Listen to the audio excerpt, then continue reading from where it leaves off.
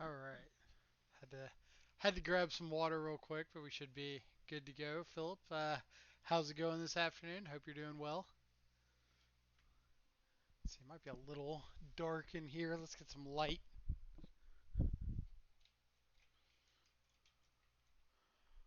Voila. All right.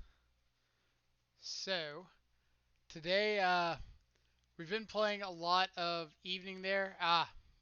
Well, good evening. Hope it's not too late over there.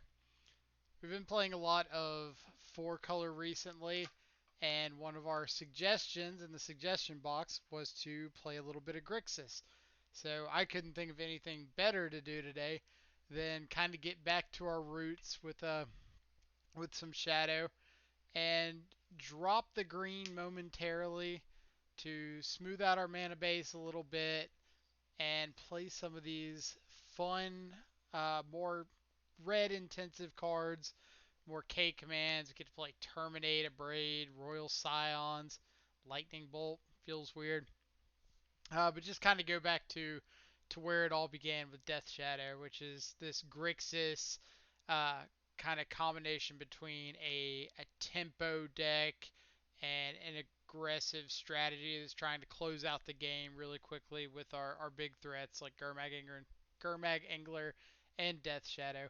Gurmag Angler, it does seem really weird to see a 7 mana card in a deck that focuses on being so hyper efficient, but because of the ability Delve, you can also get this 5/5 zombie fish into play for a single black mana, thanks to the help of cards like Thought Scour, Mishra's Bauble, our fetch land count, just really allowing us to fill up that graveyard quickly and potentially get a turn 2, turn 3 angler hold up interaction afterwards. So we get a quick clock on the board plus the ability to disrupt what our opponent's doing a little bit. Some new additions in recent months to Grixis Shadow are things like Cling to Dust, um, from the new uh, Theros set. So, for those of you who don't know, Cling to Dust is one black and instant. You can exile a card from any graveyard, yours or your opponent's. If it's a creature, you gain 3 life. If it's anything else, you draw a card. And then it's got escape for 3 and a black, so you can recast it from your graveyard by exiling 5 other cards in addition to playing its mana cost. This gives us a great tool in those grindy matchups where we just want to see a couple extra cards, as well as the life gain can be relevant against aggressive decks, burn decks, prowess, just to give us a little bit of a buffer since we are trying to lower our life total pretty aggressively for things like Death Shadow.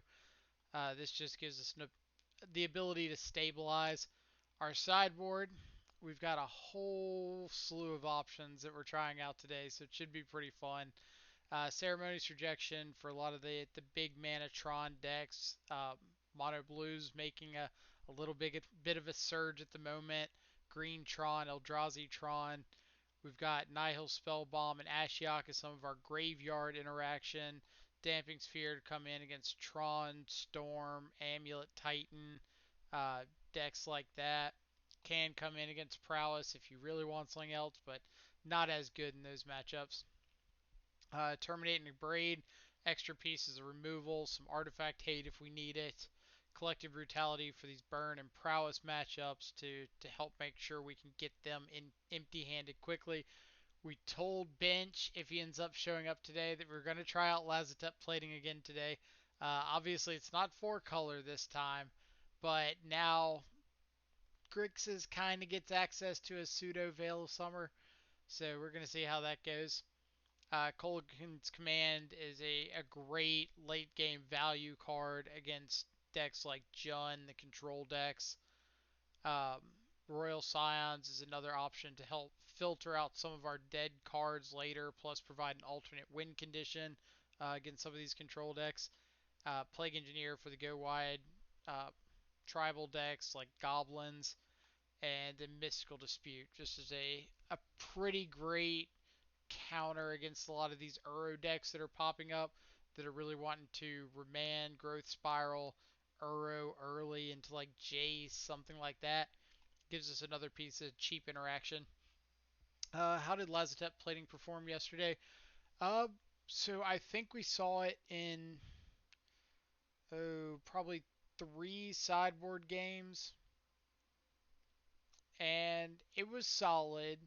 Uh, we brought it in against Prowess, which we wouldn't have done against or with Veil of Summer, and ended up blanking a burn spell there. Bought us a turn by putting a hexproof blocker into play. We brought it in against Jund,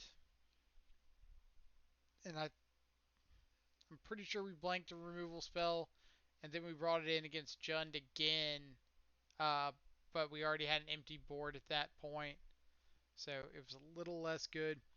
But overall, I think the card is worth trying out again, so that's what we're doing today, giving it a little bit different of a shell, seeing how it performs.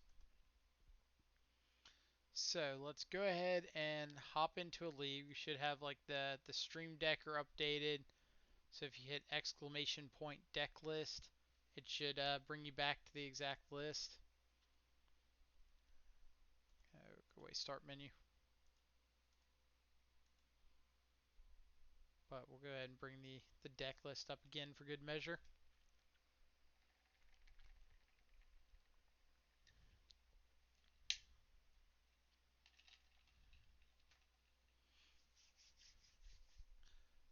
Let's see.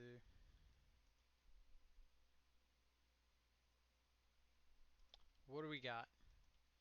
So as always, looking for things like Storm, Neo Brand. A lot of the spell-based combo matchups are where Death Shadow really shines. We would love to play first. Alright, so this hand, we've got hand disruption, we got a bunch of redraws, pretty flooded. We don't have a threat, so I think we're going to ship this back. I think we can find a better 6. This is a better 6. One thing to keep in mind is Grixis typically isn't going to have access to uh, our creatures as efficiently as 4-color or Jund will. So it really becomes more about controlling the game for the first couple turns and then finding a threat and closing out the game quickly after that. We're not bobbling ourselves right now because we do have this stubborn denial that we can play on their turn. So we don't want to have to fetch and shock to hold that up if we don't have to. Obviously, we would prefer to be able to manipulate our draw with bobble, but Black Cleave Cliffs. Alright, so Cliffs into Thoughtseize could mean Jund. It could mean like the black-red Prowess decks. It could mean like that black-red Trade Binder deck we played against yesterday.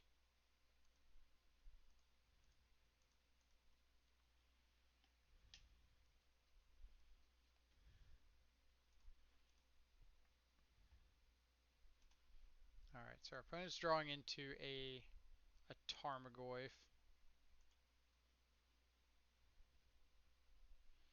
Thought Scour is a pretty good draw for us. So now if we wanted to, we could bobble ourselves, and if it was something that we wanted to draw, we could draw into it naturally. If it wasn't, we could Thought Scour ourselves. Uh, but instead, we're just going to pass because we can make that same line on our opponent's instep, but this adds the extra layer of being able to hold up a bit of interaction for what they've got going on. We could also do something like if we bobble ourselves and uh, see something like a fatal push, we can thought scour them, draw into the fatal push, and fatal push this Goyf. Highlighting the GG die roll. Alright, so what do we got? Polluted Delta. We're not particularly interested in a Delta at the moment, so let's go ahead and thought scour ourselves. Dismember is a pretty good pickup. but this Goyf has gotten a little bigger than Dismember can take care of. So really going to be leaning on this Drown in the Loch to take care of the Goyf. Or we just draw a bunch of removal. So that's pretty good too. Steven Mirabito with the first subscription that our channel has had. Thank you so incredibly much. You have no idea how much I appreciate it. Starting the channel off on a very, very strong note.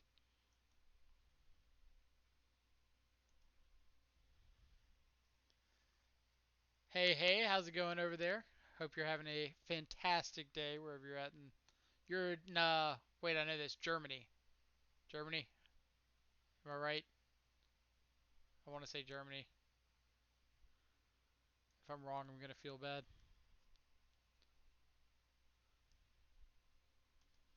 If I'm wrong, don't tell me. Alright, so we knew about the basic mountain. I already played the Tarmogoyf.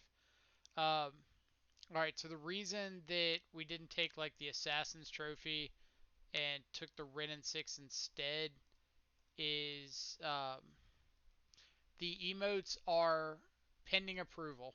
I'm not sure what the time frame is going to be for them to get approved, but they are submitted. They are waiting to get approved.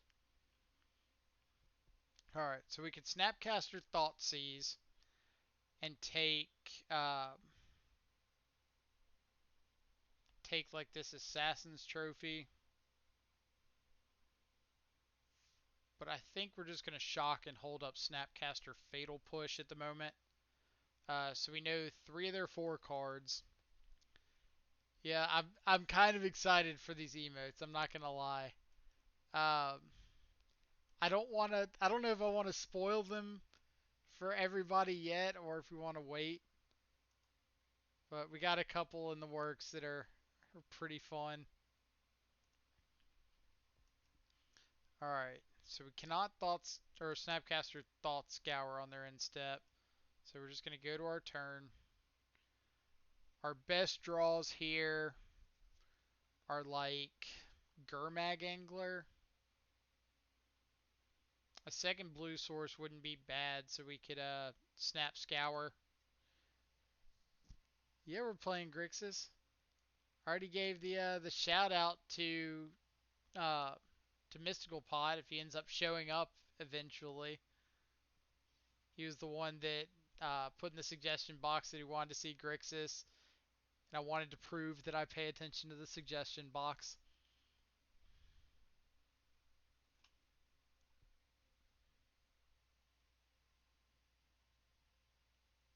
Did you check the stream title? Because I think you should go read it and tell me to update it afterwards. I'll be waiting for my you're right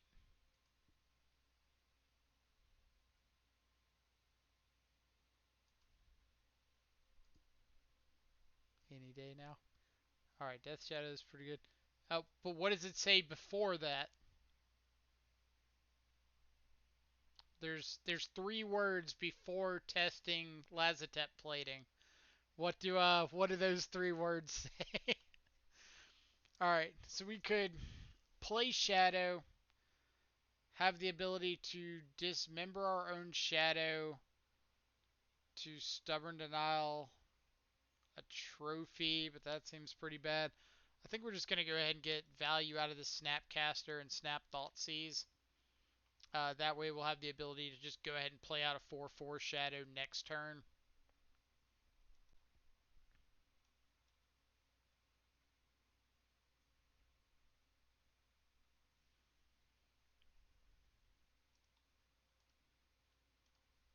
Kind of feels like our opponent's either flooding out or, yeah, just has a bunch of removal in hand. Alright, so we're going to take this Fatal Push. Um, the reason being we can stub the Assassin's Trophy. Plus, if they find something to be able to resolve the Assassin's Trophy, at least we get value off of it. If we take the Assassin's Trophy, then they could just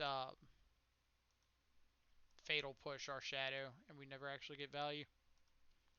But the Assassin Trophy does give us a land, which is nice. Alright, so now we get to kind of have everything. We get to hit them with the Snapcaster, Thoughtseize to take away something, play Shadow, hold up Stubborn Denial. Where's my angry boy? He coming for that Jundas. I mean, there's one over here. He's not quite where he's supposed to be, but gotta start somewhere, right?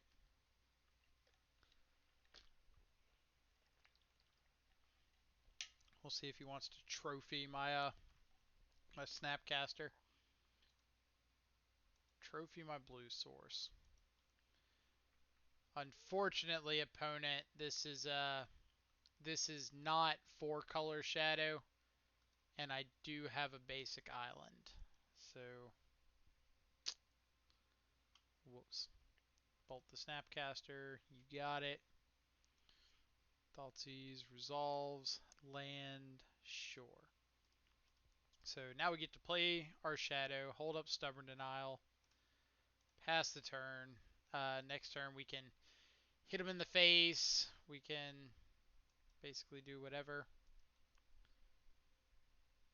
We have access to removal spell with this dismember. We've got a counter spell for something with the drown. Obviously we can't drown this turn, but next turn we've got that opening.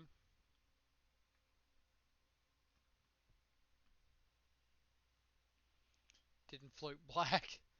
I mean, could have. Alright. So, boarding against Jund. Let's see. Hey man, caught you on Discord server. Nice to have someone other than just Dito that regularly streams Shadow. High functioning medium. Thank you so much. I appreciate it. Um, yeah, Dito has been streaming a whole lot of Bant control recently, which is still a really good deck. So I can't really fault him. All right, so things that we want to consider bringing in against Jund. For those of you kind of tuning in for the first time, this far right side over here is our maybe pile. It's not.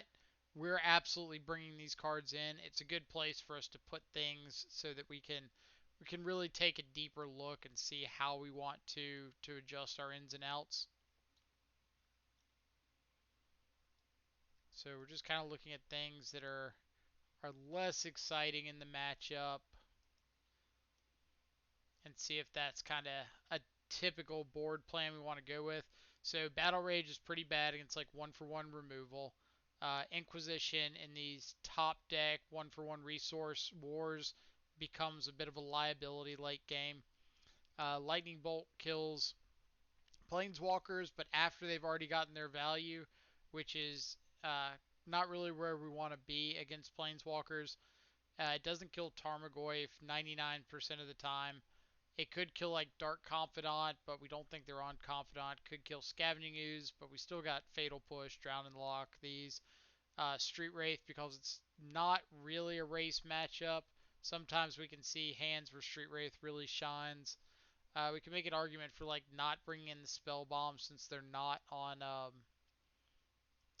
Luris, and just like keeping an extra Street Wraith, and I'd be fine with that. So let's go ahead and sort and run it like that. Let's see. Such a troll. He will be back. The shadow of death doesn't stop looming over someone. You're absolutely right about that. The shadow of death is coming for us all. Also, shout out from another Southeast player, Memphis based over here. That's awesome. Like, so great to see other players in the Southeast, especially players with an interest in Death Shadow. I think the last time I was in Memphis, probably GP Memphis, like last year. I want to say it was like standard, and I hated every minute of it. Uh, but it happens.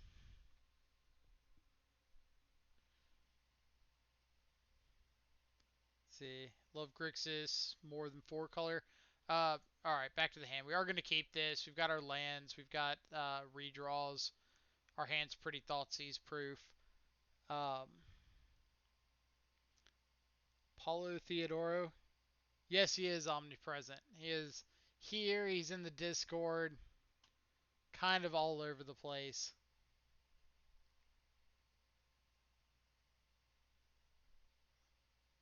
Mystical Pot. I figured you'd enjoy this. Uh, Jonathan, was it in Memphis or was it? It might have been Memphis. Um, should probably yield through their turn. I think it was. Um, what was the name? Omnipresent, or no, highly functioning medium. Uh, we played a big tournament in. I want to say it was Memphis that Guild Pack Gaming put on. It was probably like what early last year, and was super fun. All right, so here we're just gonna pass. We're not looking for anything specific yet. We don't know what our opponent's doing. We don't know if we want to start looking for removal, if they just have like a turn two Tarmogoyf, if we've got a Wrenn and 6 answered. So we just want to give it a turn, see how this game starts developing.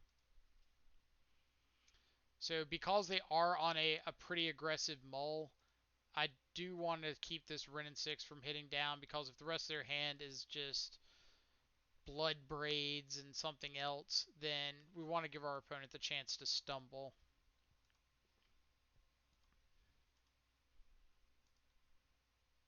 Alright, so no real reason to crack this bauble yet, because we have the ability to scry this next turn.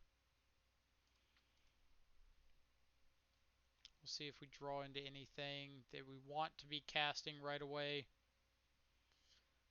This will help inform our bauble decision a little more.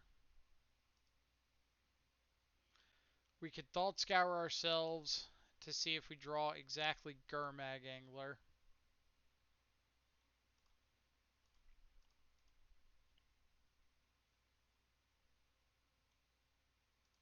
Another bauble is fine. We don't really care about any of the stuff we milled over, and we'll just say go. Let's see. Grixis is my favorite three color combo, but Green's dominance has kind of kept me off the tempo versions. Can't trophy or veil when needed. So yeah, like Grixis is where I started with Shadow. It is probably the most consistent in terms of how it's placed of the Shadow variants. Boil off the top is interesting.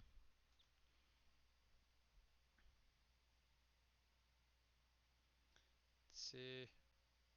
Uh, it's also like the Guild Pack guys a lot. Yeah, the Guild Pack guys are phenomenal. So why no bobble you first before we fetch? Because we know we're in a Thoughtseize matchup, and us drawing cards into our opponent's turn gives them a better opportunity to potentially Thoughtseize and take away the card that we're drawing into. So we don't want to uh, draw something relevant into them having their full turn. We want all of our draws to be coming to us at the end of their turn, um, so that they don't get a chance to make a lot of their cards live that wouldn't have been otherwise.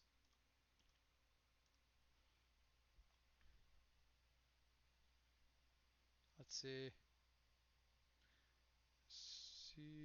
Yeah, man, they've restructured a lot recently, so only maybe two of the OGs.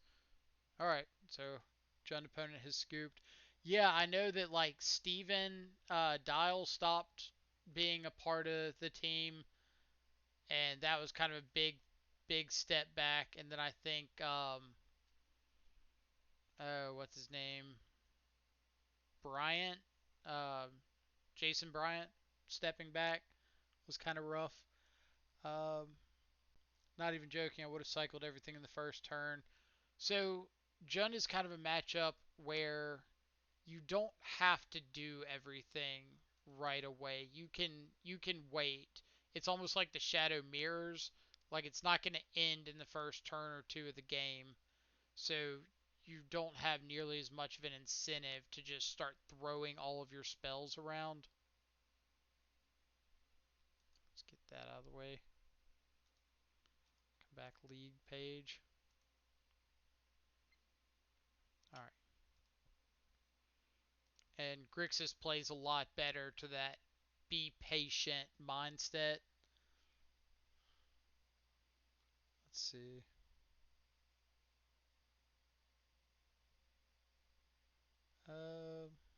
Where have I missed?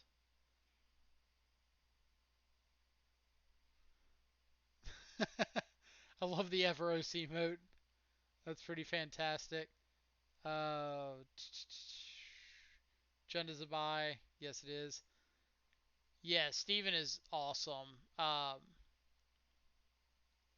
Like he's been absolutely stand-up individual every time I've talked to him, interacted with him. Um, so it was sad to see him kind of step back from the game.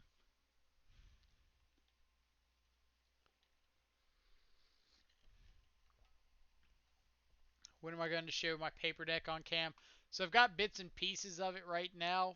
I'm working on shadow signing out the entire deck. So I got a lot of pieces that I'm in the process of purchasing or um, I'm planning on sending to get mailed or mailing off to get signed. So we're going to keep this in the blind. Oh man, Steven, gifting an or gifting a sub to Mid Guy. For those of you who don't know, Mid Guy is another one of our local players over here. Um, Really fantastic player. Not somebody I ever want to run into when it comes to a tournament setting. Uh, Alright, so we see a Snapcaster Mage on top. I'm not really looking for a second Snapcaster at the moment. Uh, we'd kind of rather find like more fetch lands so we can get this Gurmag Angler online or find like Street Wraiths and things to lower our life total. Lightning Bolt, Lava Dart, Soul Scar. So I think we're going to take this Soul Scar. We don't really care about the rest of the stuff. If they want to throw burn spells at our face, power to them. Let's see. Mid guy's a scrub. Can't even beat his best matchups. Uh, Mystical Pot. Yes, we did finish up everything to get affiliated yesterday, and was able to get like the sub links and everything set up last night. So we are official. We have now gotten 2 subs in our first 30 minutes of being affiliated, which is kind of insane to think about. All right, so another land is great. This lets us get closer to Death Shadow life total, as well as a little bit closer to getting a Gurmag Angler out.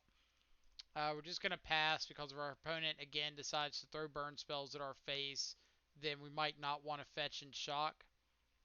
If they don't throw burn spells at our face, we could think about maybe Snapcaster Inquisition next turn.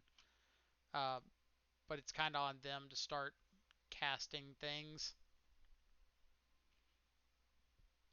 If they don't do anything, we can just exile our yard, play one of these Gurmags, and then if they want to sacrifice a land, play Dart and Bolt and flash back Dart, like, sure. So how does this matchup work? This matchup works around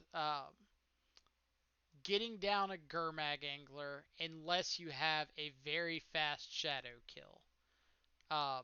Gurmag Angler lets you keep your life total up high without having um, to spend a lot of resources.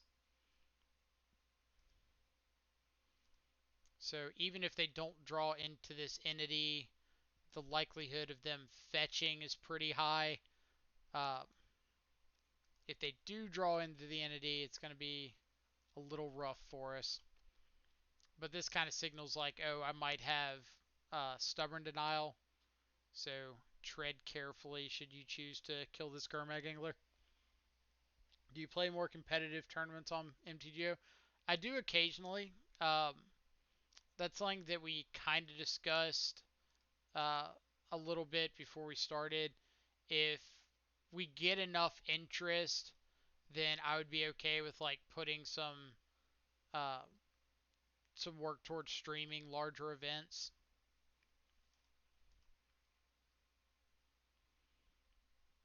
All right, so Stormwing is going to be a little bit of a problem here. Go away, page.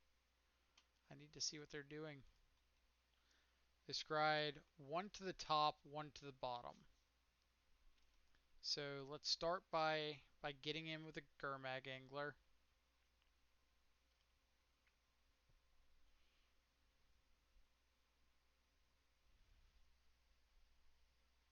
So from here, we're kind of looking at thought seizing, deciding if we would rather like snap Thoughtseize Nightfall. Thank you so much for the follow. Hope you're having a fantastic afternoon wherever you're at in the world.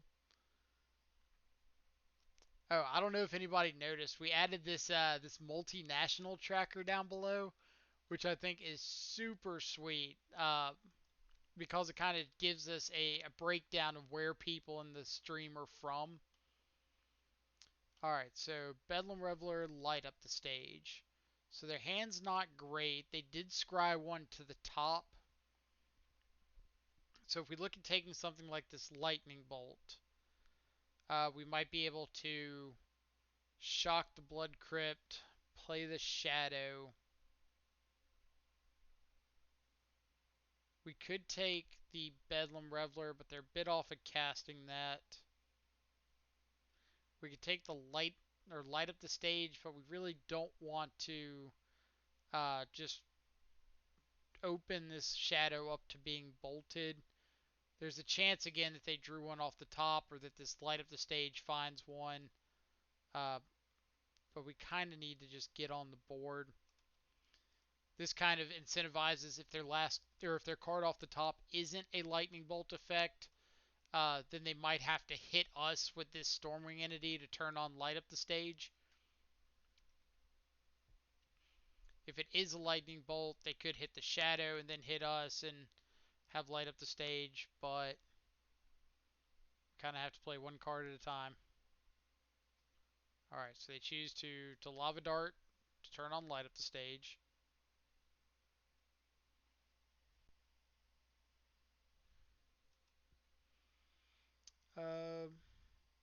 It'll be interesting to see you play more competitive events. Just the fact that you've stick to the deck is worth it. Watching any master play a deck is always great.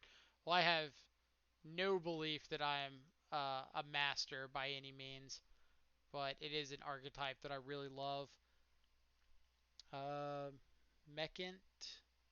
Yes, Dart in the Graveyard, take light up the stage. So the issue with taking light up the stage is if we just leave them with the lightning bolt, we can't play out the shadow. And we really need to turn this into a 1 or 2 turn clock. Because if we sit back and just give them extra time to hit us with the Stormwing entity, we're not winning that race. Here we're kind of forcing an issue where if they keep casting spells and they don't just see lethal burn, then they can't swing with this Stormwing because they're dead on the crackback. See what I mean? Like here, they can cast the op, they can hit us for 8, but they're dead. Uh, so we're really forcing them to have something to do to either kill us or get our threats off the board, which they're kind of showing they're not able to. If their last card is a gut shot, like they went through a hell of a lot of work to get to it, so power to them.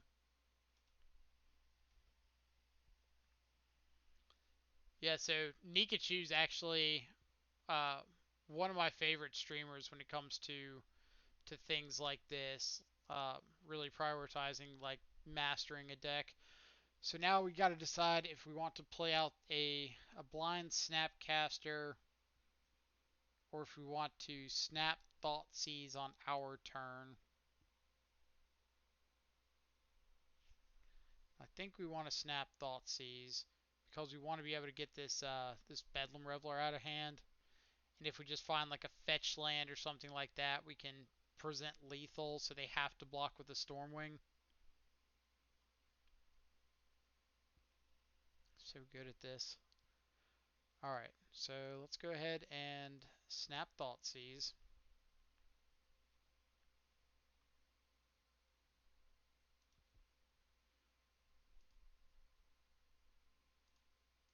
Check out what you've drawn. Lava Dart, Swift Spear, Bedlam Reveler. So they've got 5 spells in their graveyards. This Bedlam Reveler costs 6. They could Lava Dart, or that costs 3. They could Lava Dart to make it cost 2.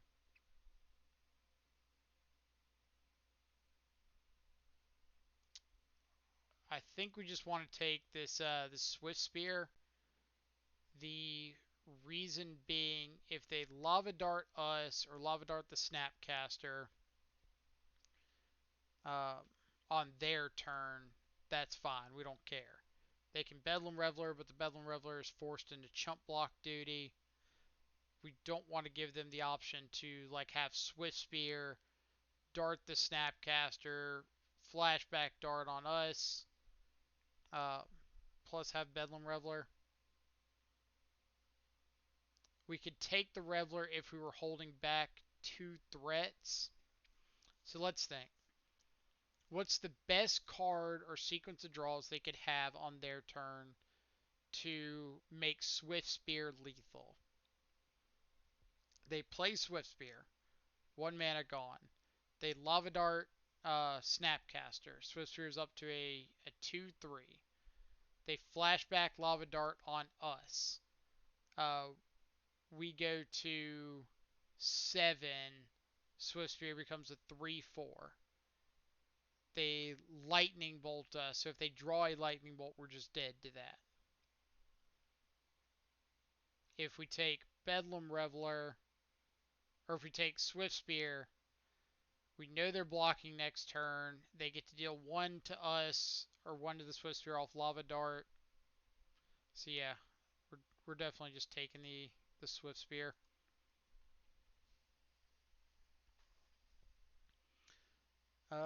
Let's see. Mechant, yeah, I agree. Like Morphos Bolt, but they don't even need the Morphos. Like we're just dead to the Bolt plus the Swift Spear. Um, but I know that Aspiring Spike, one of my favorite streamers to catch, always says that the best draws they can have is Manamorphose into the best draw. Um, so you can't just play around Manamorphose. So we're not going to fetch and shock here. We're already killing off this Stormwing. There's no reason to aggressively lower our life total. And then we'll pass from here. Uh, Paulo Theodora takes Swift. Yeah. So that is, as we can see, the conclusion that we came to as well. I think that's got the best chance of us not being dead on their turn. So now, depending on what they do, we might swing all out if they just have to block one of these. Um, they could draw like a light up the stage here.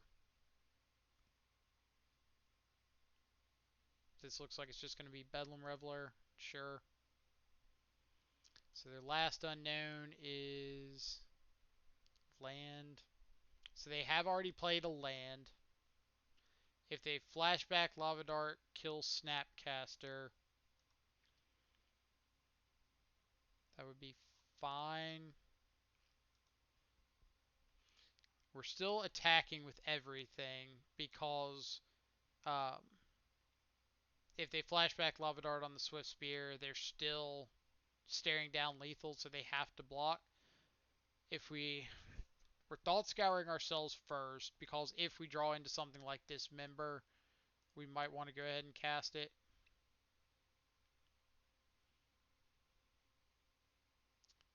Cling to Dust in the yard is interesting. So we do have a basic off this. We could cling the Lava Dart, but then just respond by casting it. So let's just turn some dudes sideways. If they are able to cast a couple spells to get this Bedlam Reveler up, does that mean that we're not swinging with the Gurmag? We could swing with just the Shadow. Uh, Basically, if they have any 1 mana spell, they can grow the Bedlam Reveler bigger than the Gurmag, but the chances of them just dying to the Shadow is pretty big. So they basically have to block the Shadow and Lava Dart the Snapcaster Mage. So we'll go with that.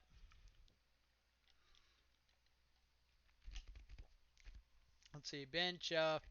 Abzan Shadow win. It's a good question. Not sure.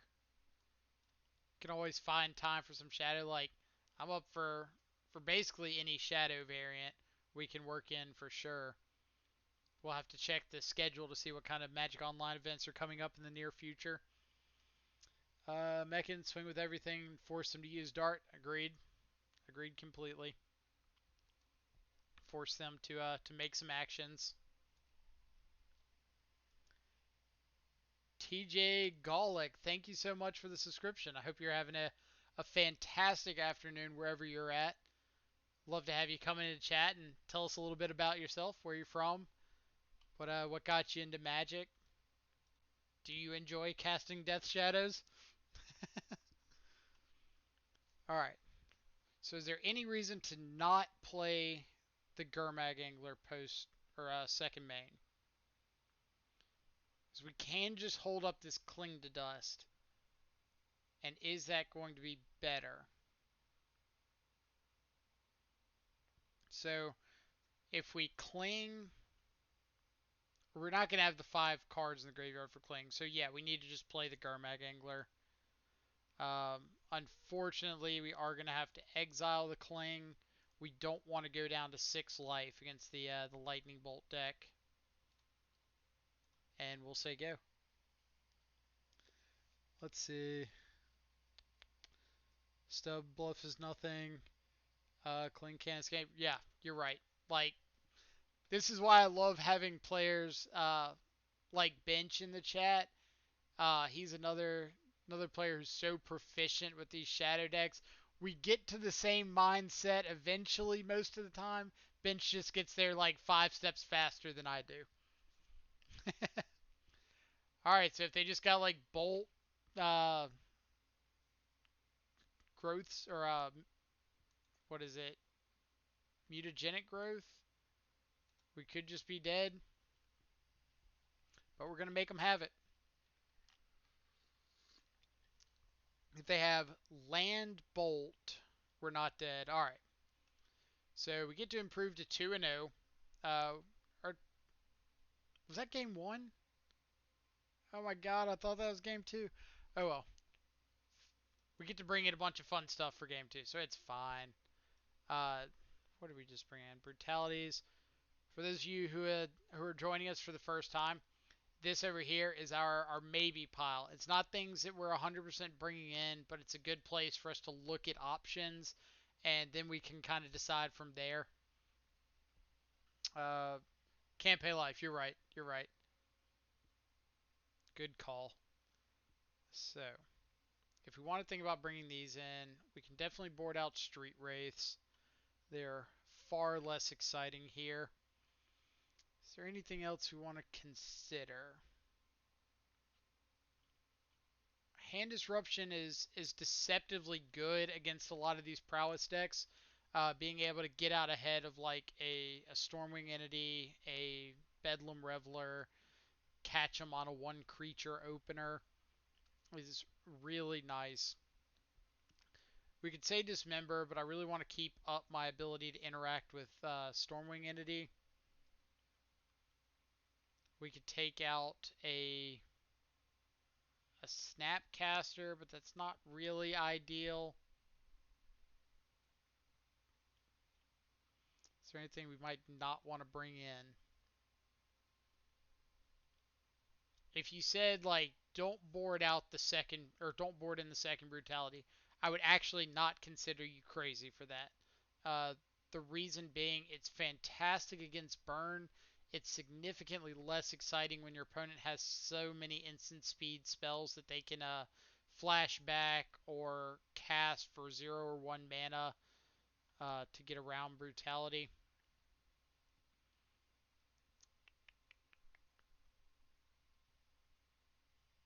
Uh, all right, so spell bomb is an interesting one. I think I'm actually not going to bring in the second brutality. Spell bomb is really good against mono red prowess, where they're really hinging on like 4 copies of Bedlam Reveler. Against the blue red prowess variants, they're typically running 4 Stormwings and like 2 Bedlam Revelers, um, and that makes it a little bit more of a liability. MTG Akuma for what, bringing in plating. So plating is great for 2 reasons. One, it acts as a pseudo stubborn denial for like a burn spell at the face. For two, the turn it comes down, it can provide a hexproof blocker. So on a turn that they're looking to present lethal, we might be able to catch them by blanking a burn spell and just put in a blocker for a big Swift Spear, Soul Scar, something like that. So it can give us a big life swing turn and or life swing safety net in those turns. Brutality is awful against prowess. Um, so here's where we get a little conditional. Uh, Collective brutality is bad against cards that are bad against shadow. So like mutagenic growth, gut shot. Those cards I think we can all agree aren't good for prowess against shadow. Uh, but it's good against the hands from prowess that are good against shadow, where they just have turn one guy, turn two, 2 more guys. It's really good in those situations. All right, so we could Inquisition or we could Fatal Push. I'm I'd like to Inquisition here. The reason being, if they kept a hand that's like really hinging on a turn two Stormwing entity, we might be able to take their enabler. Uh, If not, we're not going to be able to Inquisition to interact with that on their turn. We could play like Delta, hold up Soft Stub, or Fatal Push. But if we get hit by the Swift Spear once, we're not really feeling that bad about it. Alright, so this is kind of what I was talking about with one of these go wide hands. So we could take the light up the stage. It's kind of their most impactful thing. Turn two, they play a Swift Spear. We have the ability to bolt a Swift Spear, Fatal Push the other Swift Spear, and they're stuck with Manamorphose Bedlam Reveler. Say Manamorphose Bedlam Reveler like it's a horrible combination. Um, let's see. What have I missed in the chat? They have so many ways to pump above X and 2. I agree. I agree completely. In matchups like this, we also have to consider how many things are we boarding out, and do we have replacements for those things. So, for instance, this matchup, we're boarding out the 4 Street Wraiths, so we know we need to board in 4 pieces of interaction. And if Collective Brutality is just better than some of the alternatives, then that's something to consider. So them top decking another light up the stage is little annoying.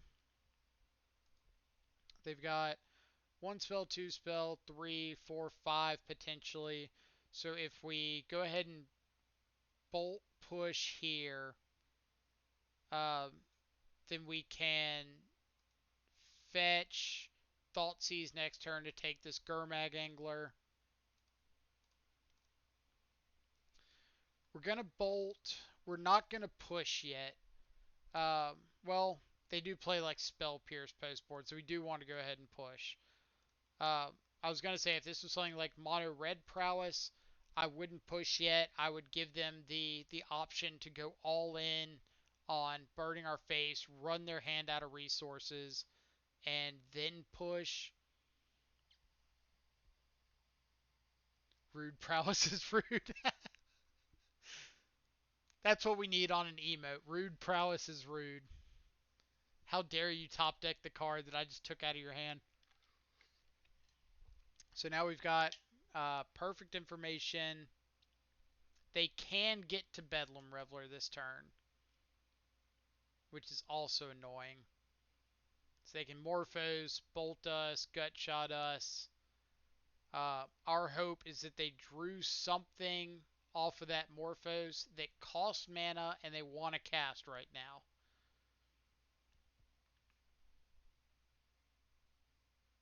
So they decide to hold the Bedlam Reveler, which might very well come back to bite them now. So we're going to Thoughtseize first in case the other card's like another Bedlam Reveler. We will Soft Stub a Spell Pierce. Thank you so much for giving us that opportunity. And we'll take you. Alright, so now the question is, are we fetch shocking and putting in a Gurmag Angler? And I think the answer is no. I think the turn we're giving them, um, I think the turn we're giving them is not worth the 3 life. I don't want to get down into double bolt range.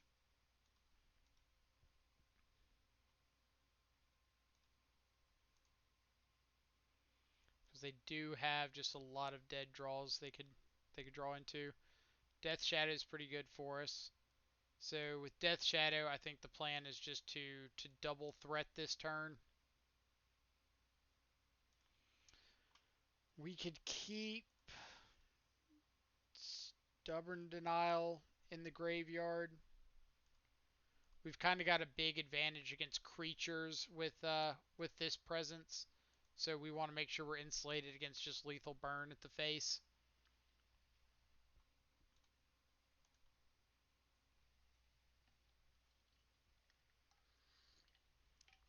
Again, rude burn opponent being rude. So this last card could be something like a Spell Pierce. So let's take a look and see if we're right. Is it an Opt? It is a Lightning Bolt. You got it. So Shrink a Shadow. Thought Scour hits nothing, or not Thought Scour, Inquisition. We've already used our Bolt in the deck, so there's no reason to hold up this red here. We could fetch to 6, swing for 9. I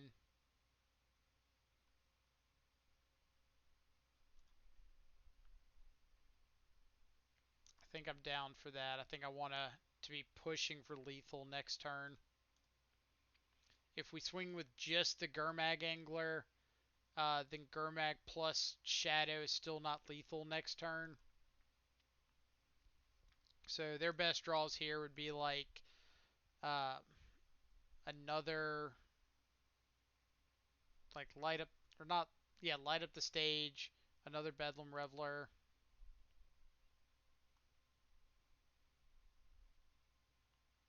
Feels like they probably got another Bolt in hand. Dismember is a pretty good draw if that's the case. Alright, so we're going to swing, uh, kind of force the action on them. If they block and don't do anything, that's fine. If they block and go to, uh, like, cast a burn spell on one of our creatures, we've got this Dismember we can kill the Soul Scar with. But this helps to insulate us from, like, a haste creature off the top. Alright. So we could have dismembered the Soul Scar before combat, but if they responded with something like a Lightning Bolt on our Shadow, we couldn't present lethal there.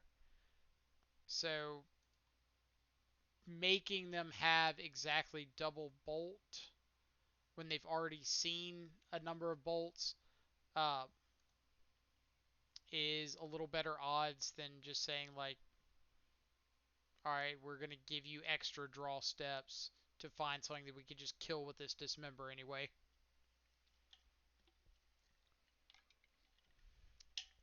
Let's see. Bench, I think you would dismember it. Like, I'm definitely not saying dismember it is the wrong line by any means. Like, it's all making you use bolt to kill you will kill you with a top deck bolt. Sure, but you're going off the assumption that they're going to see uh, two more bolts, so three bolts total in the top less than 15 cards of their deck, which is pretty low odds. If he bolts the creature, no top deck wins them the game. Uh, Bedlam Reveler would be pretty awkward because he could Bedlam Reveler, kill the Shadow, draw some new cards. But if we hold up the Dismember, we can dismember the Bedlam Reveler. Love to play first. Still lethal. You could just pay 2 life for the Dismember. Go to 4. Death Shadow is 6/6, so even with the Bolt in response, it's 5 plus 3 damage. They were at 7 life.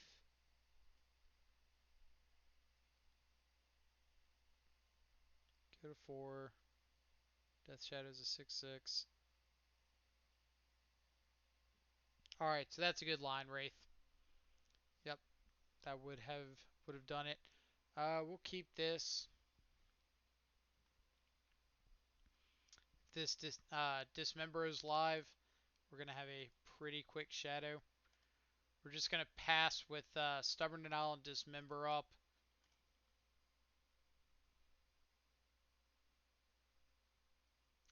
Relic of Progenitus. So Scred Red. Do we care about a relic? I don't think so. It's been a while since I've played against Scred. So this should be pretty fun. Alright, so the goal now is to get Death Shadow's power above the number of snow-covered mountains they control, while also keeping us above, like, 6 life.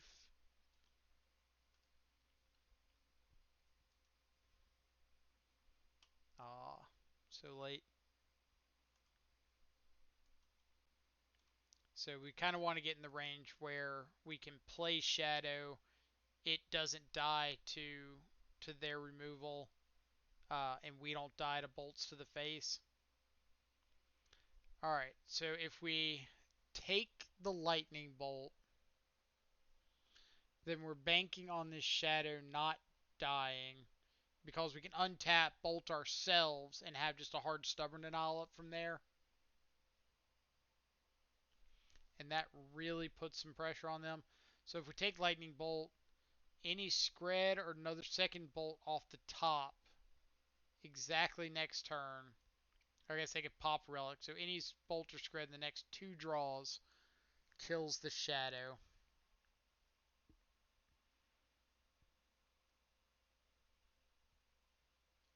Taking something else would be better for the long term. Like we could take say Chandra, pass next turn, play out the Shadow, holding up bolt. So if they go to bolt the Shadow, we bolt ourselves. Either way, we're kind of dead to a bolt or a Shadow or bolt or a Scred in the next 2 draws. Let's see, if you don't draw landing, it's Simian Spirit Guide, Walker next turn. If you bolt Shadow. Yeah. I think we're just going to go with the high upside play. Uh, Play the Shadow now. Force him to draw the bolt or the Scred. And then if he doesn't, we get to untap with a potentially 4/4 Shadow.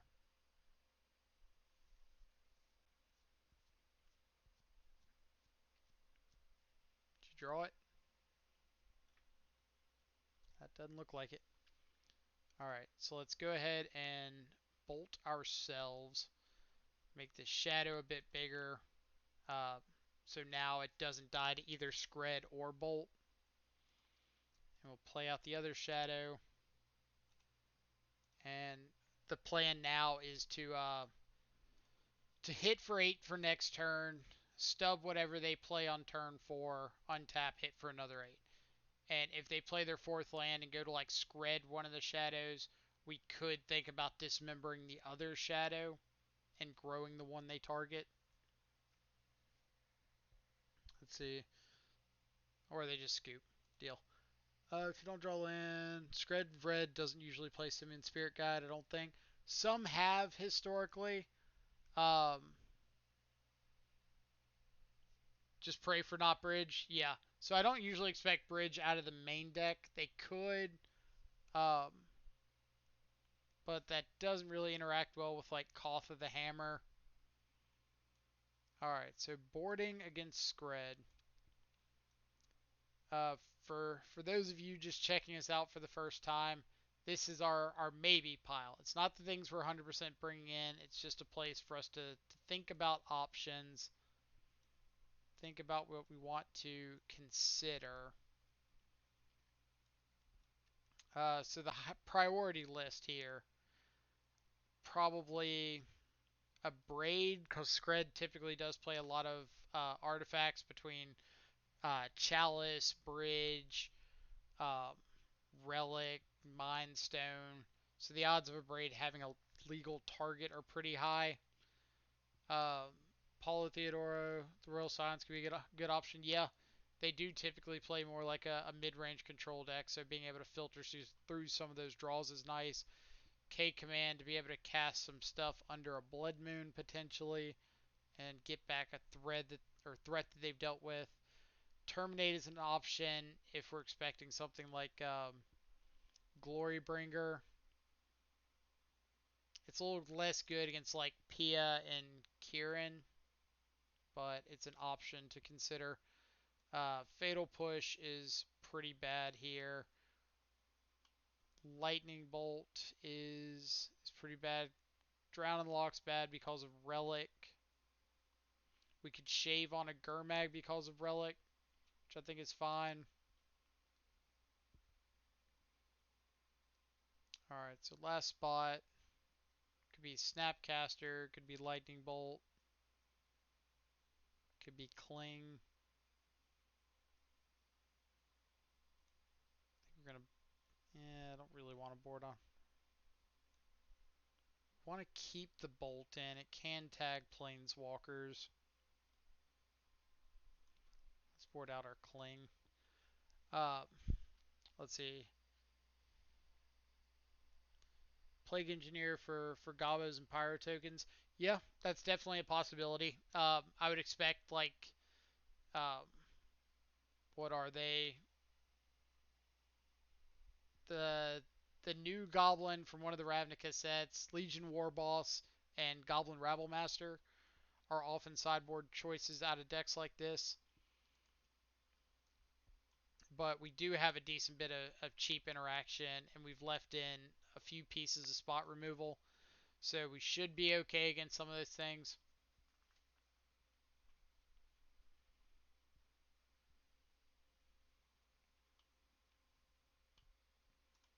Alright, so no relic is interesting. Second hand disruption spell means I'm more likely to just want to cast one of these on turn one. We'll bobble them since we don't have or any way to manipulate our draw. Scred on top, sure. I don't think there's anything really scary they're doing on turn two, so there's not a huge reason uh, to hold up stub.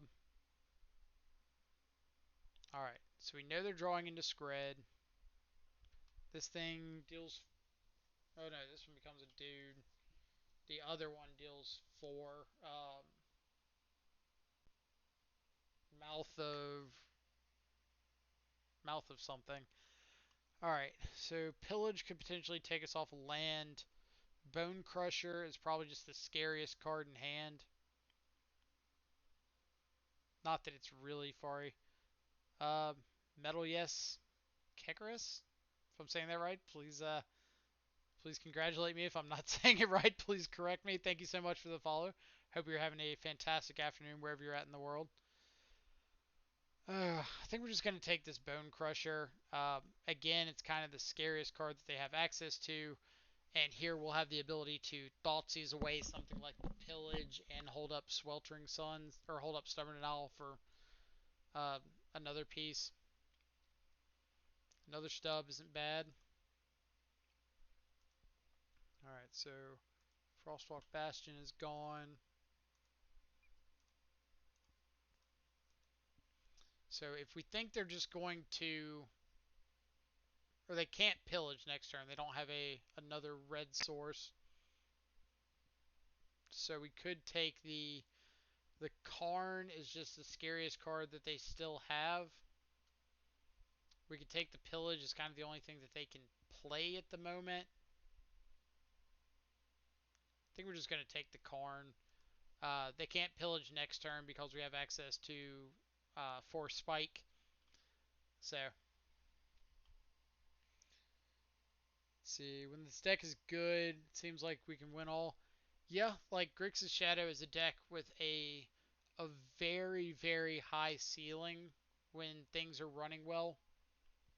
Just, you have such a fantastic combination of uh, disruption and pressure, and your threats are a little bit tougher to deal with than like Tarmogoyf is, and Gurmag Angler can also be a turn quicker on the clock. Alright, so they still can't pillage. We wouldn't complain about a third land for Scions.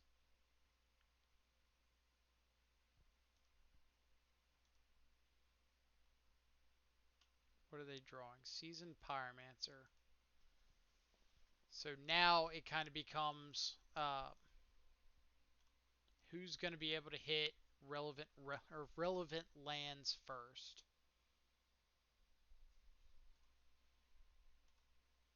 Alright, so that's something we can cast, which is nice.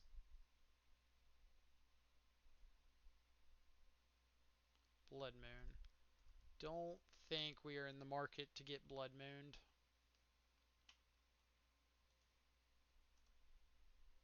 Alright, so let's go ahead and Thought Scour ourselves, which will definitely make a Gurmag Angler pretty great if we draw it. Alright, so now we don't want to play out Double Shadow uh, because we don't have these shadows out of Sweltering Sun's range. So we don't want them to just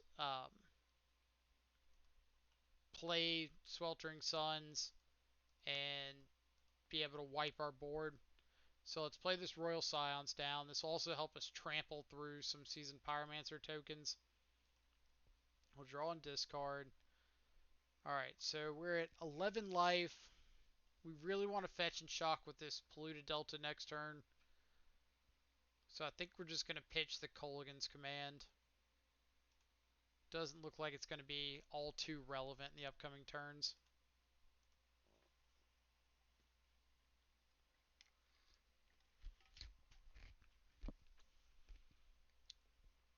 Alright, so this is probably a Seasoned Pyromancer. Yep. Pitching.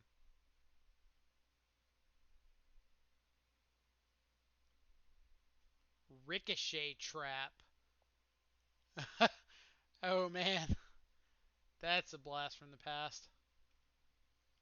Alright, so let's go ahead and fetch and shock and get these two shadows down.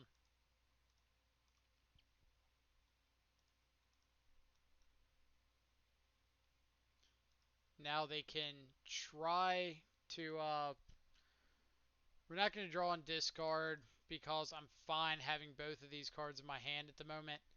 Uh, we might be able to catch them in a situation where they like try to scred one of these if they draw the fifth land, and we just get to cycle the Street Wraith in response and save our shadow.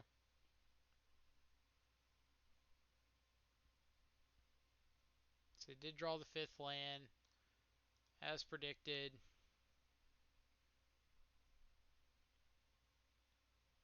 You may have your Scred.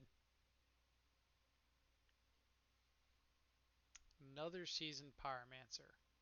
Sure. So we know they're pitching. They already pitched Sweltering Suns. So we don't know what's left. Relic. Do we want to counter a Relic? Don't think so.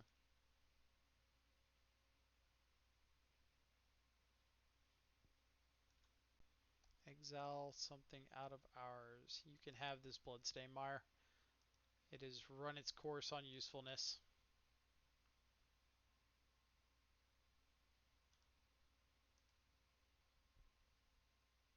Alright. So let's think. We can draw and discard, looking for like a Battle Rage. I think I'm down to draw and discard just to get some of these spells out of our hand. Alright, so Speak of the Devil. Plague Engineer, where you at? So now that we know about Seasoned Pyromancer, we can definitely look at bringing in Plague Engineer for Game 3. Alright, so we can...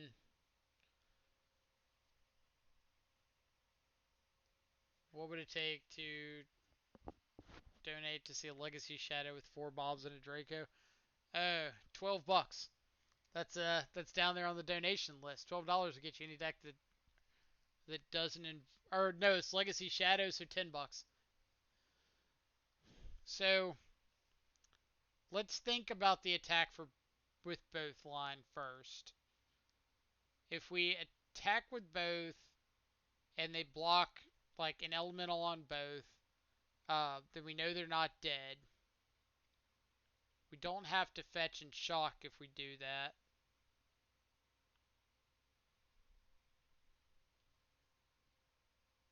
We don't lose if we attack with both. We only lose if we fetch and shock after attacking with both.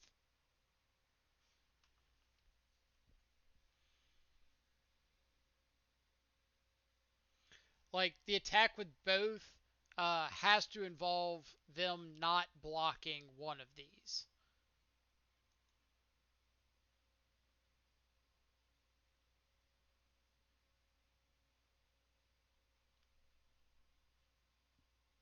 So this is most likely if we attack with both. I think it's just attack with one. No, we don't even have to attack. What am I doing?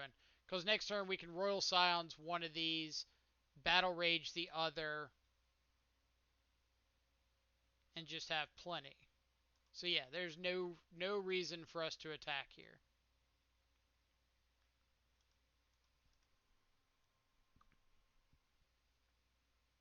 They could draw something like Glorybringer and just kill us, but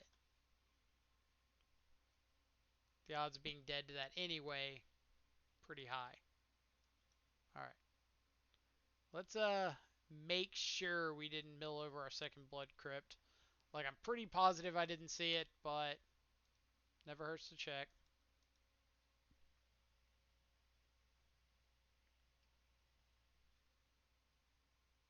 We will Stubborn Denial a Lightning Bolt.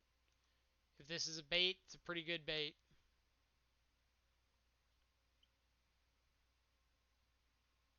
If it's not a bait, you're probably dead.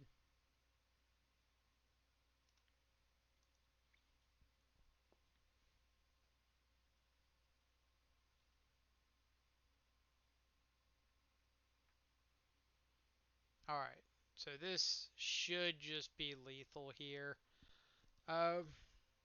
So we could draw, deal 6 to them, but I don't think that's necessary. Let's just pump up a Shadow, get swinging. Now if they single block, we could Abrade plus Battle Rage.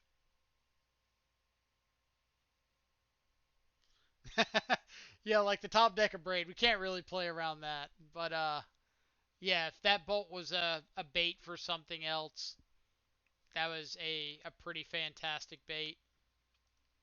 Alright, so now we're not even dead to bolt.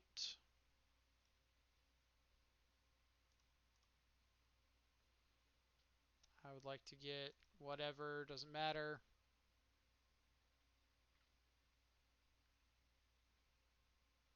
Looks like opponent has had enough. Alright, GG's. So let's see. He has one more crypt. Yes, I am playing a 2 crypt list. I say 2 crypt list, it's my list. But I've always preferred having the second crypt. It gives you a little more flexibility, so if you want to fetch and shock later, that 5th fetchable source that can deal damage to yourself can also often be pretty relevant. Sometimes you get double crypt openers and it can be awkward, but I think the flexibility outweighs that risk. Um, so we are going to match number 4, sitting at 3-0 so far. We've beaten, what have we beaten? Scred, Blue Red Prowess, and Jund. Maybe Lotus's volume is quiet for me. Is this any better? Like, that's good feedback. If it's too quiet, definitely need to know.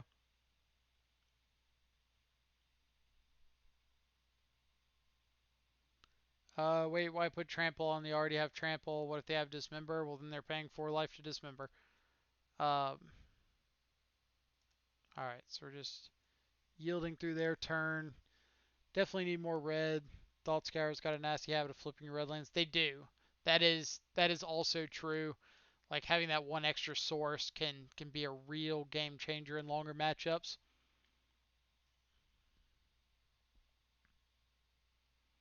Uh, why didn't we do that last turn? If you're talking about the, all right, Tron. If you're talking about the Battle Rage plus Scions, it's because we drew the Battle Rage off of the Royal Scions tick up. So um, we couldn't tick up Scions to buff one of our guys. I draw a really good 7 all matches. I mean, that's the secret of the deck, right? Like you just draw fantastic cards all the time. So Gurmag Angler is one that I would like access to. We are going to need to get a pretty quick clock down. So let's see what they got coming off the top. Oh, they mulled to 4. Why aren't y'all telling me these things? Um, they've got an All Is Dust coming off the top. As long as they don't have Natural Tron, I don't really care about that All Is Dust. Ancient Stirrings is great. Let's say go. Thank you, Philip. See, I didn't know they mulled to 4. You've caught me on that. We would have been much less precise about plays there. Let's see. Mystical Pod makes more sense now. Yeah, so that was the only reason we didn't do it the turn before. Uh, so let's check the volume. We had a little bit of an issue. Maybe this will help out some. But there was an issue with like some echo in the sound, and turning it down apparently fixed that. All right, so they drew Expedition Map, which is fine. We can definitely starting by fetching and shocking. So let's just go ahead and get all that out of the way now. Our life total is not very relevant in this kind of matchup. Or did they? No, they drew the map off of the sphere. Got it. So we know their hand is All Is Dust, and that's it. So let's Thought Scour ourselves, because we want to get out this Gurmag Angler this turn and start applying some pressure. Another fetch land's not bad. Alright, so we don't care about Bobble, we don't care about our lands, we don't care about the Shadow, and we don't care about the Inquisition, so we'll just leave the Thought Scour by default and say go. Next turn we can Thought Seize. They mold to 4 and can win. Yeah, they can absolutely mold it to 4 and win. Alright, let's see. Alright, what would you rather do? Value Traverse Shadow or Draco Shadow? Um, When you say value traverse shadow, what do you mean? Like traverse shadow with just like a bunch of traverse targets? Or, oh, so they just naturally drew the second Tron land? Ugh. Alright, let's get a blood crypt out of here.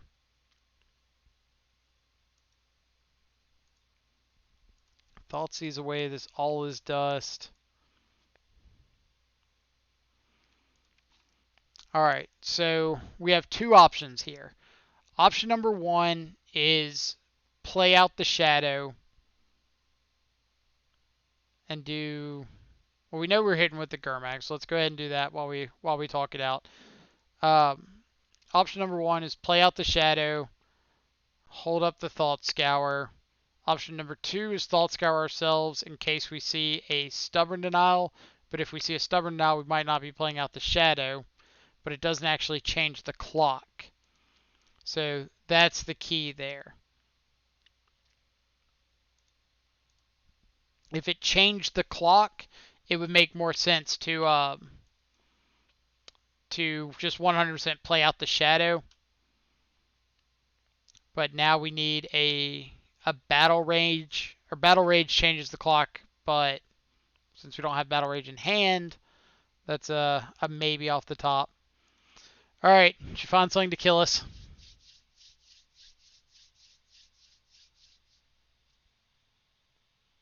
Big bucks, no whammies. Big bucks, no whammies. Is this a... Alright, Karn. That's the scarier, or the less scary of the potential options.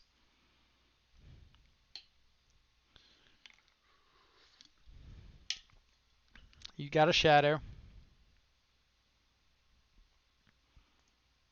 Alright.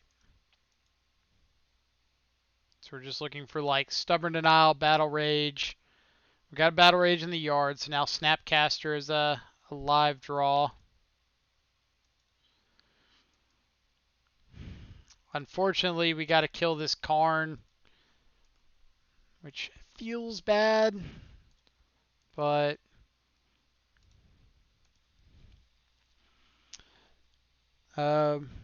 so the Karn had 3 counters. It comes in with 6 minuses to 3 to exile a creature. So if we hit face and don't hit the Karn, they can just exile one of our threats next turn, and the clock stays the same. So it makes more sense to just go ahead and get the Karn off of the field.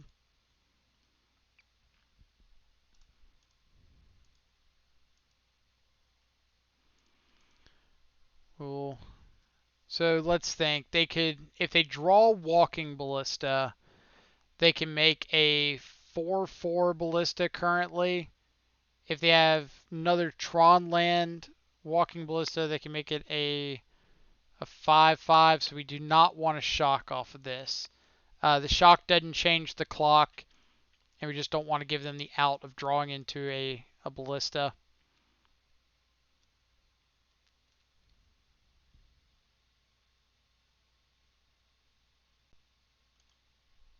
Up, up, up. Alright. Get game 1 against Tron. Maybe he'll just uptick his Karn now if he would do that. I mean, maybe somebody who just really doesn't want to win the game would do that. Like, I got this Karn and I could do literally anything with it and win, but I really don't want to win, so here. Alright. So again, for everybody tuning in for the first time, this is the maybe pile. This is things we're considering, not necessarily things that we're 100% bringing in. It's just a good place for us to see options so we can think about. So we know we want to board out all of this. 100%. No questions asked. We know that we want to board in these. 100%. No questions asked. So we've got to cut 2 cards between these options. Lightning Bolt is usually one of our weaker. Like if they land a Karn, exile a threat, Lightning Bolt can kill it, but you're in pretty rough shape after that. After Lightning Bolt, I would probably say Drown in the Loch It can counter some of the cheap stuff, but a braid can blow a lot of that up anyway. So we will go like that. Missed if I said anything bad or if I said anything about my question. Yeah, so I asked when you say a traverse value or like a value traverse shadow deck, do you mean a traverse shadow deck with like just value traverse targets, or did you have something specific in mind? So let's see, mulligan to 6 or keep. I think we're keeping here. We've got a whole bunch of looks at more cards. Stubborn Denial and Gurmag Angler is great. If they just have like turn 1 land map, we could be in trouble, but maybe they mold to Oblivion again. Alright, so they mold to 5. Step 1 complete.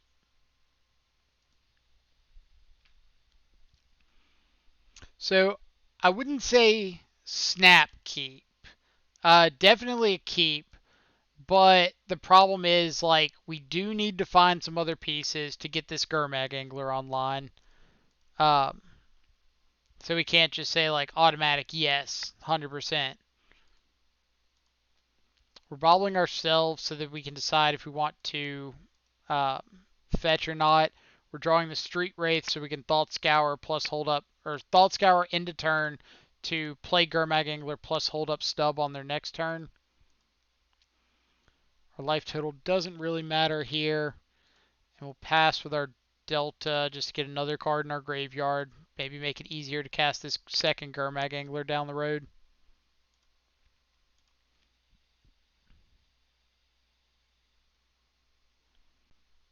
Alright, Ancient Stirrings. Yep. Can't Stubborn Denial that. So they draw Expedition Map. We can Stubborn Denial an Expedition Map. And I am down for that. So we don't really care about red mana yet, so we can kind of leave it where it is.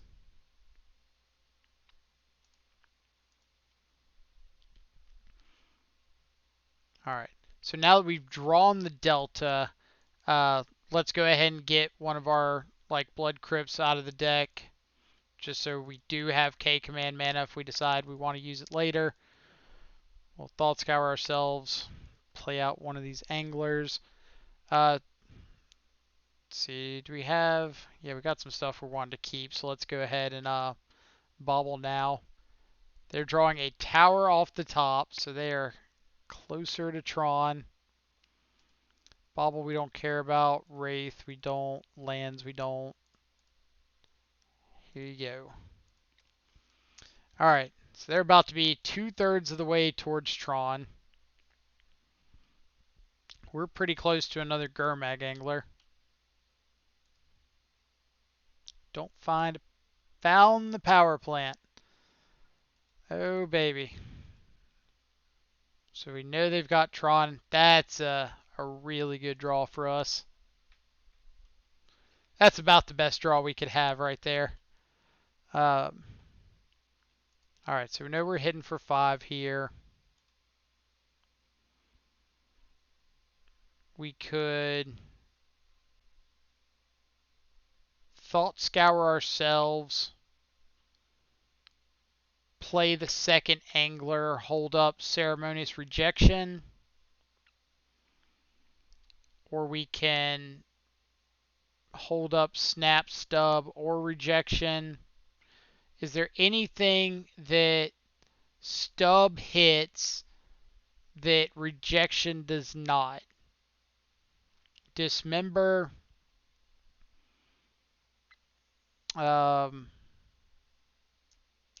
Thragtusk doesn't get hit by either of them. So it's basically just Dismember. And if they had a Dismember, we kind of believe they would have already cast it. So yeah, I agree. Scourfish Rejection. And then we'll have Thoughtseize available for next turn. So let's say you. Let's exile this braid and we'll keep the other rejection in the yard.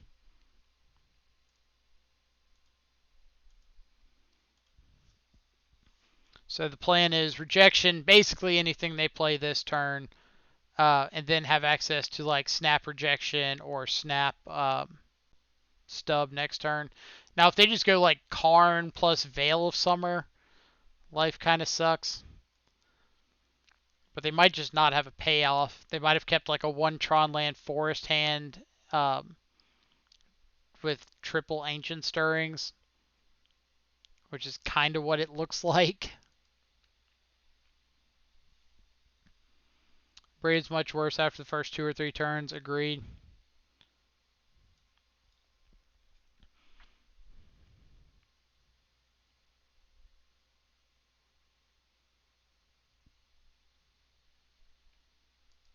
We'll let them cycle through these eggs all they want. There's no reason to waste a rejection on one of these.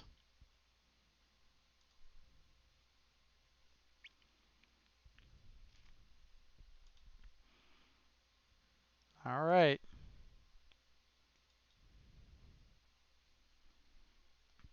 We'll just have it all this game. Why not? Just have the literal nuts. We are playing a copy of Lazotep plating in the sideboard. So now we get to Thoughtseize to check for an Ulamog and hold up double counters. They did have the Veil of Summer.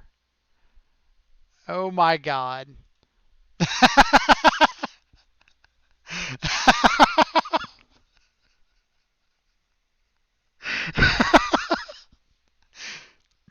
Oh my god, we were absolutely screwed if they just drew like a worm coil there. Alright, now we're just gonna say no. So they had the Veil, they had double extra tower. God bless. No thanks indeed. Uh, so we could have had a rejection for a Worm Coil, but they had Veil of Summer in hand. So if they had just gone Worm Coil, we go to rejection, they Veil of Summer, Worm Coil hits the field, and we're just not beating that with 2 Gurmags sitting on the board. Like, we don't have Dismembers in our deck. We don't have a way of getting Gurmag off the field in combat. Like, we're beyond dead at that point. All right, so the 2080 going for the 50 10. Let's see how lucky we can get. Neo Brand.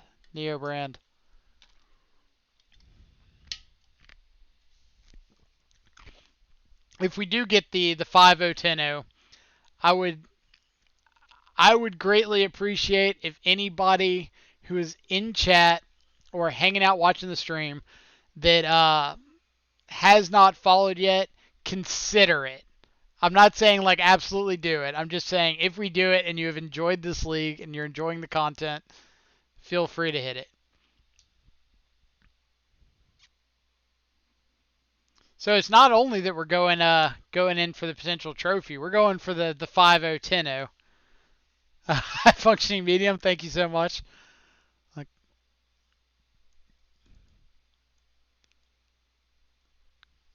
it is awesome that this community we've started building has been so supportive since day one. All right, here he goes. If you don't, I'm subbing. Well, you got gifted that sub, so I don't even know if you're allowed to take it back at that point. Like, that got forced upon you. Also, what happened to the chat window? It jumped up a bit. Let's lower that back down where it's supposed to be. Lamego? Lamego? Tell me how to say it because I'm going to mispronounce it. Thank you so much for the follow. Hope you're having a fantastic day wherever you're at in the world. All right, so we are getting rid of that and snap keeping this. So we've got turn 1 interaction, turn 2 Gurmag Angler, Stubborn Denial on turn 3, So let's yield through your turn. What you got? Is it a mirror? Bloodstained Mire could be a mirror. It could be Jund. It could be like Black Red Prowess. So we're leading on Scalding Tarn instead of Polluted Delta, and there's actually a reason. It's because Polluted Delta can get either our basic island or our basic swamp. Um, so we want to lead on the Scalding Tarn because it has less options. What do we got? If it's like Jund, we could catch a hand that's weak to Gurmag Angler. Could be like Burn and just bolt you in the face. Then maybe this Shadow is better. It looks like it's probably Thought Scour, so it's a Shadow Mirror. So we will catch their Gurmag Angler and say go. So this is a pretty good hand for the mirror. Like we've got Shadow covered. Uh, main deck Royal Scions on their part is interesting.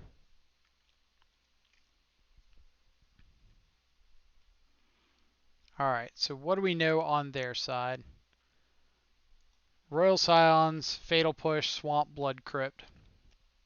So we can fetch up a Blood Crypt, Thought Scour ourselves, play a Gurmag Angler. They can play a Royal Scions and take it up out of Gurmag range. But if they do that, we just get to untap with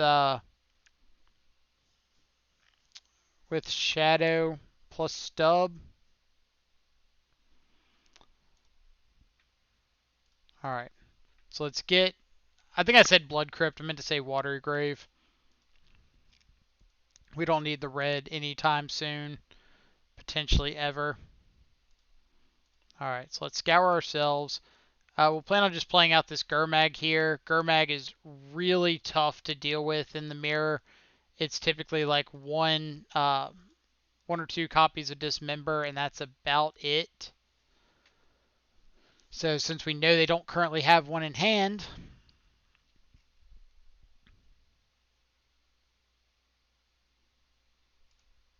I don't like that play out of them. If they have the Death Shadow in hand, then it's fine to fetch and shock and play out the Shadow there. But if they don't have the Shadow in hand, I don't like the play of aggressively fetching and shocking. So they did draw the Dismember. Alright. So now we're just looking for another fetch land so we can Shadow plus Stub. I don't want to play out a Shadow yet. I want to have Stubborn Denial back up when I do. But if I just have a whole bunch of Shadows... Alright, so we know they've got the fourth land. I don't really just want to give them a free roll on this Fatal Push. There's always a chance that they just go to cast like Royal Scions before they do anything, before they play to land.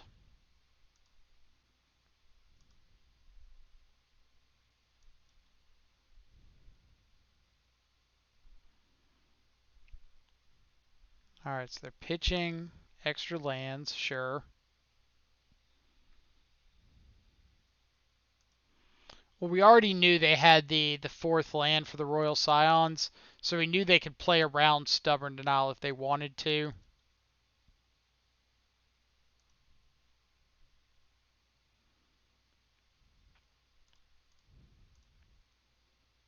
Alright, now we're just going to start playing out Shadows.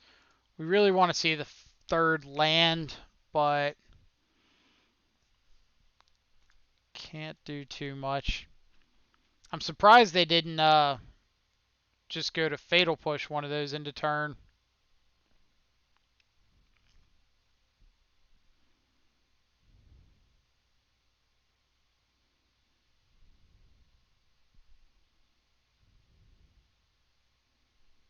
What is this?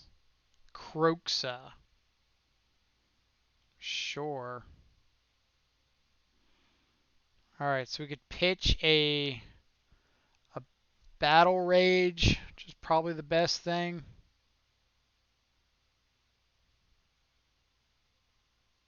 Battle Rage could potentially steal this game, but I think we're okay getting rid of it.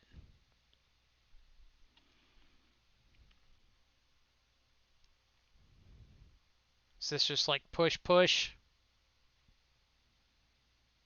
Only one push. Land. Not a land.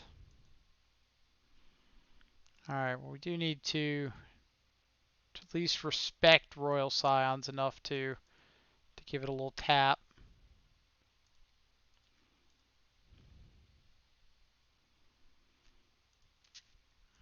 And now if we can just find our land, we've got a lot of shots at lethal.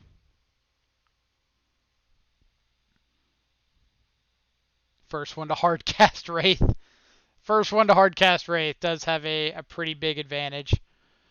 So this looks like escaping Croxa, which we're pretty okay with.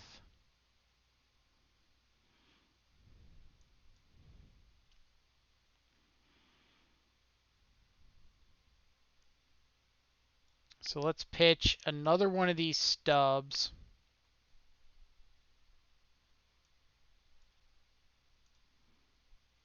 And if we find our fetch land here, then... Alright, so if we find our fetch land, we've got potential lethal. We could fatal push the shadow into turn, which I think is fine. Yeah, let's push a shadow. Alright, what do we think? Fetch land. One time. We're so good at this game. Alright. So now we can...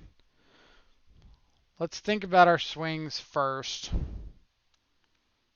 If we swing both at them,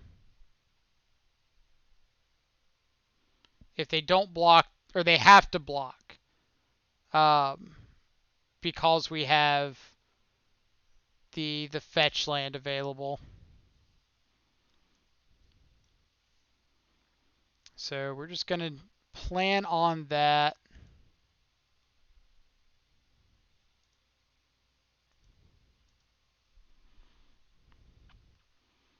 We cannot kill them, which is unfortunate.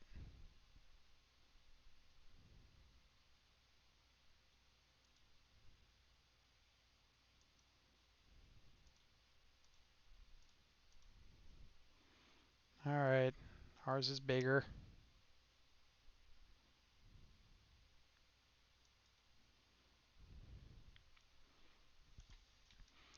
And now they need to have something in addition to replaying Croxa.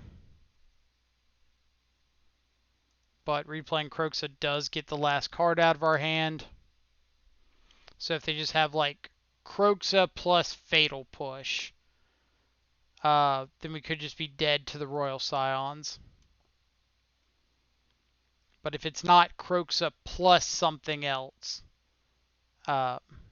then we've got it.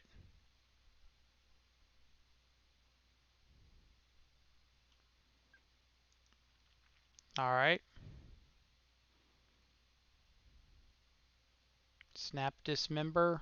Nope, Snap Scour.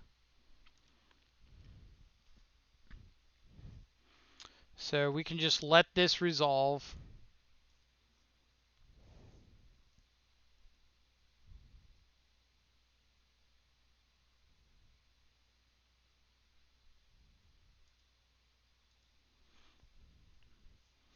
Alright.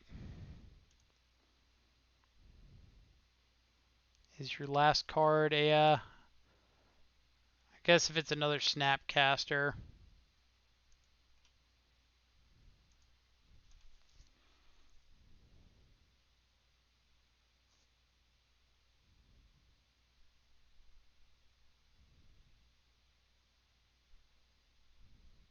Okay.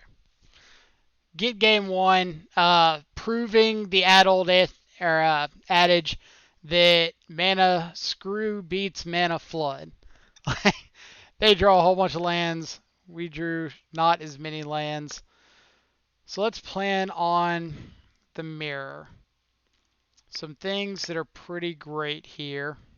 Come back here, Spellbomb. K command. All things pretty great. Maybe there's an argument for Ashiok since we did see Kroxa. I wouldn't just normally bring it in the Shadow Mirror like this, but because Kroxa existed, it's a consideration.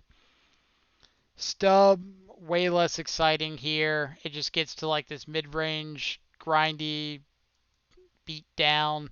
Inquisition's not as great because it doesn't hit Gurmag Angler. Bolt's terrible. Battle Rages are pretty terrible. So we could just make that swap, and I think that would be fine. You can make an argument for things like shaving a Gurmag if you're expecting your opponent to just bring in a bunch of baubles and shenanigans like that. But I think that's about it. So let's do it. Let's do it. Always lose the mirror for TBR. Like, if you lose the mirror to TBR, so be it. I'm never going to play around TBR in the mirror because the number of games that they have it and it doesn't work out are going to so far outweigh the number of games where it does. Who? What do we think about this ugliness? Uh, so I'm going to keep it because it's the mirror, and a lot of these cards are likely not going to matter. But we've got at least a little insulation against like Thoughtseize.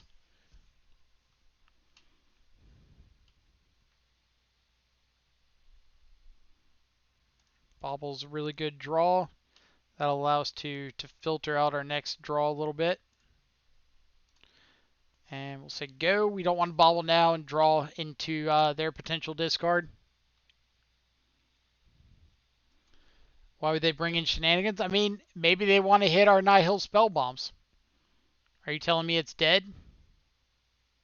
I don't believe you. Alright, so we're not going to bobble them because I believe that having this bobble as a potential filter for our draw is more important than knowing what they're drawing this turn. We know we want to find threats and interaction, and that doesn't really change regardless of what they draw.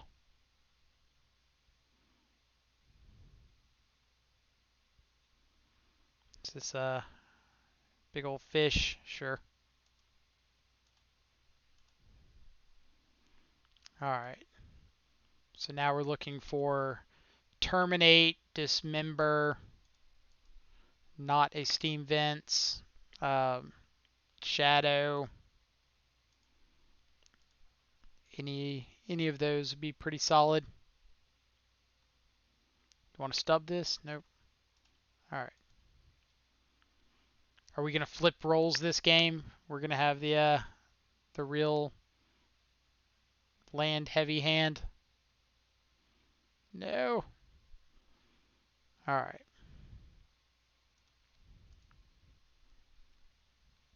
Let's see.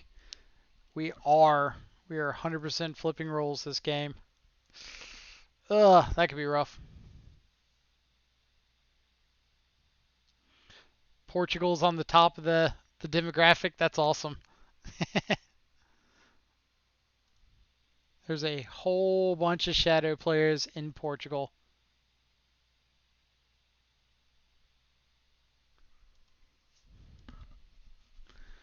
Alright, so I'm assuming now they're just feeling like over the world. They've got a Gurmag down. They get to start hitting us. They get to hold up Stubborn Denial. Got a shadow too, sure. So at the very least, we'll work to get some stuff out of their hand. If you want to stub this, go right ahead. I'll try it again next turn. Alright. So this could either mean they don't have the stub, or they have identified that Gurmag Angler is the significantly more important card in the matchup.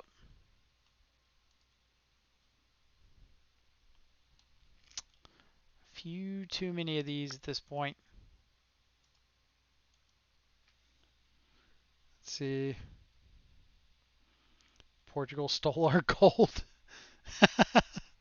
Now we're just getting into a continent war in the chat box.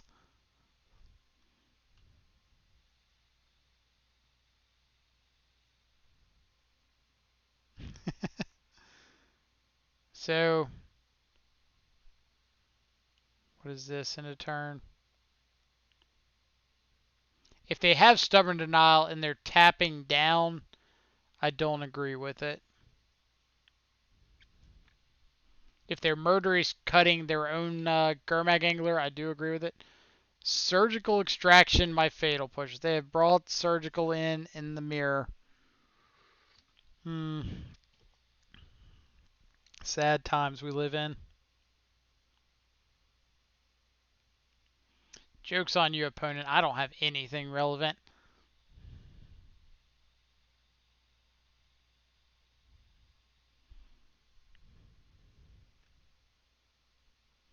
I wouldn't say we lose now. It's just not looking great for us. But we absolutely have the ability to snap, Thought Scour. We can decide if we want to block.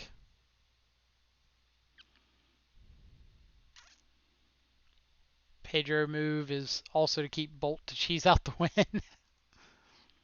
I mean, bolting your opponent who's aggressively going to 2 is a real thing.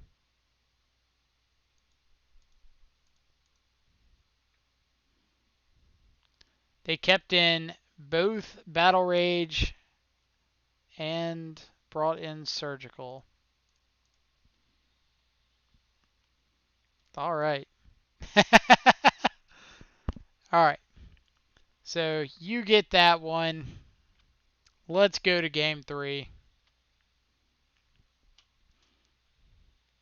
Surgical Battle Rage confirmed, unbeatable. Can't touch it.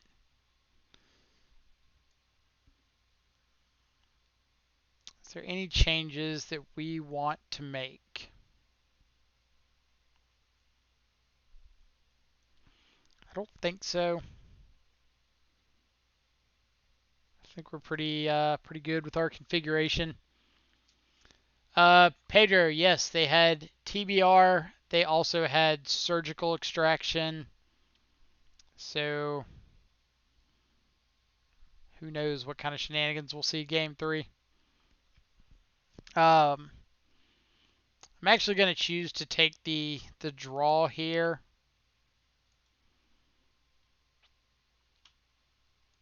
This is a pretty solid hand. But we can choose to take the draw because the extra card is often very relevant in this matchup.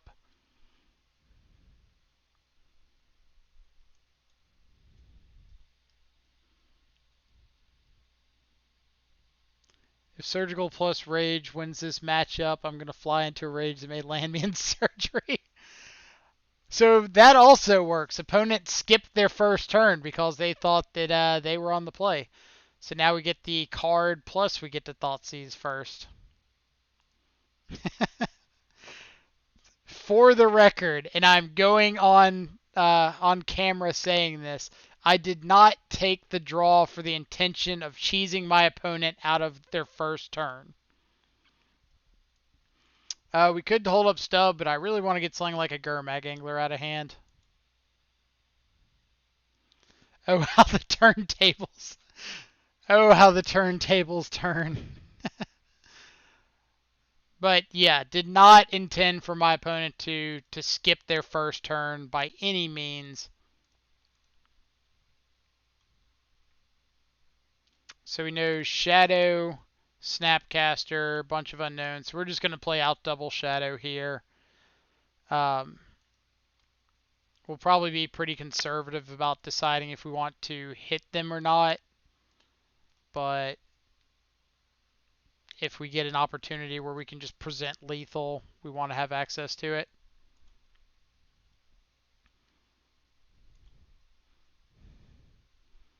Like if they sit here and aggressively fetch and shock and don't play things, we will absolutely just let them. Fatal push off the top is pretty good. That's how they get back into this. Push and then have up snap push next turn.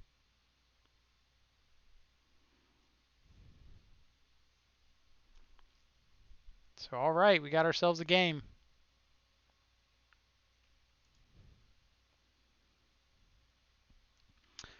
We had ourselves a game.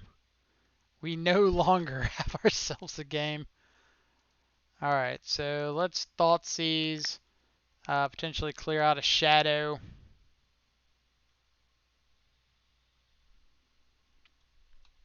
All right, opponent, we're going to show you the error of this way.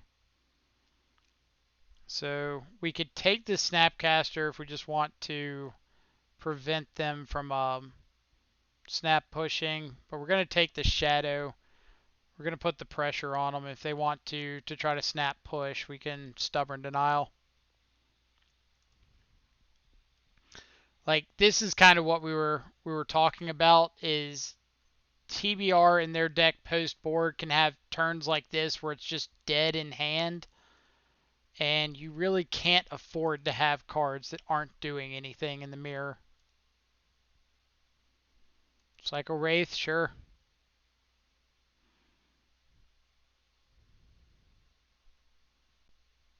Now we get to decide if we want to stubborn denial or Lazotep plating.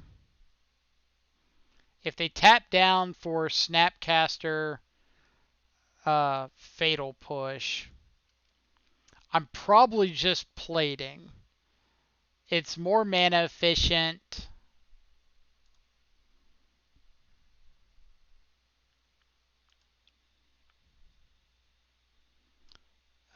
Let's see.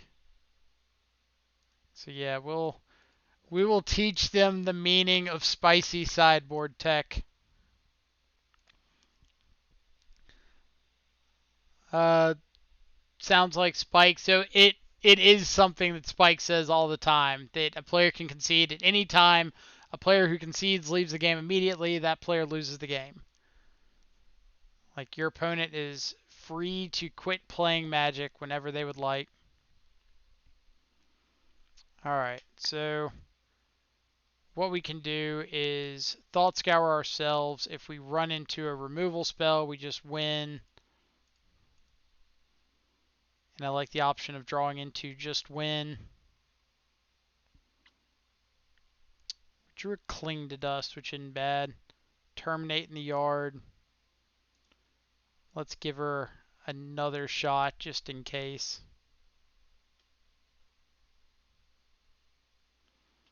No win just yet.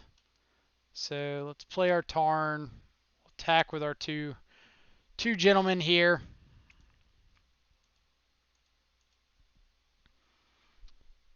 They have to block the Shadow. So our nice little zombie army token gets through.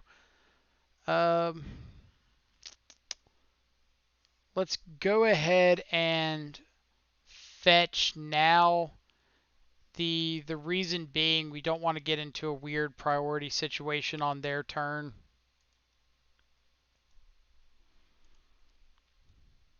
So Snapcaster's gone. Swamp is gone, so we know they've got Battle Rage, Polluted Delta, 2 unknowns. We're stubborn denying anything that would potentially kill our Shadow. If they play Shadow their own, we can swing with just our Shadow and present the bigger Shadow. This could be a Gurmag Angler, which makes a pretty good chump blocker.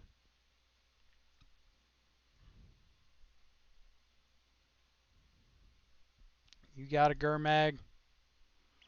So now we know their hand is We know their full hand. It's just, or did they? They didn't fetch, did they? No. So their hand is Polluted Delta Battle Rage.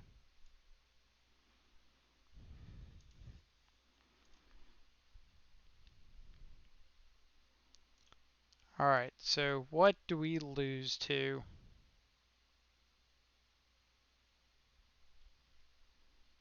If we attack with both, they go to 3. Um, they fetch to 2. If they draw a shadow, we can fetch and shock to 2, so shadows would trade. But we would have the zombie army token. So yeah, we're going to ride this army.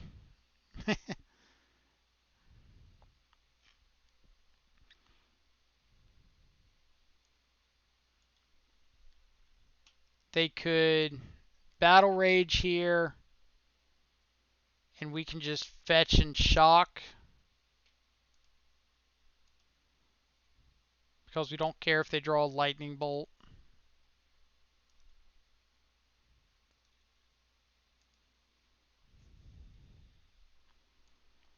Jumping Death Shadow with a 5/5 double striking Gurmag Angler. Yes. Yes, he is. So his best draw here would be a Shadow. And that just means that our Shadows get to trade. Croxa. Alright, so he's just trying to see if I have a spell in my hand to discard to Croxa. Sorry, opponent, I do. Because I decided not to Stubborn Denial that Battle Rage last turn. GG's. GG's. We could have even like cling to dusted something out of the yard um, if we didn't have a way to respond to that. All right. So now that we finally showed after all these streams that we can in fact kind of play this deck occasionally, is there anything we want to change up for the next league? Anything that we saw that we really don't want in the deck? David B2, thank you so much for the follow. Hope you're having a fantastic afternoon or evening or morning wherever you're at in the world. Not a 10-0 unsubbing. Yeah, I wouldn't blame you. Like this is terrible. You shouldn't play Death Shadow. Deck's god awful. We've got a whole bunch of people in the chat today. Thank you all so much for coming out, supporting the channel, hanging out. This is actually the first stream since we've had everything in place, completely affiliated, um, and kind of seeing where we're going from here. For those of y'all who don't know, we play a whole lot of Modern on this channel. First Tribute, thank you so much for the follow. Hope you are also having a fantastic day wherever you're at in the world. Play a whole bunch of Modern, especially a bunch of Death Shadow. It is the most fun archetype you could ever get into. Really sweet deck. Love it more than any other deck I've ever played in Modern. But we really wanted to make this channel as like another resource for people, like getting into the deck, coming to hang out, check out different builds. We really love testing here. So testing specific cards, specific builds, trying to check if things are really as bad as people think. We also have, where did it disappear to? We might have to make a new matchup sheet for Grixis. But this is our handy dandy matchup notebook with all our tally marks. We like to keep records of all of our wins and losses against every major deck in Modern. The idea behind it is a lot of times we get caught up in theory and we really like saying, oh, X matchup is really good because we just have Fetch Shock Thoughtseize, Fetch Shock Shadow, Fetch Shock Battle Rage, Dismember, kill them. Like, okay, that's great. What if we don't have that? What if in the other 95% of matches that doesn't happen? How are these actually playing out? So that gives us a reasonable bit of data that we can actually track and say, oh, well, X matchup sounds really good in theory, but in practice, something else is preventing us from doing that. How are we going to adjust? Uh, let's see. Pied Piper, thank you so much for the follow. Hope you're having a fantastic day wherever you're at in the world. Uh, High functioning medium. Stephen Dowell just told me you're the only person who likes Shadow more than me that he's ever met. That's pretty hilarious. Yeah, we ran Shadow at that event we were talking about in Memphis, the Guild Pack put on, and I was able to top 8 that. Ran pretty hot. Had a fantastic match against Jason Bryant when he was on Black Green Rock. Such a fun day. Let's see. Dito abandoned us. I wouldn't say he abandoned us. He just decided that Shadow wasn't in his best place at the moment, which is fine. People have their ins and outs. Uh, dude, make a spreadsheet? Absolutely not making a spreadsheet. I refuse to. I've got the ability to just do that on a piece of paper so many times you wouldn't even believe. Um, you can Michael Corleone. I have no idea who that is. All right, so anything we're changing? I think we just run it back. What do y'all think? We didn't bring in Ashiok. We didn't bring in the second Brutality ever. We didn't bring in Mystical Dispute. So, yeah, we'll just try it again. And if we 5-0 this one, we'll try it again. Let's see. Great thought, though. Easy to get lost in theory. Exactly. Like, I think it's really tough to get accurate data or to really discuss ideas when we're talking about oh, well, you don't need to add anything for this matchup because we should just be thought seizing away all of their relevant cards, playing a bigger shadow than they can deal with, and just killing them in a turn with a battle rage with stub backup.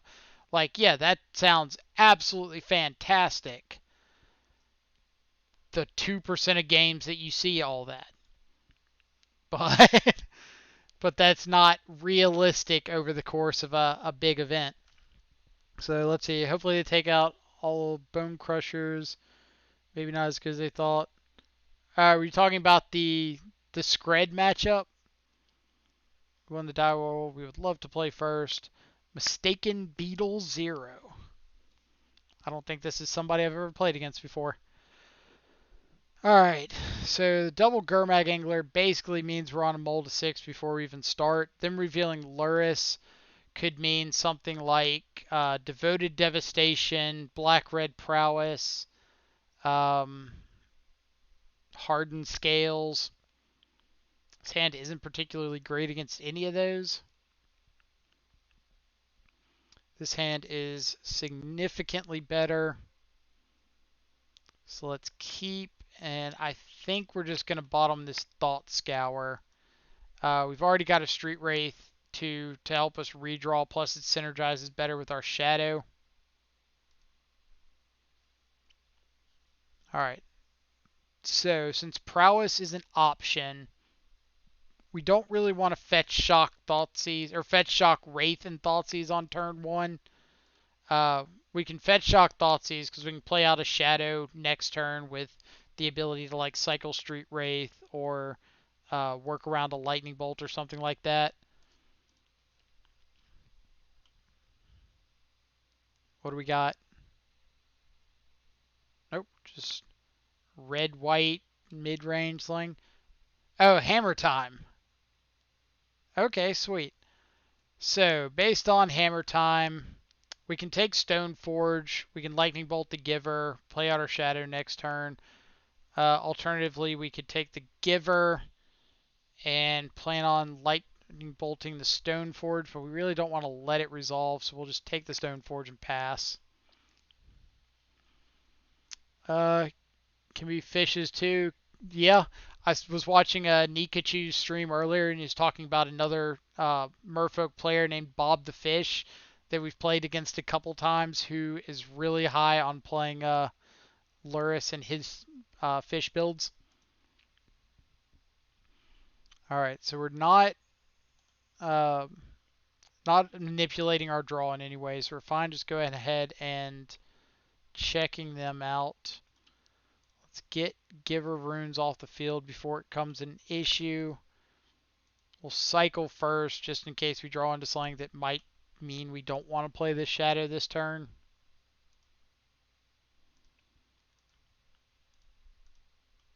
Alright, we'll say go, and we'll bobble after their draw fish, or draw step.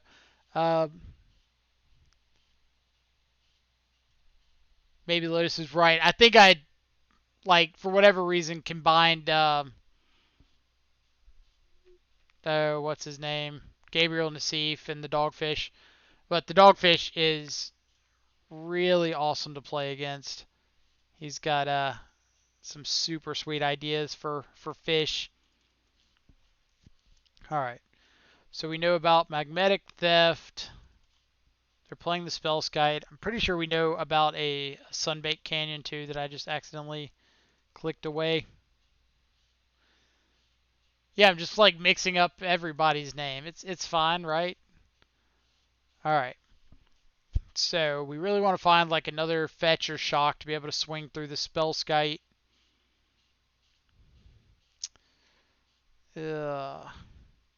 We will Inquisition just because there are targets for that still in hand. We could wait until after they play Luris, but Alright, so they've just decided to concede. I was going to say, we Inquisition, we play out the Gurmag. We swing for 2 first just to make them block, but let's go to game number 2 against Red-White Hammer time. Let's see. Magnetic Theft. With white, you hit you with a 2020 equipped creature.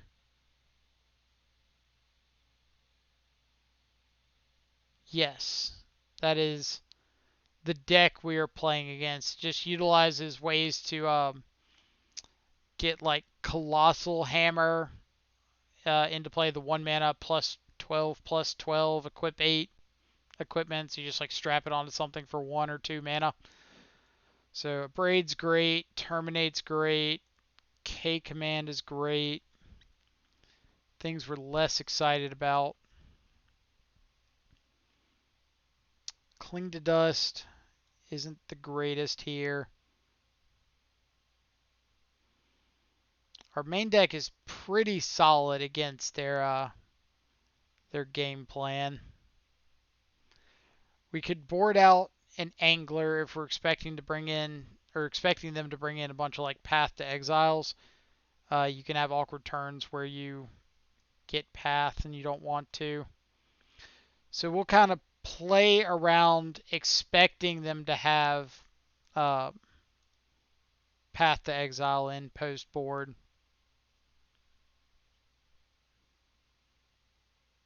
And if that's the case,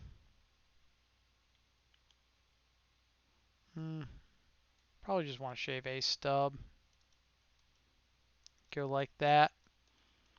That way we're not really hitting our main game plan, but we want to make sure that we have these extra pieces of really good interaction in our deck. So for everybody hanging out today, thank you all so much for coming around, checking us out.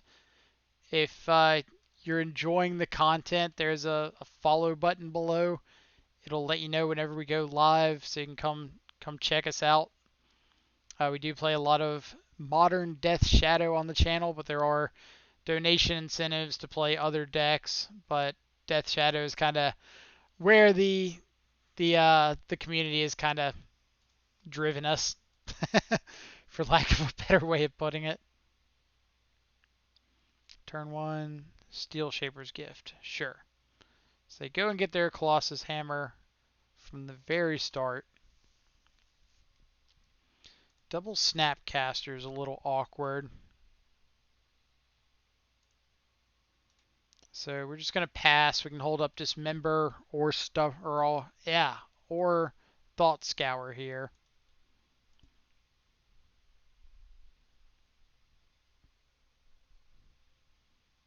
If they have something like a Spellskite, we're probably just going to Spellskite it into turn. That looks like a prime Dismember target to me.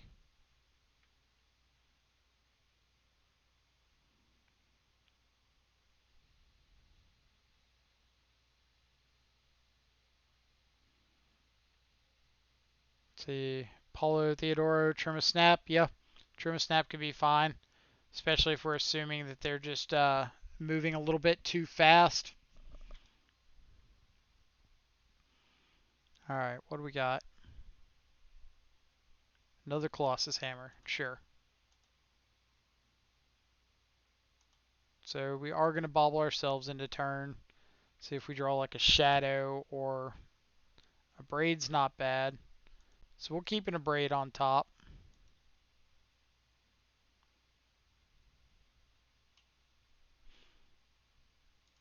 Let's shock in our watery grave and we'll pass. Are we passing back or are we killing the stone forge? So if we kill the stone forge, no, we're just passing back. I was going to say if we kill the stone forge, we've got no interaction for this ink moth, and they could potentially have like one to animate the ink moth. I don't think there's a way for them to play and equip the hammer for 1 mana. Well, that future mana, sure. All right. So Sigarda's Aid lets them cast like their equipment as though they had flash, and they can equip them onto something when it comes into play.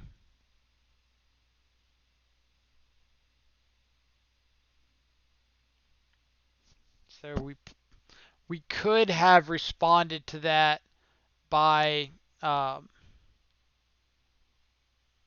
killing the Stone Forge, but this should create a trigger. Yeah, whenever the equipment enters the battlefield, to equip it onto something, and it even targets. So we have the ability to respond to that action, which we're more than likely just going to abrade to blow up the first hammer, um, and then be able to dismember the target that they equip for the second. So if they want to flash in a hammer here, that's fine. I say that's fine. What I mean is we will interact with that. So let's get a steam vents so that we can double thought scour. Get our red mana for a braid and have the ability to cast a couple of these instants in hand. Thoughtseize is a pretty good draw, so that could allow us to take away one of the hammers, abrade the other one.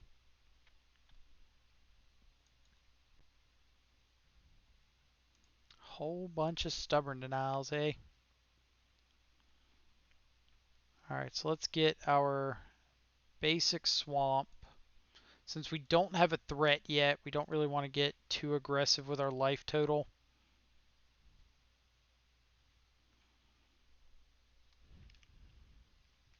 So they could go to flash in a hammer here. They do not. Alright, so this hand is pretty weak.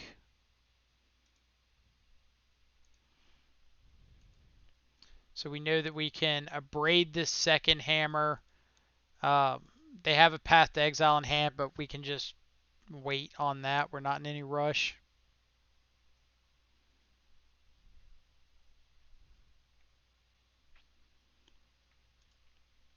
They might go for the hammer here. If they swing with both and they just deal a point of infect and a point to us, we are A-okay with that. If they give us a chance to stubborn denial a hammer, we are super okay with that.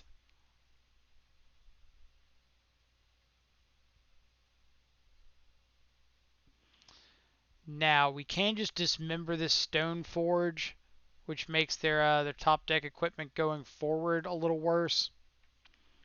So I think we're down with that. We still have this abrade for the ink moth if we need it. Um, the kind of benefit here is if we have what was I going to say? If we get into a situation where they're swinging with ink moth and we abrade, we can choose to destroy an artifact and still, instead of dealing damage, they can't just flash in a big equipment to save it.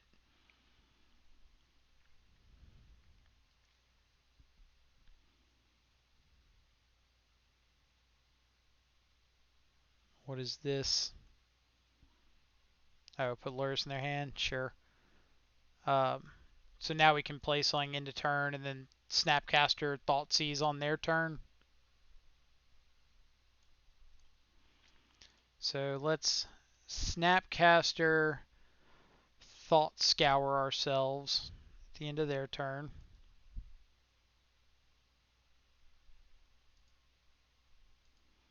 Again, just trying to find a threat. You are not a threat. And then we can Snapcaster Thoughtseize the Lurrus away. And if we choose, we can hold up like Blood Crypt Fatal Push, depending on what we see.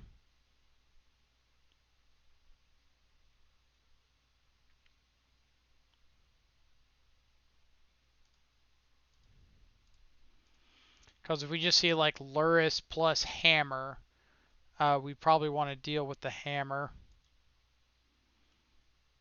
Alright, so now we're not too afraid of just dying. I don't think they play Lightning Bolts. So we'll play Blood Crypt and just hold it up, and we'll start turning some Snapcasters sideways and see what happens. Up over 50 people, that's awesome. Uh, for everybody just now tuning in, we did just finish a 5-0 league with Grixis Shadow. We just started the second league. We're currently up 1-0 over Red White Hammer Time. We say Hammer Time. We've kind of dealt with some hammers. So, hammerless Hammer Time. Tupaka315, thank you so much for the follow. Hope you're having a fantastic it's Friday? Yeah, Friday afternoon wherever you're at in the world. So glad that you're coming to spend a little bit of time with us. And for anybody in the chat who hadn't, like, feel free to send a message. Tell us a little bit about yourself, where you're from, what got you into Magic, why is Death Shadow the best archetype that's ever existed.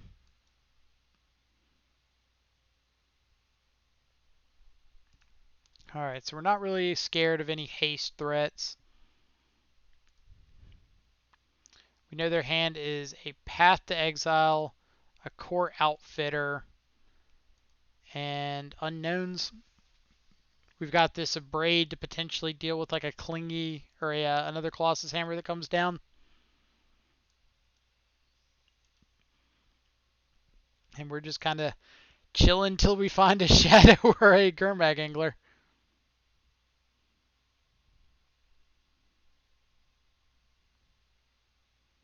Have they finally decided to...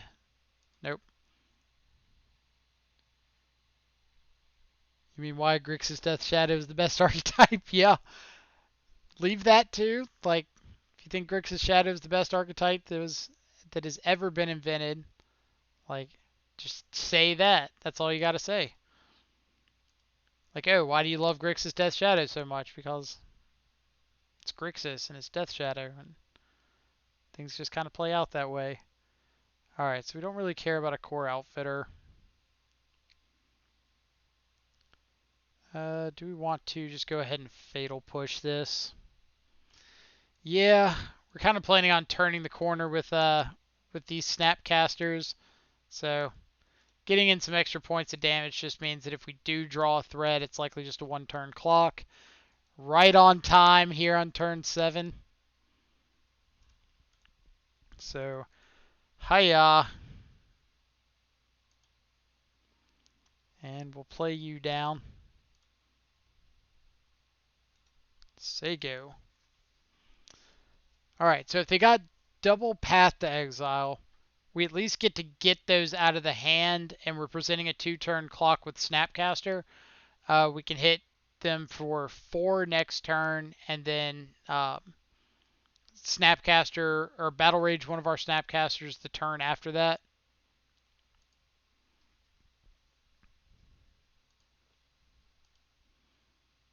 What you got? I mean, I got to give them props for dedication on this Ink Moth line. Like, they have decided one way or another that this is winning them the game. So this is not a Path to Exile, which means they are dead. Alright, GG's. We will not slow roll. We'll just show them this Battle Rage. If they choose to concede at any time, which, as we know from a fantastic rule earlier, players are allowed to do. Not going to swing with these Snapcasters. I can't think of anything that they would have here that would make it matter, but better safe than sorry.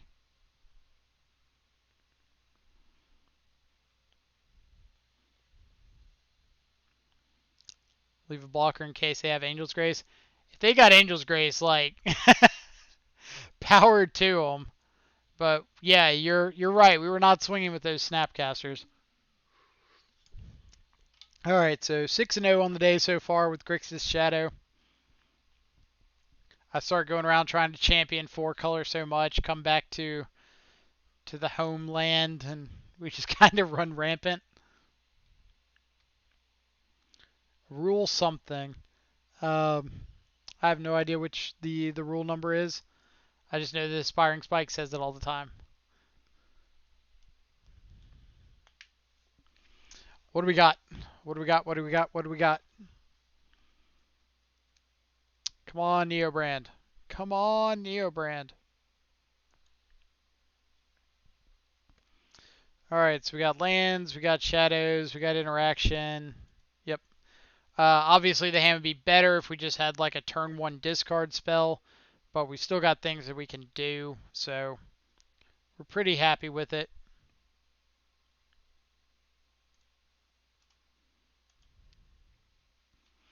We'll just pass the turn, hold up this stuff, or this Thought Scour, see what they do. We might want to Thought Scour them.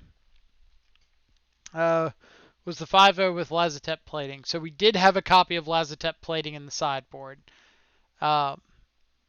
We ended up seeing it once. I don't think it really mattered. Alright, so who's in favor of dismembering the hell out of this vampire token? Because I know that I am.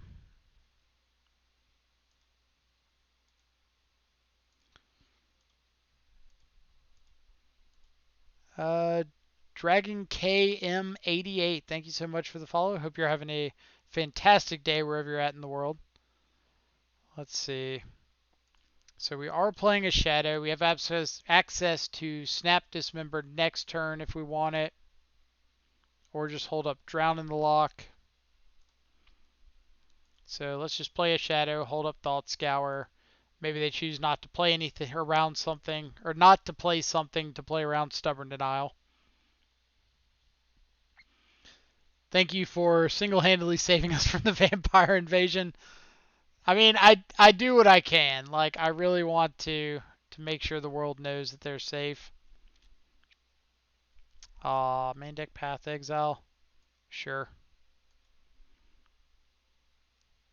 So let's get our basic. Let's get our island. We're a little blue heavy this game. Now, we have the option. Backup Legion's Landing, sure. So we have the option to Thought Scour them to turn on this Drown in the Lock.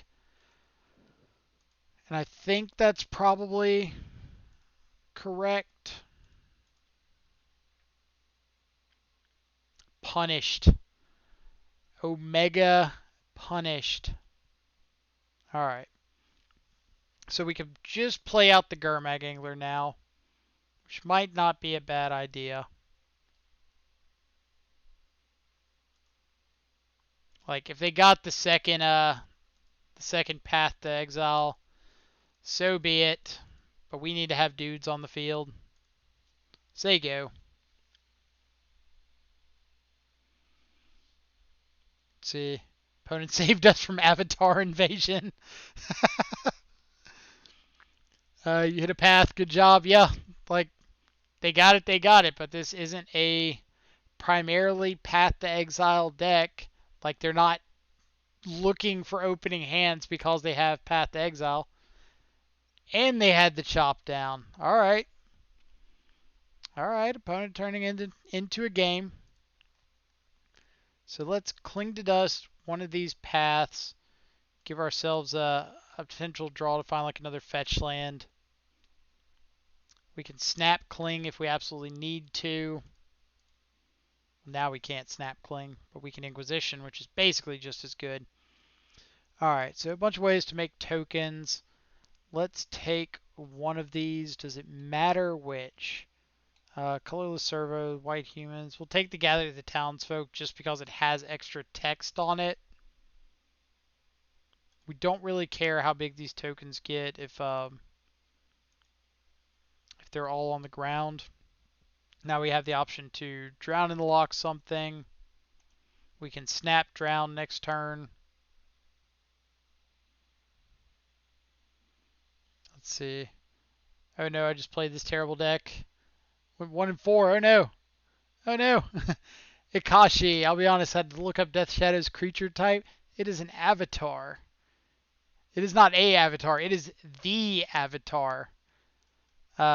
James Cameron would be proud.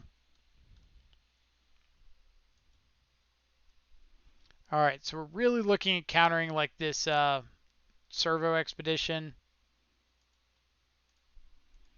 We just don't want them going wide. Then we get to our turn, we can look at like Snapcaster, Drown and Lock this giant killer. Alright, so we know their hand is Intangible Virtue Unknown. Battle Rage will help us close out a game quickly if it gets to that. Now, are we Snapcastering now? I don't think so. I think we want to give them the option to go into combat because we might be able to set up a situation where we can Snapcaster, drown the vampire token, trade with the giant killer, untap, play Gurmag. Alternatively, just about anything that we get to counter with Snapcaster would also be solid. If they go to combat first, I will flash in this Snapcaster to put in front of the giant killer. Let's see. Face yesterday, but I was on humans. James Cameron. I thought it was a pretty good reference. So sure, we don't care about virtue. We still have the potential of trading off with both of their creatures. The last handbender. These are fantastic comments. Alright, so let's run out of Snapcaster. Target drown. Go to blocks here. Drown you.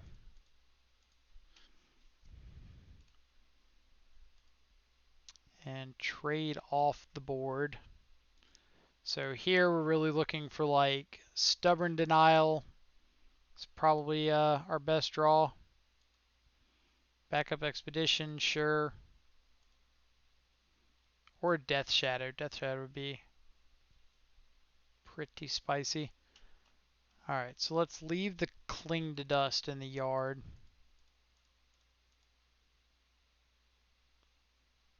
Just in case. We have taxed our yard pretty heavily this match. Let's see. Giant Killer doesn't die to Kinjong because he's not a giant. I mean, if we're getting into some international controversies here. Kagalius tokens is not a good matchup. I agree. It is. It's pretty rough. But we're gonna throw a bunch of things on the board and see how well we can stall out. How often do you hard cast Street Wraith? At least this many times. So we could swing in with the Gurmag Angler, which I think I'm kind of on board with. Um, Pretty much all of their token makers, they might be running like, or they are running Raise the Alarm. So most of their token makers are sorcery speed. So it's not a free attack, but it is. We want to get them dead. What does this give? Like +1/+1? Yeah.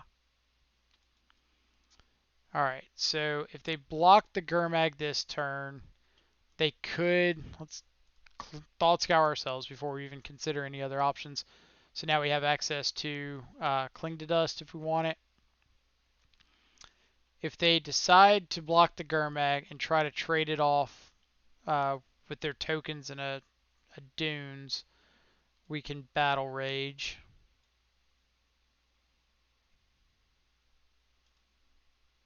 If they don't, we can plan on like Cling to Dust. Alright, so this, we can Cling to Dust there, or no, we're just dead here with the Sheffet Dunes. Let's double check and make sure. 3/3/3. We gain 3, we block 1. So yeah, we're just dead to this one. So it had to be Raise the Alarm. But we kind of had to get on the aggressive foot to try to end the game before something like that happens. We just can't afford to sit back and block.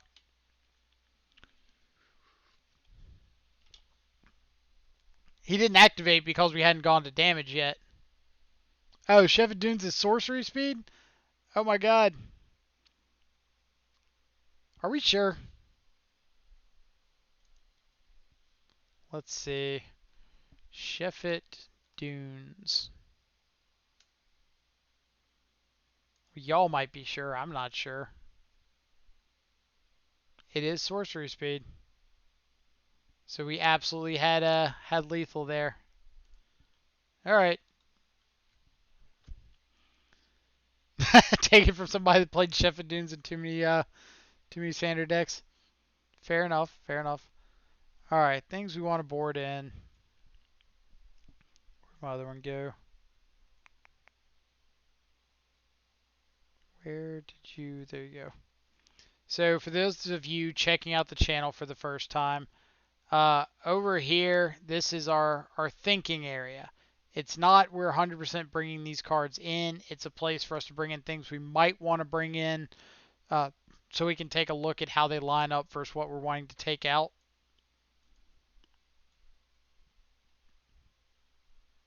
Alright, Snapcaster's pretty slow. Kling's pretty bad, even though it would have won us that game. Uh, so Brutality, we're just looking over here as a cheap way to interact with creatures.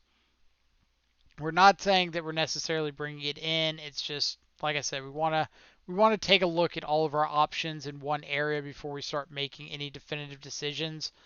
And Collective Brutality does have the text of kill a dude, take a path to exile out of hand.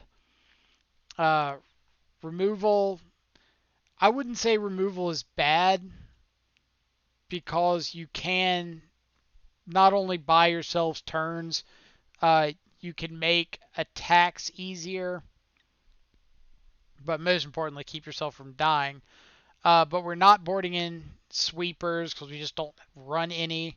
So we have to keep in a pretty significant amount of spot removal. Alright, so Thoughtseize, Shadow. Seems great. This is the hand we kind of want post-board against a deck like this. Like, let's just get a couple relevant cards out of hand, drop a threat that's going to end the game quickly. Again, leading on Bloodstained Mire because the weaker of our two fetches.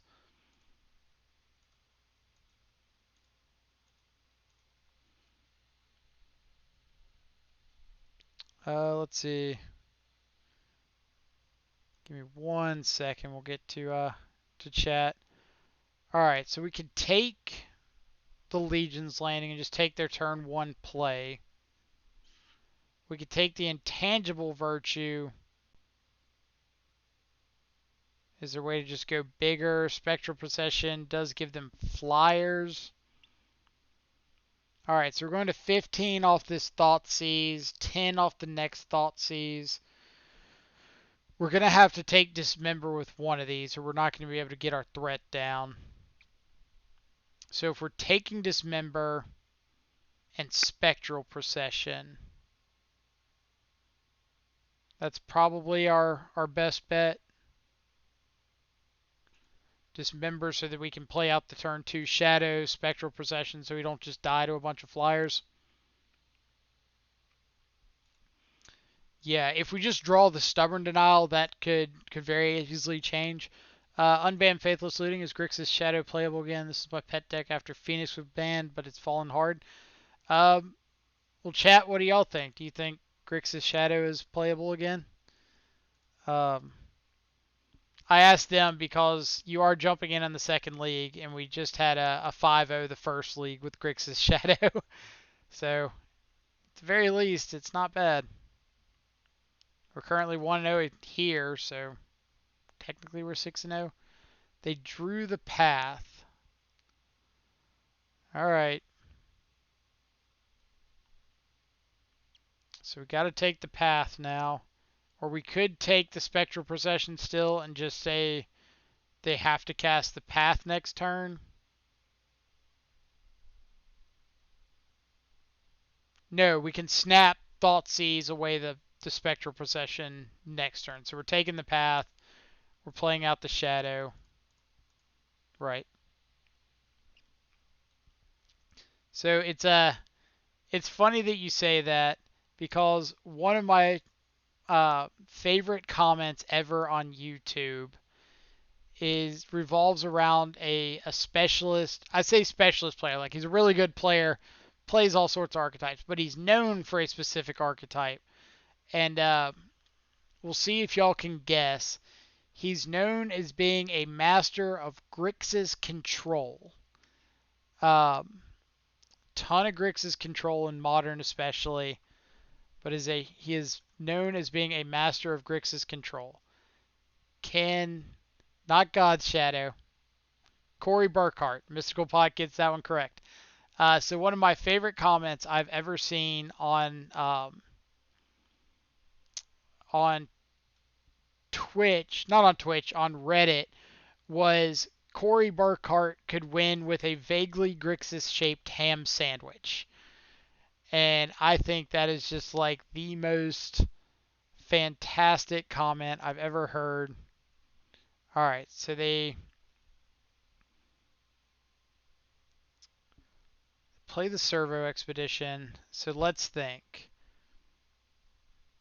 We don't know if they have a third land. So we can either play the Gurmag Angler, we can snap Thoughtseize, or we can hold up the Stub. If we snap Thoughtseize, we can't play the Gurmag next turn unless we draw a free spell.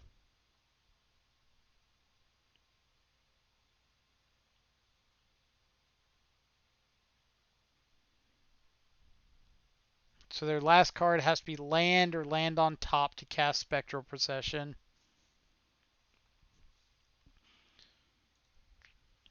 All we've got is 2 Thoughtseize. I think we're just going to snap Thoughtseize. I think we're going to snap Thoughtseize, attack with the Shadow. If they want to play Intangible Virtue and swing back, we can trade off our Snapcaster for one of their tokens.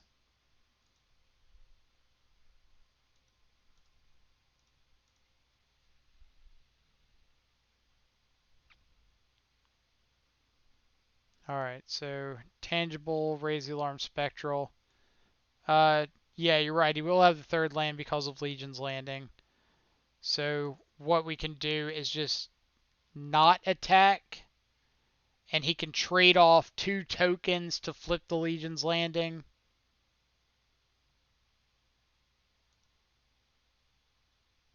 We're really not wanting to take a turn off from attacking.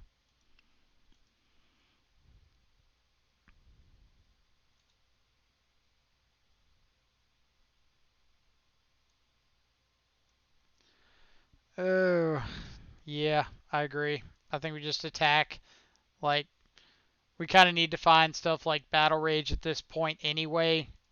So, this does put another card in our yard if we block for Gurmag next turn.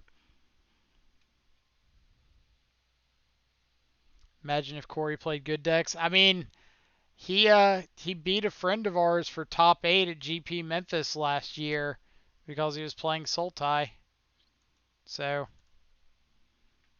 this is standard Sultai, not good modern Sultai. All right, so let's trade with this vampire token.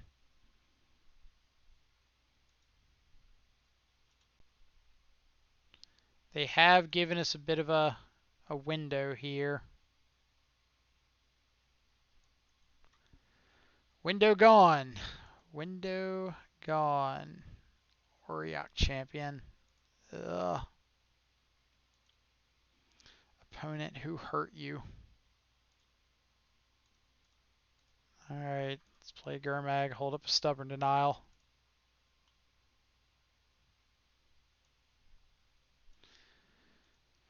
Oh, Auriok champion. Auriok champion, Auriok champion.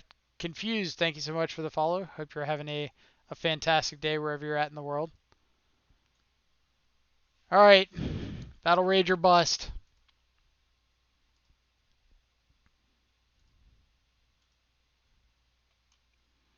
Battle Rage or bust. Uh, so yeah, you could play it if you need, or could choose to not play it for the life loss off Battle Rage. Um, but if we don't play it, like we're just dead to 2 attacks off this Auriok champion. I think just giving ourselves the chances at more draws is relevant. And naturally, we just draw way slower our life total. So if we cycle Street Wraith, we're dead.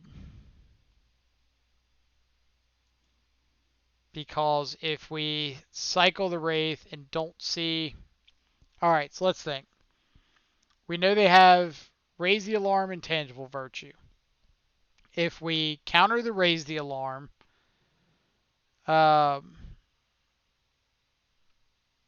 if we counter the Raise the Alarm, then the Intangible Virtue doesn't kill us.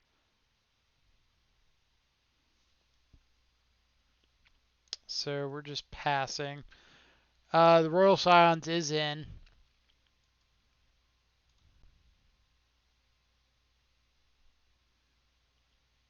We do have to counter this Raise the Alarm. We just can't afford for them to go wider.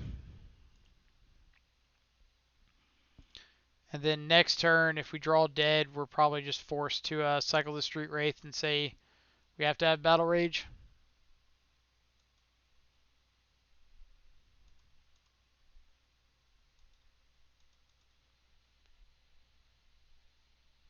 So that's Soldier or Human on Alarm. It is Soldier. It does not make human tokens, which is the most annoying thing about that card ever made.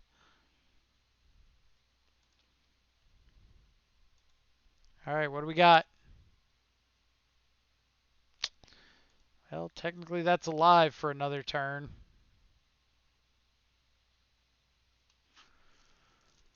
So we don't have to scoop yet.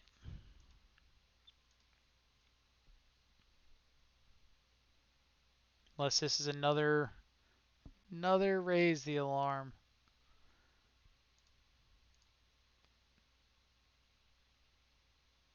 Yep. God. Let's see. Yeah, I've played Winota decks with it. Yeah, it's super annoying because it makes non-humans off of Winota, or for Winota to trigger with. What do you usually play? So usually we play a lot of Shadow, especially on this channel. It has been my primary modern deck for a minute.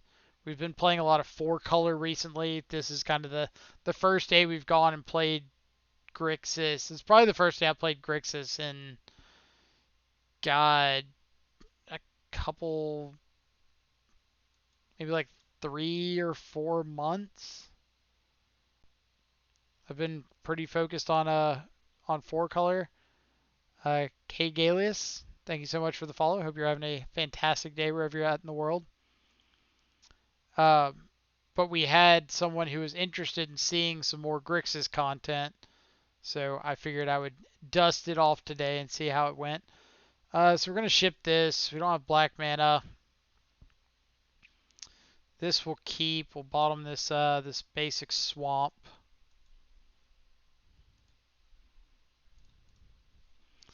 This is a very, very hand disruption-y opener.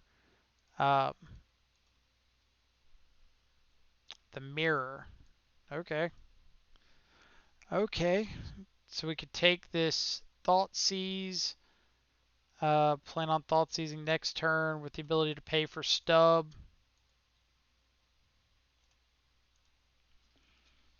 Let's see. This is a bad matchup. This is a garbage deck. A lot of people have. Shadow's good enough for a follow. Thank you so much. Um, that's a really good draw for us. A lot of people have like started going downhill quickly on their opinion of the tokens deck. So if they decide to soft stub this, I will pay for the stub. Drawing Terminate's a little annoying.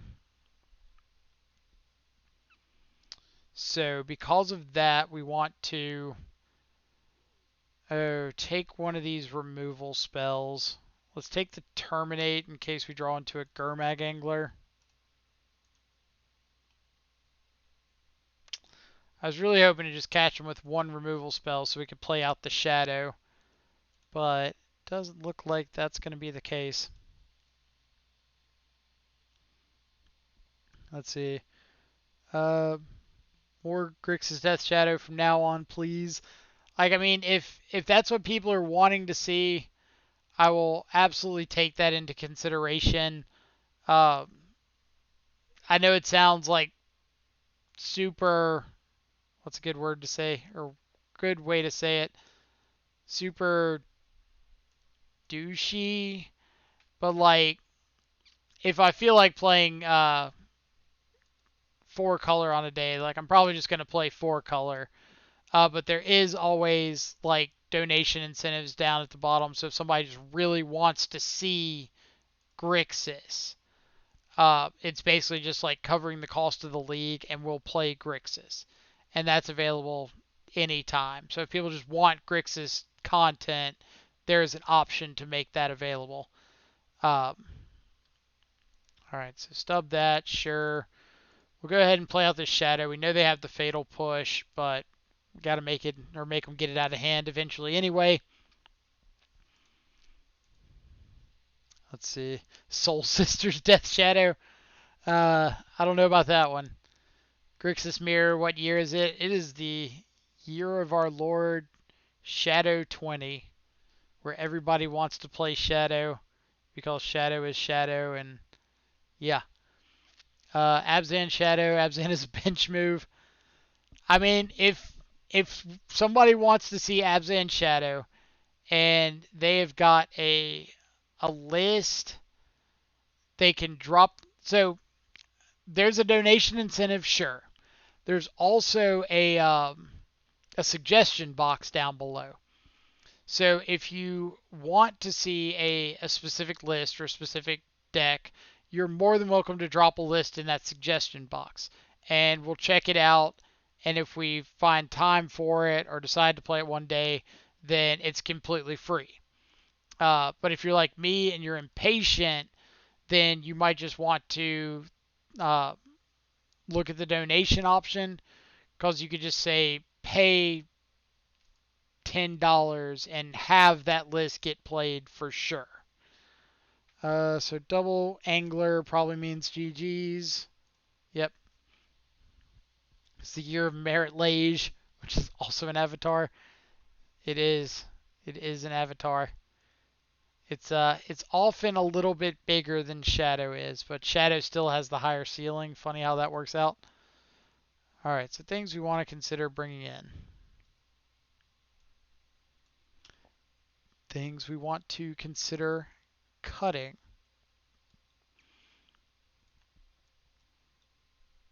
For everybody who missed the first league, we actually won our Shadow Mirror to clinch the 5-0.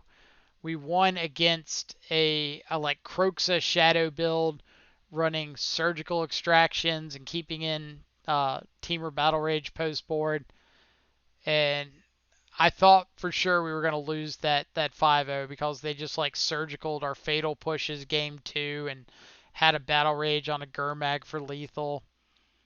So we're going to choose to take the draw. I mentioned it earlier, but that extra card in the mirror can really make a difference. But game 3, we were able to kill him with a Battle Rage stranded in hand.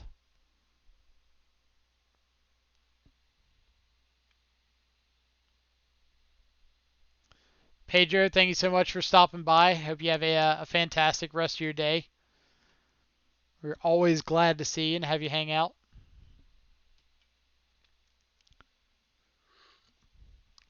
We will gladly take all of the good luck that you have to spare.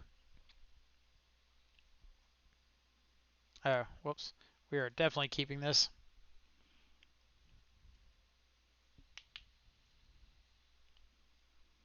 What do we got? What do we got? What do we got?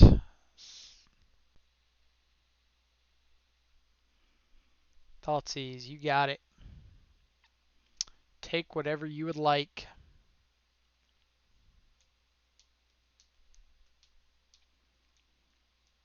We'll see if we can pick up any kind of information off of this Thoughtseize. Like if they take the Dismember, they probably have a quick Gurmag Angler.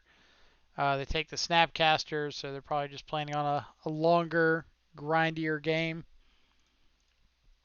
Gurmag Angler of our own is a pretty good draw there. So we will just say go.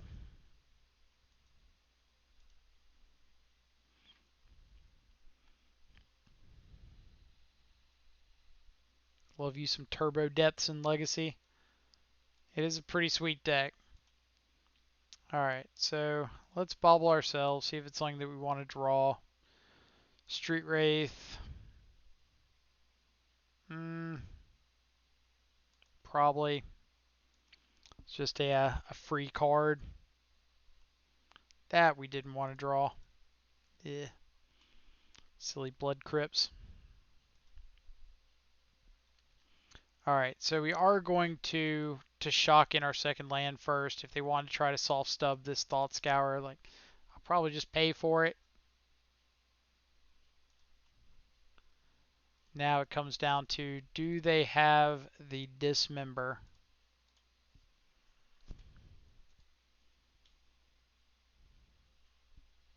Do ya? They do. They do. They always do. Ugh. Alright, Gurmag down.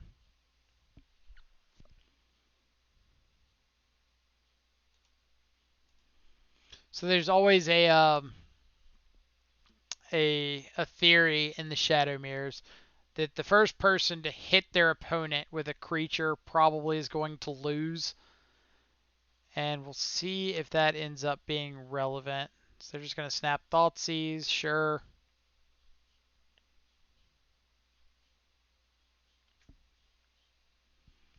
Which of these would you like?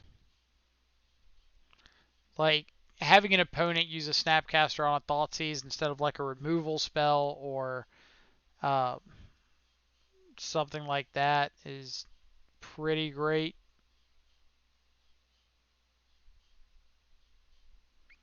They take the Dismember, sure.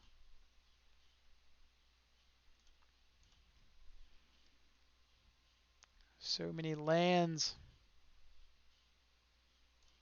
Alright, so now we get to play out Shadow plus this fetch land, which is kind of unfortunate because now they know that we drew the fetch land, but having the ability to filter our draw a little bit is a little more important. Wish Blue Black Shadow was a bit more playable. Do you mean Blue Black Shadow in Legacy or in Modern? Because I would say Blue Black Shadow in Legacy is still pretty good.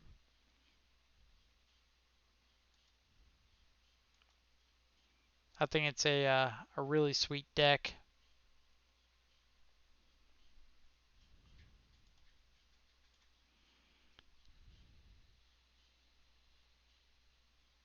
Yeah, it's had decent Legacy showings for a while now. Like I would argue that it's kind of become a staple of the or a staple of the format. All right, so drawing into another shadow is fine. Drawing into all of these lands, a little bit less so.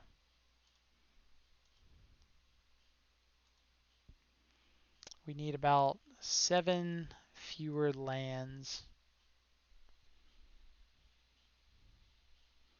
Let's see. I don't think it's been a major contender ever since Veil. Yeah, Veil is kind of wrecked Shadow in basically every format. And it is great against the combo meta. Like if you're running Shadow and Legacy and you just run into a bunch of Storm, Reanimator, uh, Ant, anything like that, you feel fantastic. All right. So what are the odds that they have got a way to kill our Shadow? And now do we care? So we're definitely swinging in with Shadow number 1. Because if they don't block, they die. If they do block, they block. And we're definitely playing Shadow number 2.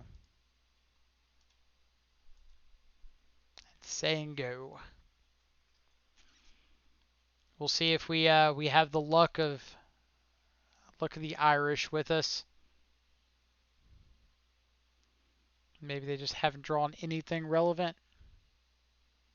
We know they have Terminate in their deck, so there's a chance they could just have a Terminate here. On the bright side, this does beat like double creatures.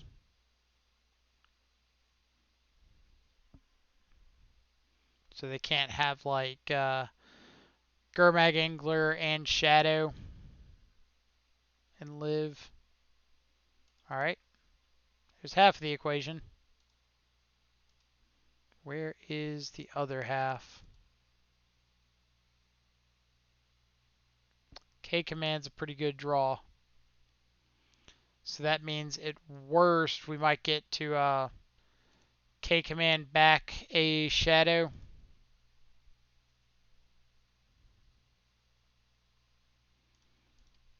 At best, we're going to make you show us a way to kill us. So let's see. If their last card is, or if they have a Cling to Dust in hand, then we want to shock because we can K Command for lethal. So let's play into that. Or they just don't have anything. How do you feel about second Crypt instead of third Tarn? So I'm a big fan of the second Crypt. I kind of went over it a little bit at the very beginning of the stream, way back. Um, what was I gonna say? The did we not bring in? We didn't bring in Lazotep plating that game. Why didn't we bring in Lazotep plating? Did I just like miss it and not pay attention? Weird. Um, so I'm a big fan of the second Crypt because I think there are a lot of matchups where you might have to find yourself slowing down a little bit until you get like some relevant threats. What I mean by that, we're keeping this. So we got quick Gurmag Angler. We got a whole bunch of a really good removal. Also don't know why I didn't take out Bolt. Should have taken out Bolt. Obviously did not pay attention to that. Alright, so matchups like, say, Jund. you start off extremely aggressive uh, if you're in the blind with a shadow deck, and then you find out that your opponent's killing all your stuff and putting big beefy threats in play. So now you have to slow down. You find a shadow and a stub. Now you have to speed back up. If you don't have that extra shock land, then it can make that ability to turn back around late game far more difficult.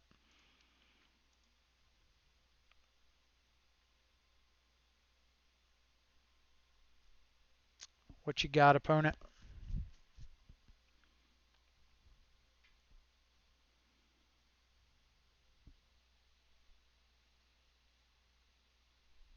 You've got, I don't know what. All right, if you want to soft stub this Thought Scour, go right ahead.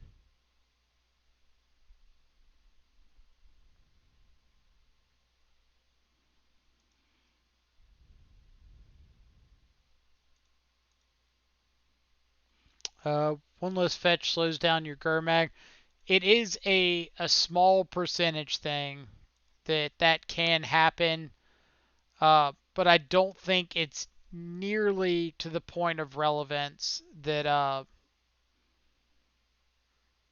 disrupting your hand overall or disrupting your mana overall is worth. Sure. What I mean by that is like that 1 out of 50 draws where you draw the second Blood Crypt instead of the Shock Land or the third Scalding Tarn with a Gurmag Angler in hand is such a small percentage of the time that it's really not even relevant. That's kind of why we have this notebook back over here. Like, it's really easy to say, oh, having one less fetch land decreases your ability to reliably play Gurmag on turn 2. Sure. But how relevant is that, or how many times is that actually coming up? Um,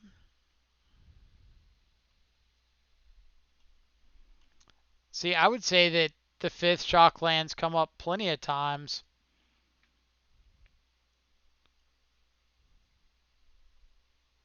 Alright, so they did take our Gurmag Angler.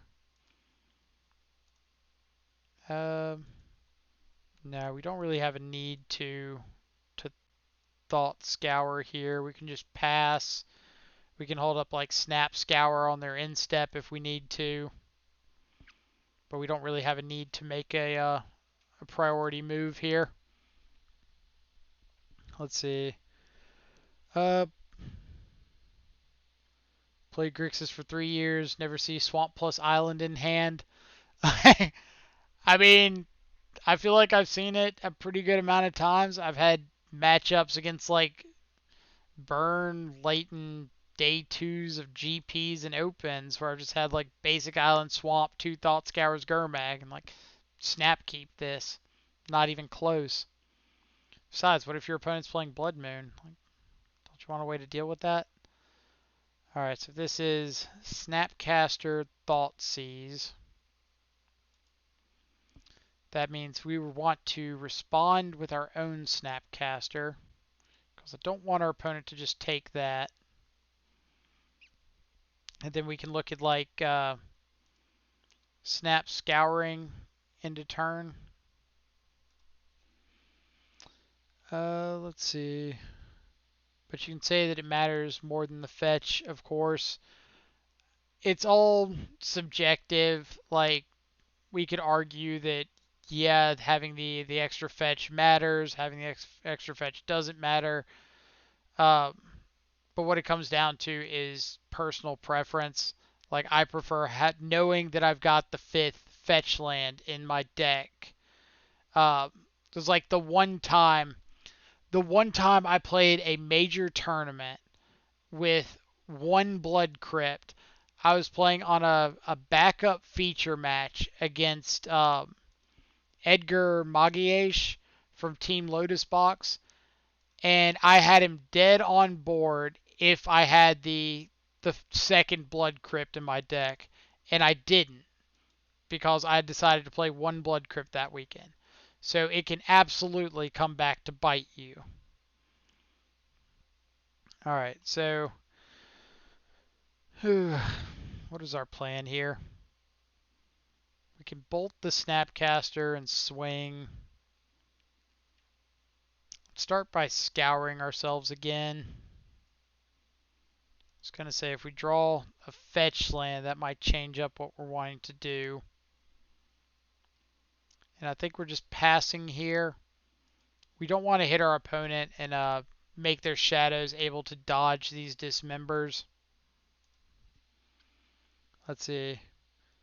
I prefer 2 crit because of Field of Ruin decks. Yeah, that's a great point. Like having that extra red source in your deck is pretty relevant when your opponent can just take a lot of them. Thoughtseize, sure. Which one do you prefer, Grixis or 4-color Shadow? Ronnie, I would say that all of my personal best results have come with Grixis. Um, I do think having the threat density off 4-color is really nice. As far as which one do I prefer, I'd say there's no real preference one way or the other. Like they both have their ups, both have their downs. All right, Cling to Dust is a pretty good draw for us. So we'll just go ahead and start tagging some stuff out of their graveyard. We'll hit the Thoughtseize. Forgot this hidden 4-color. They don't have Luris.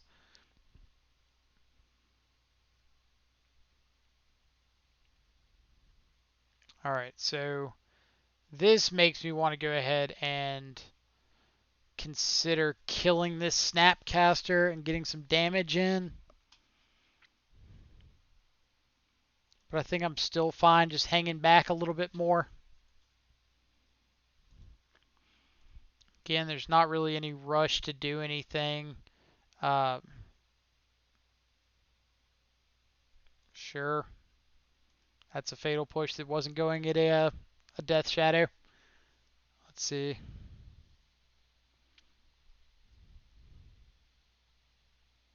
Sometimes you need more shock damage to win. Right. Like sometimes you just really need that extra 2 points, and your fetch land not being able to get another shock is relevant.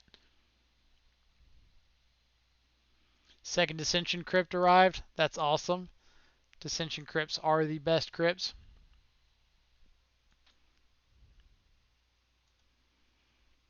Yeah, so if they want to hit us with the Snapcaster, by all means. Like we're not in a hurry. We're not in a position where we just need to aggressively play. Blind Man 22, thank you so much for the follow. Hope you're having a fantastic Friday afternoon wherever you're at. Friday afternoon, evening, morning, Saturday morning, whole bunch of options. All right, so now we can start escaping this cling and just kind of pulling ahead on cards. We're kind of at that point in the match where everything is assumed to be pretty well covered. Um, like I'd be willing to bet they've got a threat or two in hand that they don't want to deploy because of these. And so they're just going to hit us with this Snapcaster, and we're kind of saying, cool. Nailed it Saturday morning. So you're way ahead on the clock.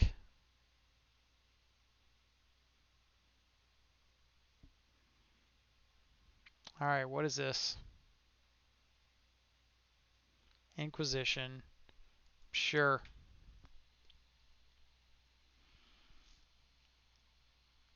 Yeah, we are absolutely clinging or killing everything that comes on the field.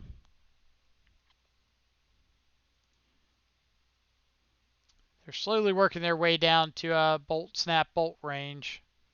So that is something to keep an eye on. Let's get rid of this fatal push.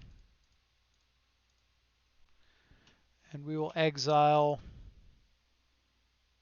a Gurmag, our baubles, lands. Is that 5? That is 5. Alright.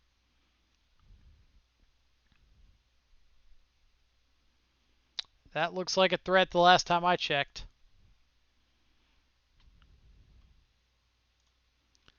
So, no paying. Alright, opponent. What have you got for this gentleman?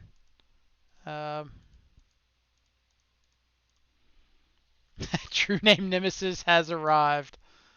That's an emote that we need. Just a true name Nemesis has arrived with a picture of a street wraith, which does remind me, since I know like Mystical Pot always like wondering about my paper collection, I did pick up a few of these bad boys. One of my roommates picked them up and got them to me. Let's see if we can just kind of scroll through these gentlemen. So for the ones who can't see, these are Italian Future Sight Street Wraiths signed by Cyril Vanderhagen, the artist. All right, go ahead. And I'm super excited to have those picked up now. That was a piece I was having trouble finding out of the deck. Terminate our true name Nemesis. I don't think that's allowed, opponent.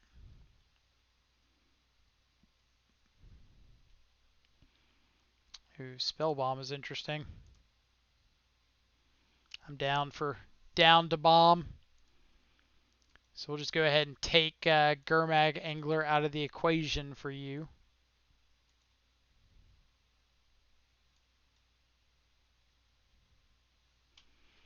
Now we can play out a couple threats.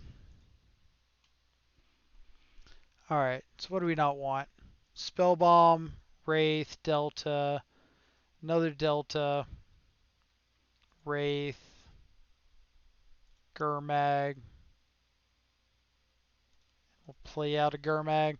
Freedmania, thank you so much for the follow. Hope you're having a fantastic afternoon. Glad to see you back on the channel for 2 days in a row. Let's see. Do you add a command for true name Nemesis? 3/2, 3/2 black, 3/4 swamp walk. This creature can't be blocked as long as. That is so awesome.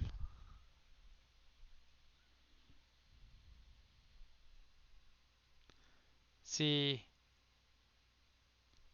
Hugh Flung Poo. Hugh Flung Po. Thank you so much for the follow. Hope you're having a fantastic afternoon wherever you're at in the world.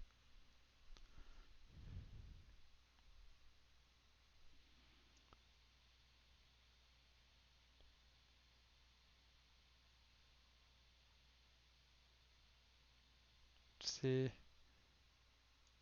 What do we change up over here? Oh, so we just changed up the wording on the text. Does it only trigger with capitalized? Or does it...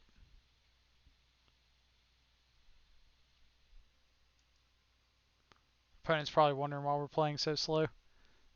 Because I'm so intrigued with the chat. Alright. So, we can start with Thoughtseize. See what they've got going on. I'm going to feel really bad if we win this game because of Lightning Bolt.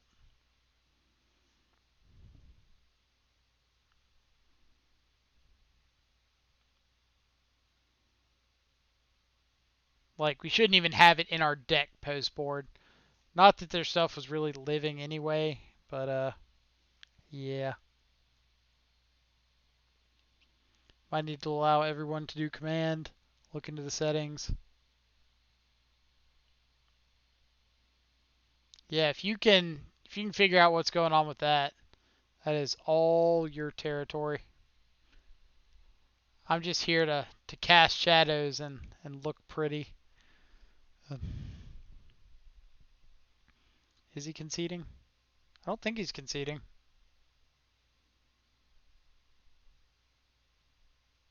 Maybe he's deciding if he wants to double bolt our angler. Nope, nope. K command. Target player discards a card, 2 damage to any target.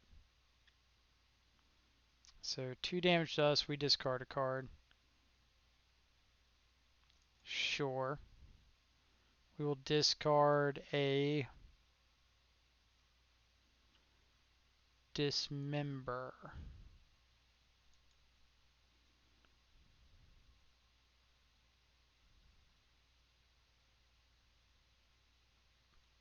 Double stub. Okay. GG's. So let's fatal push a snapcaster. Tack in for 5.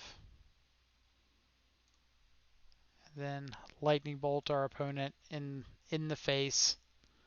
This is game 3. So we are going to take another W in the mirror. We played a mirror in our first league as well. And somehow we got through this one. All right. So 2-1. What do we beat? We beat the mirror and we beat red white hammer time. And we lost to, what did we lose to? Probably something we shouldn't have lost to.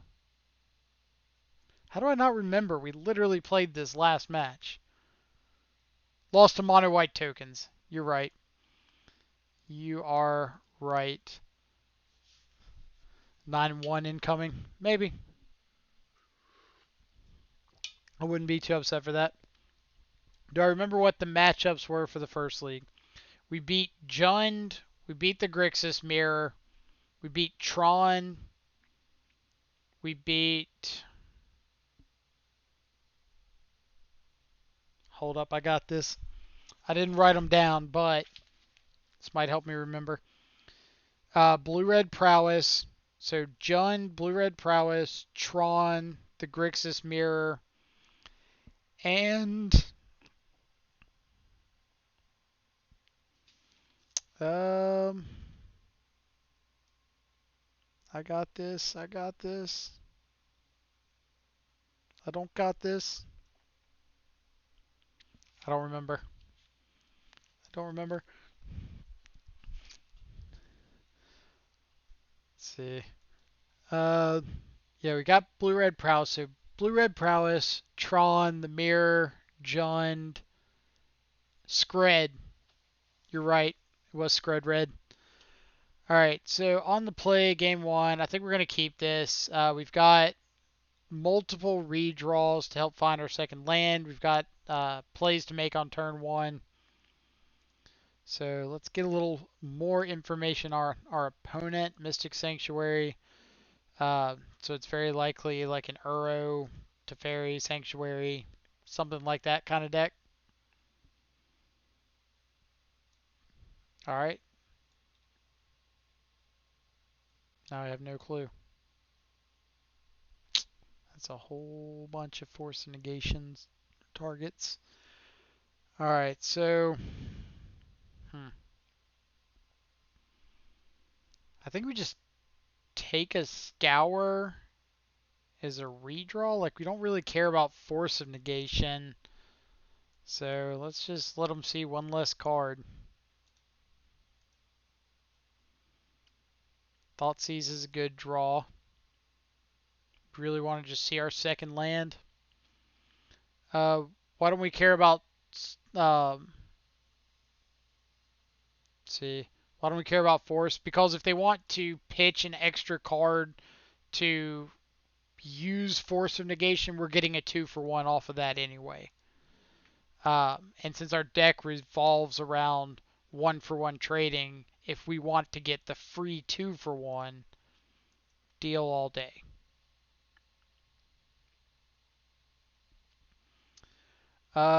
Love Scred. Kevin Mackey beat Corey Burkhart in the finals of Dallas 2016. I know, I was there. I was absolutely at that GP. Um, I day two'd, but luck kind of went bad day two. But it was a very, very fun event.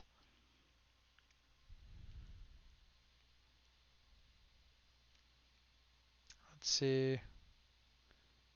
All right, so the commands are working now. Awesome. So one of the funny things about that GP was the the fact that if people had thought about it ahead of time, it would have been so obvious that Scred was like this ridiculously well positioned deck. The reason being is when you look at like meta game breakdowns, it's typically something like a tier 0, a deck that you know is going to be popular, that you need to be aiming to beat or interact with. Uh, tier 1, which is like the deck aimed to beat the tier 0 deck. Tier 2, aimed to deck to beat the tier 1, so on, so on. For that event, Dredge was tier 0 by a mile. So Dredge had this huge target on its back. We're probably not winning this game at this point, but I kind of want to see more cards out of my opponent's deck to get a little better idea of what they're playing. All right, we'll scoop to Jace. Um, so Dredge was tier 0. Everybody knew it, not even close. Tier 1 was Tron, because Tron was packing 4 main deck Relic of Progenitus and could just like destroy Dredge all day long. Uh, Tier 2 was the aggressive creature burn decks that beat up on Tron. Your Zoo decks, your burn decks, infect, things like that. Kevin Mackey comes along with this deck that's running 4 mainboard Relic of Progenitus, so Dredge is a buy. 4 main deck Blood Moons, so Tron is a buy.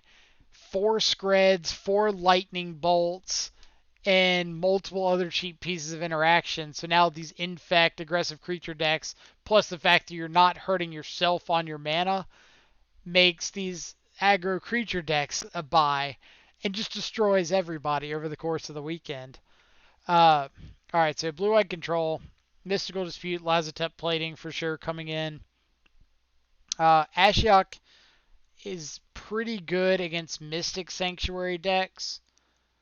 Um, so these are at least considerations we can look at. We might not bring all of them in, but it's worth at least noting. Let's see. 4 Thought Scours in blue-white. He's probably playing Frantic Inventory. That's a good observation. Like, I'm just not a fan of Frantic Inventory, so I guess it's tough to really judge that. What was I playing? 2016 Dallas. I believe I was playing Jund. Don't quote me on that. Um, Alright. So another option would be we could take out Drown in the Loch if we wanted to swap it out for like Brutality or something. Um, don't think it matters too much. So let's just go like that. Yeah, like I don't like using mana or I don't like cards like Frantic Inventory that do one thing. They don't even do that one thing very well. Because if you're just talking about like mana to draw a card, think twice. If you're talking about 2 mana to draw a card, then I'm sure there are better options that can like guarantee you at least seeing 2 draws. Um, like now, if you get to the 3rd or 4th Frantic Inventory, sure, it's great, but you're not really playing to the 3rd or 4th one. All right, so 1 land. I think we're going to keep it just because we've got double hand disruption. We've got our threat in hand. Obviously, we still need to find second land at some point, but it's a good start. If you want to draw at instant speed, just play Archmage Charm. Agreed completely. Like, the modal spells like the charms, so fantastic. Let's see.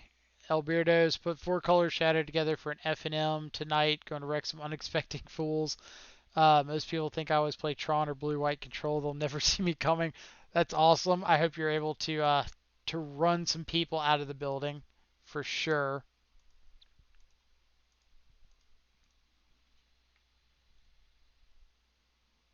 All right, so our opponent is on a mull to 6.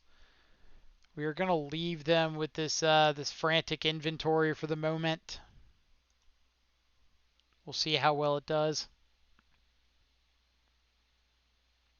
In the semis, Kevin Stormbreath Dragon destroyed that game against Jeskai. Yeah, like I've watched him play against Jeskai control, blue-white control, Grixis control, and Stormwing was a house. All right, so we could Thoughtseize here, but we're really far behind if we don't see our second land. So let's just try to find that. I should have specified. I should have said not black land. So my fault. So now we're just going to hold up this Thought Scour. For those of you who don't know, Shadow is a very fickle mistress. And if you don't specify down to the T what you're looking for, she will tease you pretty heavily. I can't count the number of times I've said, like, I just really need to find a threat. Oh, here's a Street Wraith. Huh. Technically. Alright, so we certainly don't want to scour them. Fetch land off the top. One time. Not a fetch land, but we will take it. We will absolutely take it. As you see, our land woes have diminished greatly. Alright, so we can take the frantic inventory, just take them off a redraw. I'm pretty down with that. We get to show the real power of frantic inventory, because if your opponent thought seizes it away and you draw another, you just get to draw 2. And that kind of value is just absurdly unheard of in Magic the Gathering.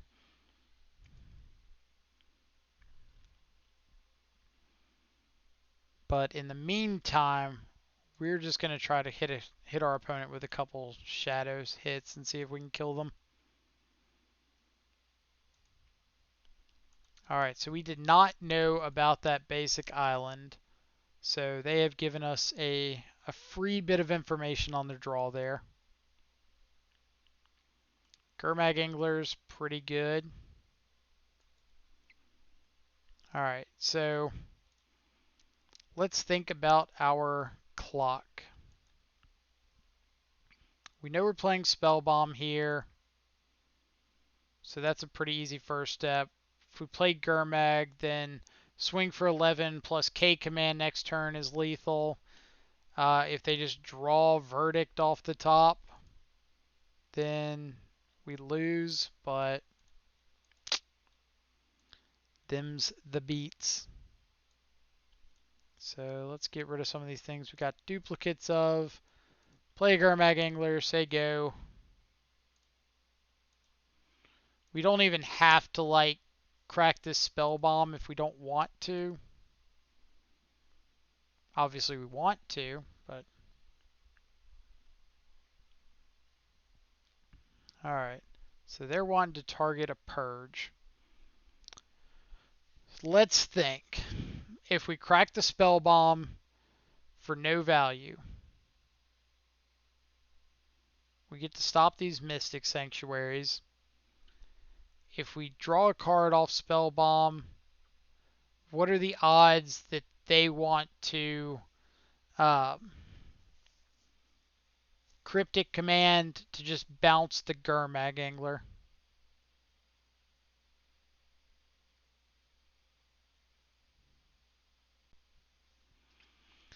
Yeah, I agree. Purge is okay. I think holding up this Stubborn Denial is more important for us.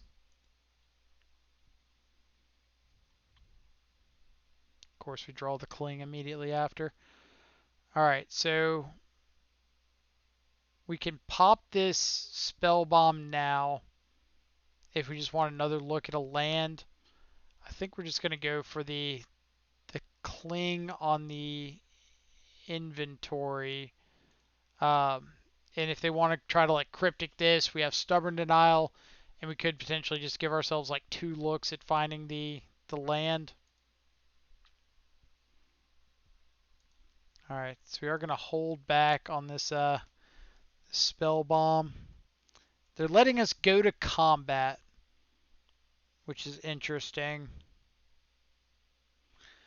To me, that says I want a cryptic command into turn, bounce something.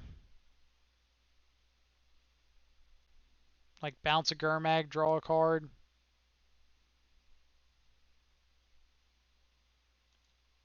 And we can stubborn denial this. And now they have Purge, Sanctuary, Plains as their known cards. So if they're purging, they're dead to the second creature. If they find another removal spell, they're dead to the K command.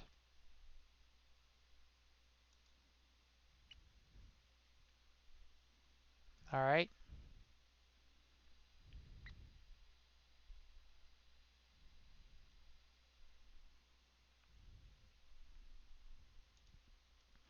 Alright, so we are going to spell bomb in response to this. So if their last card they drew is like Opt or something, they don't get spell bomb or they don't get purge back. Archmage's Charm. Sure, you dead.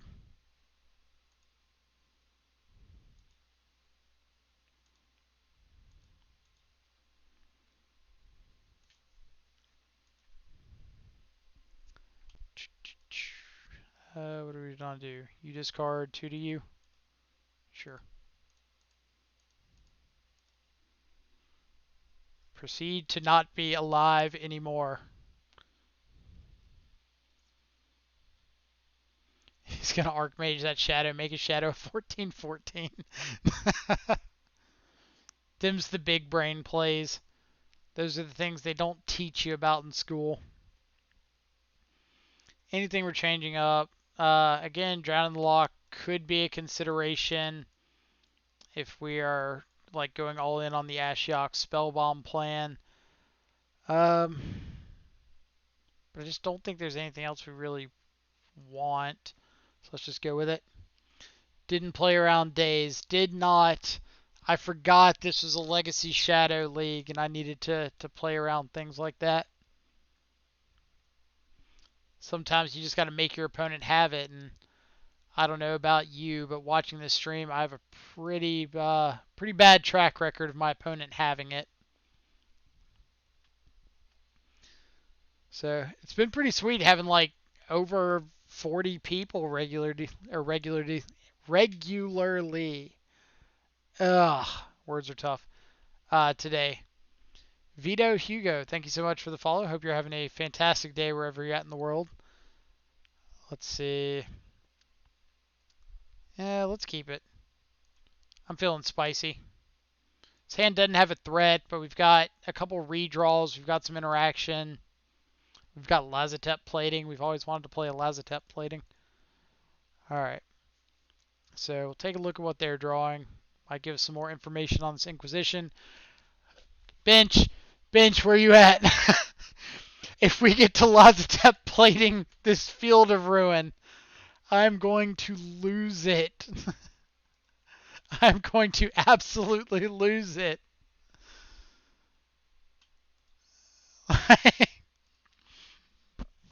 I might cry laughing. They have double Field of Ruin. Is this going to be it? I just noticed this is Zach Allen. Oh, is this Zach Allen? Sweet. Oh, if we get to Lazotep plating a Field of Ruin into Ashiok. Whew. Whew. Alright, let's think. Making sure that that's our best line here. We have perfect information about their hand.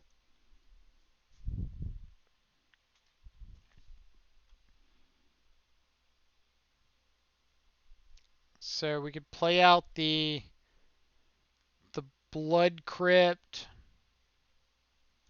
I think that kind of incentivizes the Field of Ruin a little bit more. Oh, Zach. Zach, please. Please go along with this. Alright, so Zach's not going to main phase us. Is he? Is he?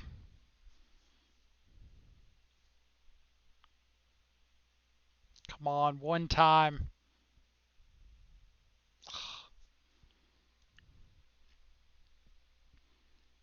Alright.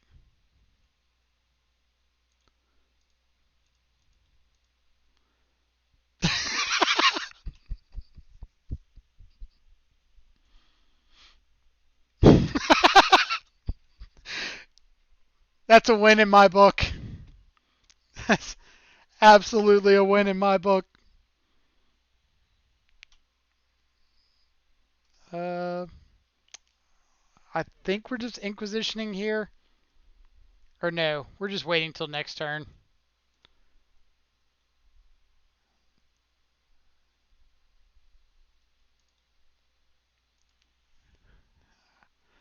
Sibo, thank you so much for the follow. Hope you're having a fantastic day wherever you're at in the world. Not playing around Lazotep plating in 2020. God, that feels so weird. Hikashi, thank you so much for the follow. Hope you're having a fantastic day wherever you're at in the world. We just got to Lazotep plating a Field of Ruin. Zach, why are you going for it again, man? We see how well this played out for you last time. Alright. You can have this one. But we still got a zombie token. Alright. We can't do anything before a draw step. So we can Inquisition. See if they drew into like a Jace path, whatever. They have got absolutely nothing. So if that's the case, we want to close out this game quickly. So I'm thinking Gurmag, Shadow, Swing. Or like swing with a zombie, play Gurmag and Shadow.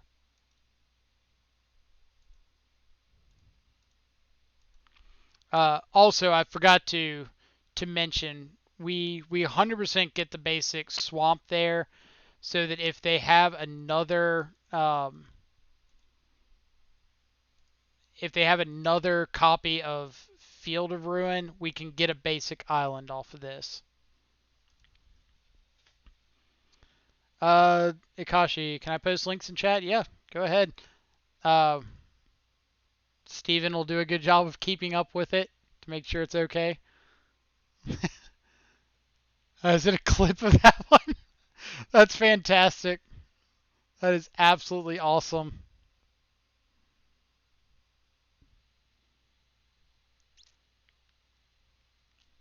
Let's see. Leviathan, did I see Autumnal Gloom in a 5-0 list? I did because I think that Bench and myself have both put Autumnal Glooms in 5-0 lists. I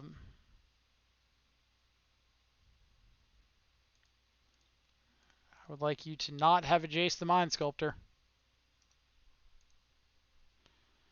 This is where he goes back really angrily, like, oh my god, he just had it all. Alright, so we could play the Royal Scions, but it doesn't actually change the clock. So I think I'm just going to play this this Ashiok.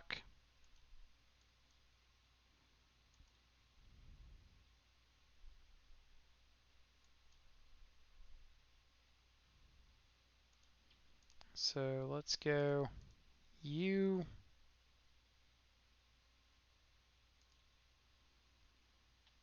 And we will, do we want to mill you? It doesn't matter too much. Yeah, why not? Assert dominance.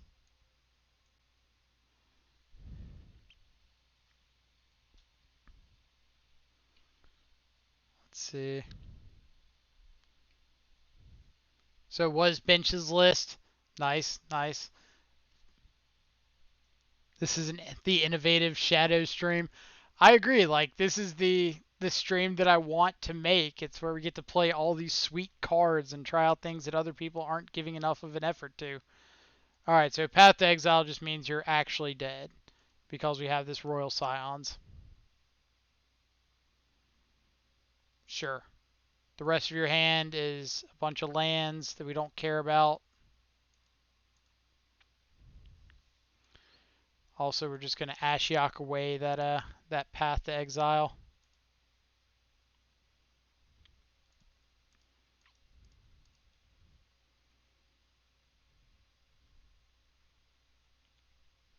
Oh, did he have another card? I thought he was. I thought we knew everything. All right. Get punished for not playing our land. Land of shame.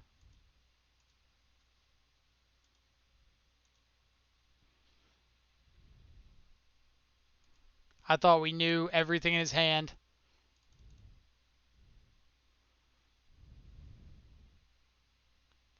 So, 100% my fault there. We should have clicked things away as it went. If we end up getting cheesed out because of it.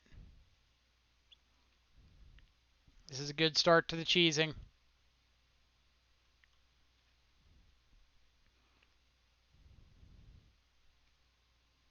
Alright, so we are just going to kill the Teferi so that we can play the Gurmag and have the Stubborn Denial up. So Teferi, go away.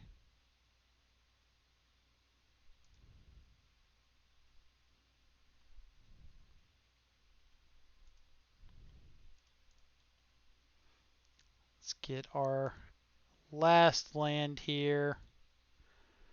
Play Gurmag. We'll go 1, 2, 3. Let's hold up double blue just in case they draw another Field of Ruin. 4, 5, 6, and leave the Lazotep plating in the yard to send a message.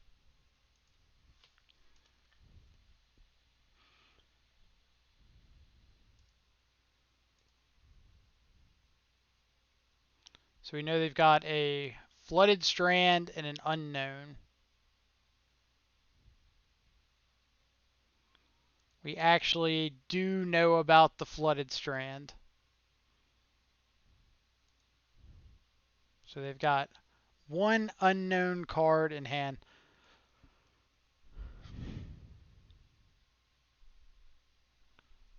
To be fair, he is drawn like a god this game. So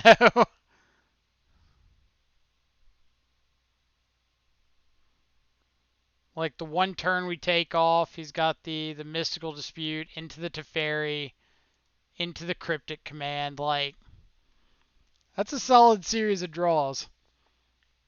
Let's see. Mill yourself to fuel Gurmag, not then. Should I wait till the finish this match queue snipe you? I mean, if you want to snipe me, go right ahead. Like I don't mind at all. Mill yourself to fuel Gurmag, not them. Uh, so we could, but there's not really anything that milling ourself improves. Like we're still getting to just cast the Gurmag. If they bounce it, we can cast mill ourselves after that and cast it again. Doesn't really matter either way. Like we're tapping down to just Stubborn Denial. The advantage, I guess, would be we might hit like Cling to Dust, but then if we're playing Gurmag, we can't escape Cling anyway. So He drew weird white sources. He did. He did. Uh, let's see. Close the stream if I queued against you. Well, I appreciate that. What? What?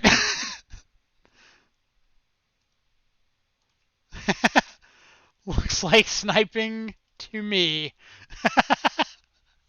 Freedmania, this is fantastic.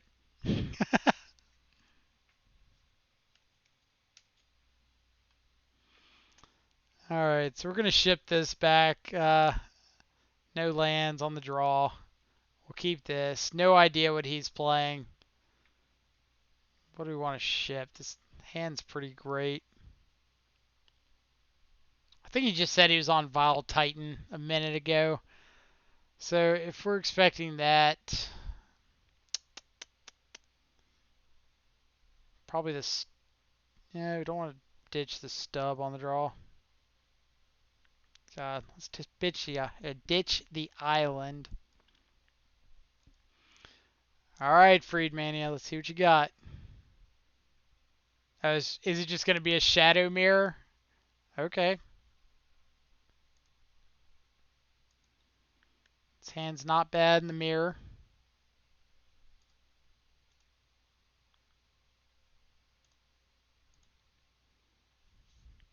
Think I won't soft stub a Thought Scour here.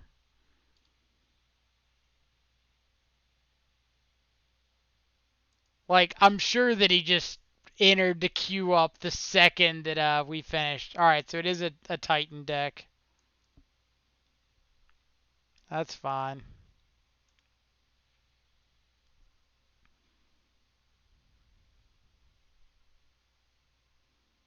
Is this Sultai Titan? Like a Sultai Uro deck?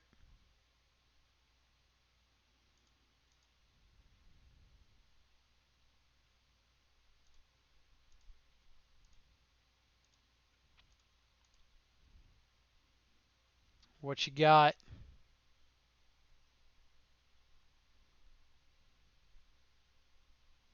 Opt. Sure. You can opt to your heart's content.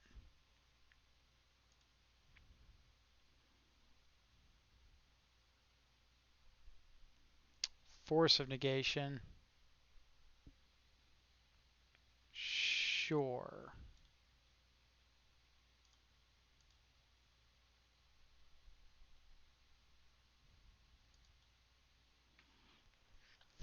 What did he pitch off force? Force pitching force. That's a solid turn one or a game one play. Let's see. Maybe Sultai Rec. That's kind of my guess here. Is a Sultai Reclamation deck. Freed not even playing Vile Titan like he said. I know, he was afraid of the power that Grixis would bring.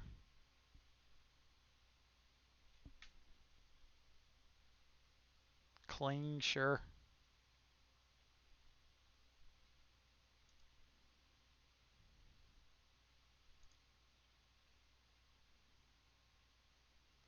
So we cannot play out a Gurmag this turn. So let's just say go.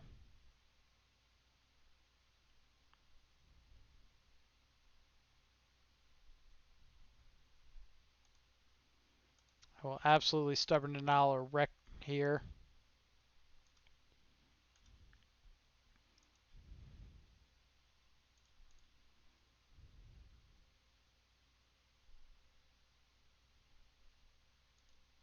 Start getting some of these lands out of the way.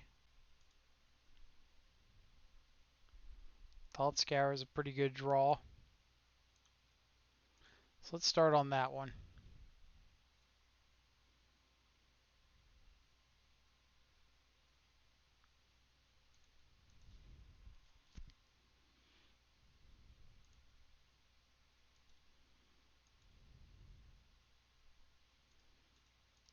And we'll just go ahead and get this this Gurmag. He might have like a Remand here, which would be annoying but fine.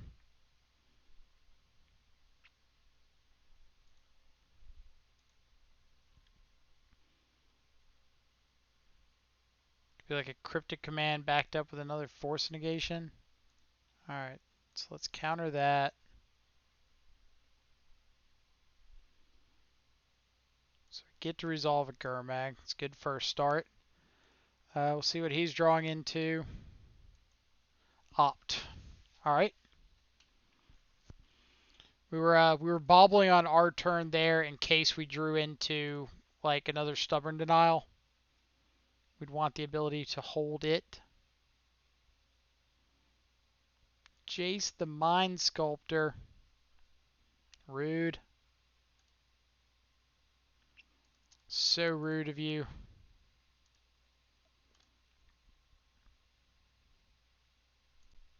Alright, so we got some things to cast.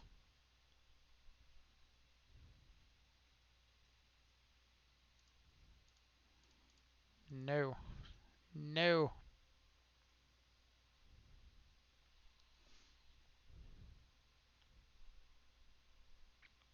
This could mean that we just have no target for this opt, but that's fine.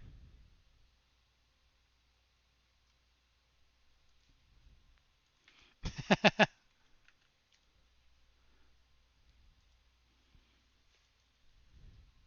not baiting information out of me.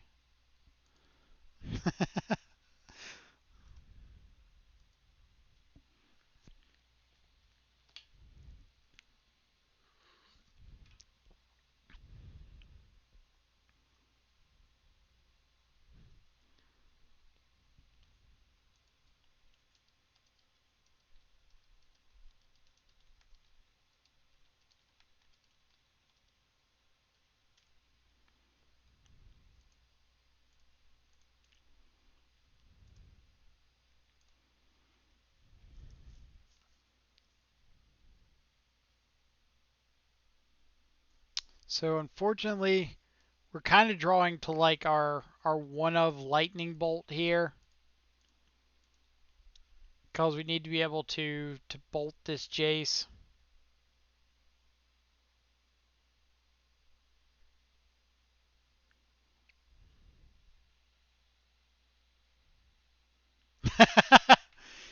You drew that one as if you didn't see it on stream.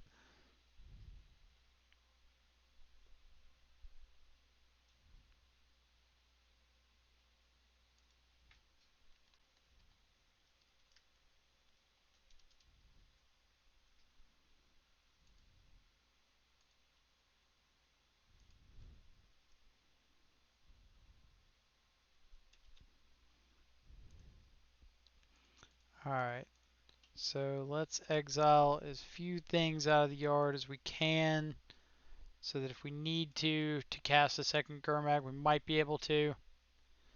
Alright, Snapcaster Mana Leak will do it. That's pretty solid. Um, Classic turn 20 leak. Alright, so sideboard against a Sultai. What are we thinking? Don't even know if he's playing Uro, but it's probably worth considering. So this is about what I want to bring in against the Sultai control decks / Uro decks. Collective Brutality is better if they're just hard control, but worse if they're on like Uros. Things we don't want, like that.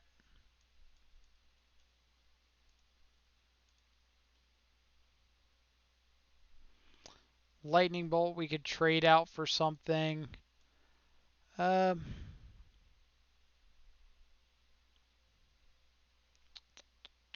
we could leave in a Spice Battle Rage. Why not? We'll catch him off guard game 2.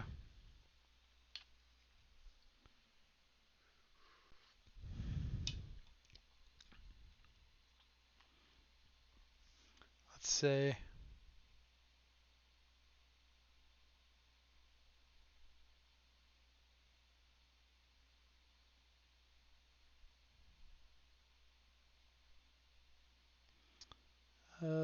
Friedmania, Brazilian.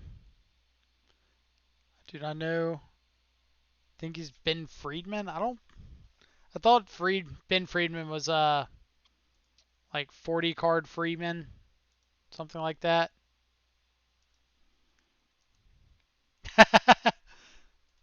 Let's see.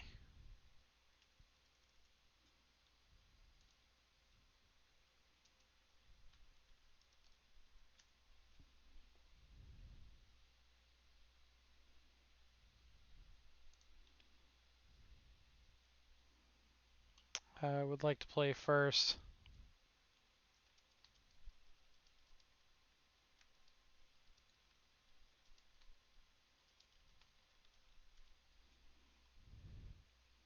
Alright, so we are going to keep this. We've got some redraws. We've got a quick Gurmag Angler to get under counter spells.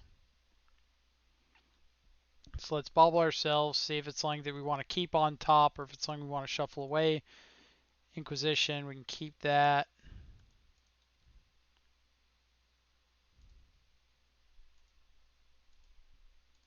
I hope you're noticing this bench. He is respecting the Lazotep platings. Tarmogoyf. Oh boy. What year are we living in? Alright, so we don't care about Fatal Push. Let's just take the Mana Leak. It's the best way he has of interacting with anything that we're doing. That'll give us a little bit of a buffer in case we don't draw the land right away.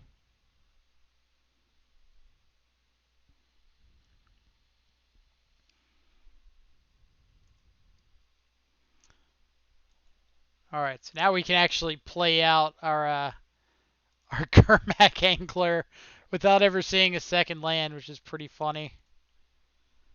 So we will bobble ourselves just in case it's a land. We can go ahead and fetch, or not fetch, but cycle Street Wraith. Polluted Delta, nice. So now we get to have everything. We get to play out our Gurmag and hold up Stubborn Denial. There's not really anything we care to keep in the graveyard. The Inquisition's not bad, but we really want to get rid of a lot of these card types for Tarmogoyf.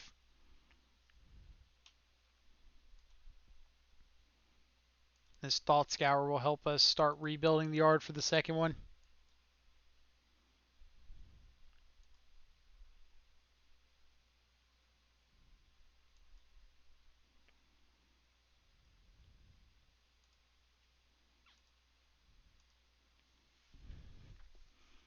Alright.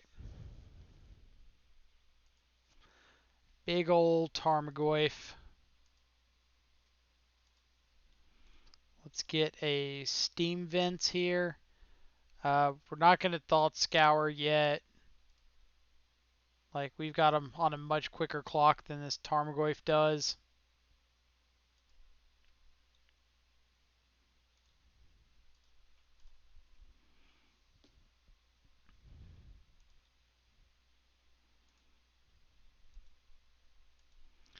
Like, I'm assuming he can probably pretty well guess that we've taken out like all of our spot removal basically. But we'll see. Uro, sure. So this does make Goyf a bit bigger, but it leaves the door open for us to be able to scour ourselves and get this second Gurmag Angler down.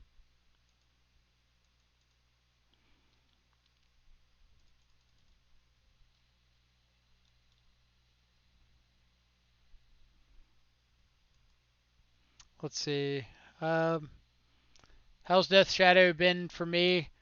It's been great. Like, I think this is the most fun deck in Modern by a pretty wide margin.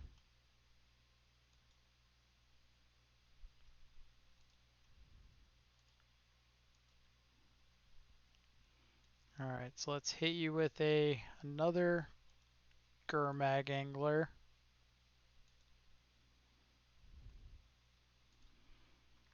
And we'll play out the second one, and now kind of the hope is just that he's not able to produce enough spells to play out this, or to get this Uro back next turn.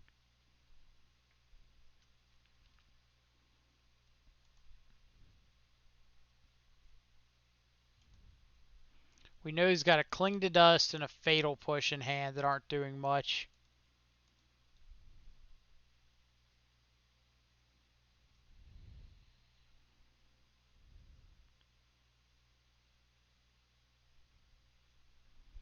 Cling to Dust, your own Delta. You got it.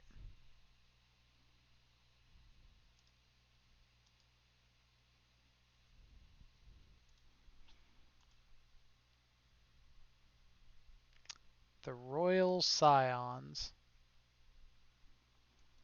Don't think there's any reason to show him that just yet, especially when we just have access to snap stub.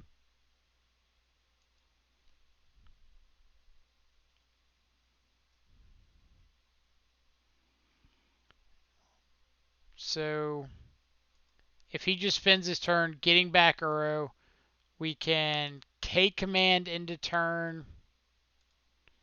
He'll go up to 7. We K command him into turn, put him back down to 5, and we've got lethal with the Gurmag, or just the Gurmags, and we can add in the Royal Scions for the extra oomph. Says Shadow's the most fun deck in Modern, but hasn't tried White Weenie. I mean, I can't argue with that one. Ooh, salt on the wound there. Salt on the wound.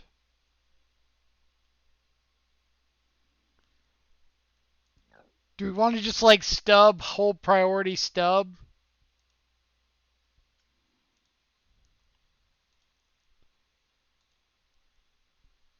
I kind of want to. We're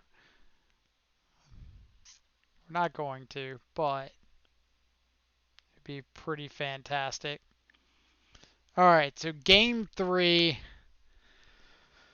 Now we get into a mind game. Like, do we think that Freed is the kind of person to board out the Tarmogoyfs after showing them game 2? So maybe we look at something like Terminate, just as something that can kill Tarmogoyf or Uro.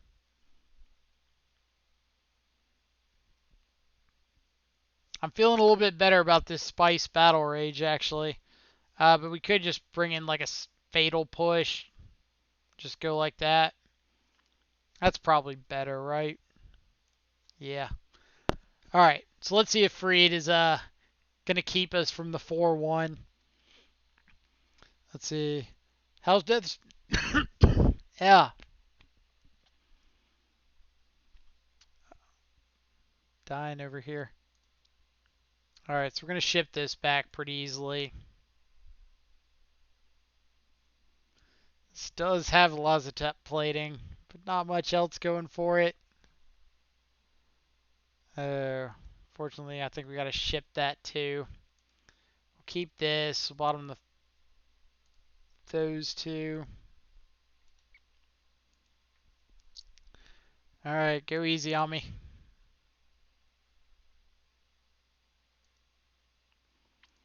We'll go ahead and start looking just in case we draw a Thoughtseize.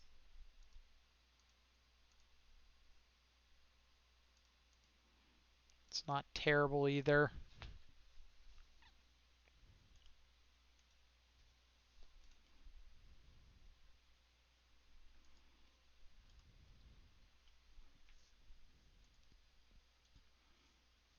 Alright. So here we want to play out the Shadow. We know that he has like Mana Leak and Fatal Push and all sorts of ways to deal with the Shadow. Or is he just going to cling here? Sure.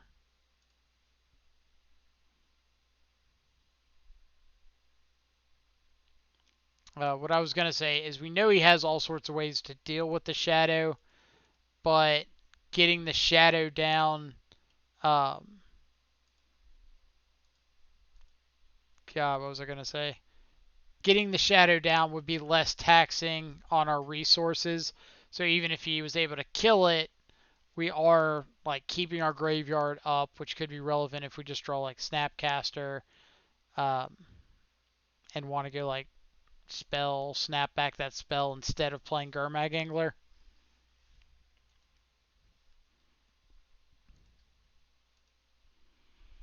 If he kills the shadow here, we have the ability to play Gurmag next turn with Stub back up. If he doesn't kill shadow, we're just going to try to hit him in the face with a bunch.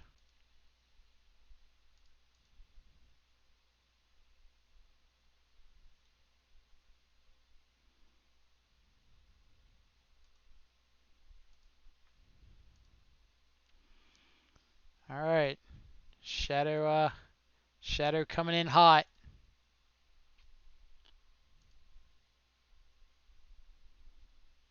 And then we're definitely just passing turn here.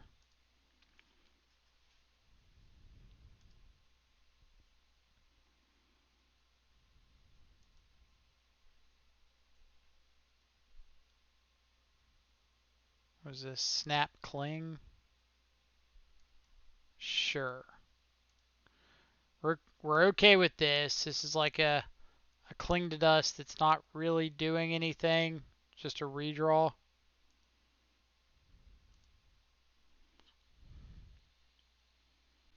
Let's see. He is playing around Lazotep, I think. I mean, he could be. It'd be kind of like the funniest play around of 2020, but because technically it's a thing.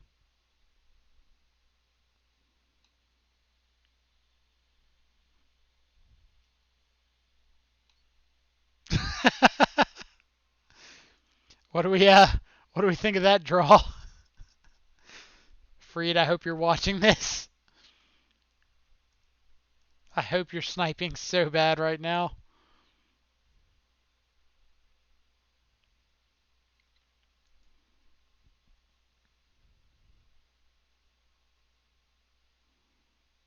What you got? We're just gonna plating this. Why not?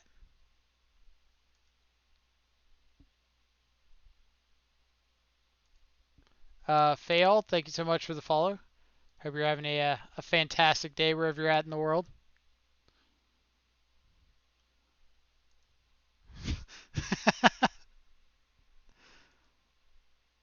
All right. So we'll say go. You're right. He also cannot veil the Lazotep plating.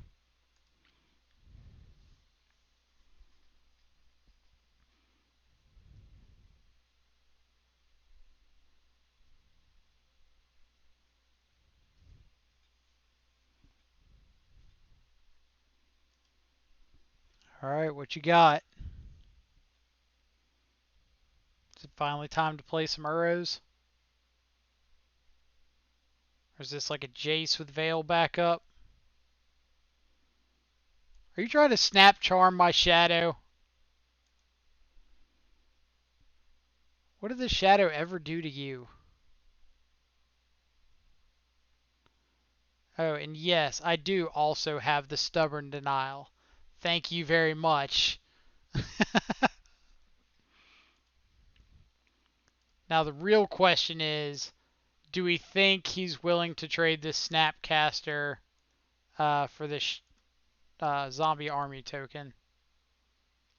What do you think about that draw? That's a pretty good one, right?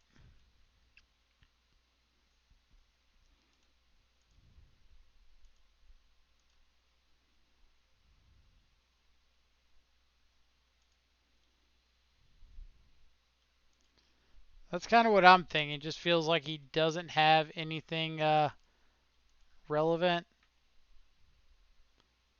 God, unfortunately, we have to exile the Lazotep plating. Feels super bad.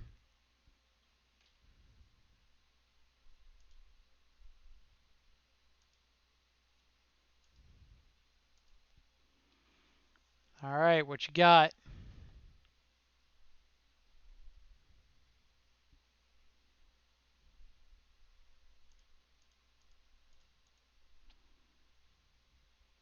I'm going to attempt to snap Stubborn Denial. If you got the Veil, you got the Veil.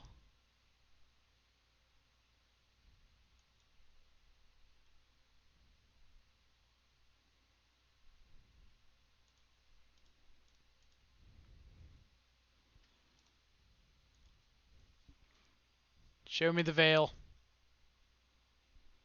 Like, we're not even dead if he has the Veil, but it's kind of like a moral loss.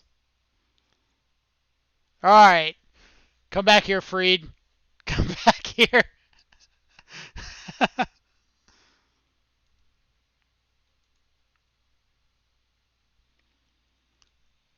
Let's see. Can we have some more interaction? Lazotep was hilarious. Like, Lazotep being able to tag that first Archmage's charm to get around Veil if he didn't ended up having it, plus having the stub was just but like I want Freed to come back in so he can hear just how nutty we drew games 2 and 3. Yes. Yes, it would have been. But like we drew so hot that second and third game. It was absolutely insane. Like it was not me. It was the deck. The deck decided it didn't want to lose those games. See, 9-1, pretty impressive. Now talk to me when you're 1-5. We had some rough matchups yesterday. I think we went like 2-3, 3-2, 2-3 or something insane. Um, no way you can deal with Lazotep. I mean, in that particular moment, no. But like Freed said, if he saw Fatal Push or he saw Veil of Summer, completely different match there. But we just kind of had to play to him not seeing them. Well, it was the same as the stub, except it did get to play around Veil. So mostly like a stub, yeah. Just that one added benefit. Um, the 1-1 for right there is pretty much irrelevant, but the playing around Veil part was kind of nice. But obviously, if you didn't have it, then in that situation, yes, it was the exact same as stub. Um, let's see. Mold 5, then Lazotop Luck. Like, chat is my witness. I did nothing special in any of those games. I just played cards as I drew them, and they worked out.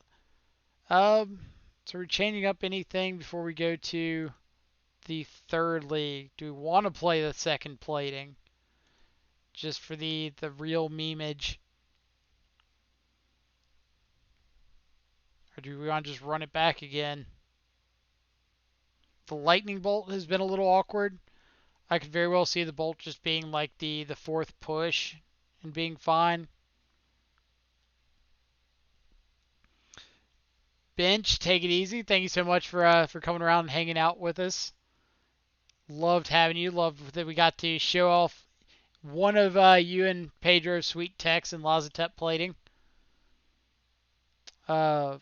Paulo Theodoro, yes, we did run. I can see cutting a brutality for a plating. Sure. Yes, we did mull to 5 that last game, but it was a really good 5. It was like double fetch land, shadows, street wraith, Gurmag. So it had a lot of play to it. Push is better against prowess, I agree, but push can't kill a Stormwing entity ever. Lepardo, the record right now, we had a 5-0 in the first league and a 4-1 in that second league. We lost to mono white tokens. So maybe. Do we want the tech to beat the tokens? Probably not. But it's an idea. Push is better against prowess, just for the added testing factor. Leviathan, I like that thought a lot. I like being able to add extra copies to test things out. That's a huge part of why we put this channel together in the first place. So we might as well take that advice and put it to heart. Cut shadow for Lazotep. Maybe. Maybe that's the tech. Maybe we just say like, all right, shadows aren't doing it for us. Too many things kill this, but if we get a Gurmag with a plating, whew. Did you get the 10-0 in the first one? We did not. We got the 10-1. We did lose one game of the mirror in round 5. So that was pretty rough. Where's the Grim Lava Man? Honestly offended.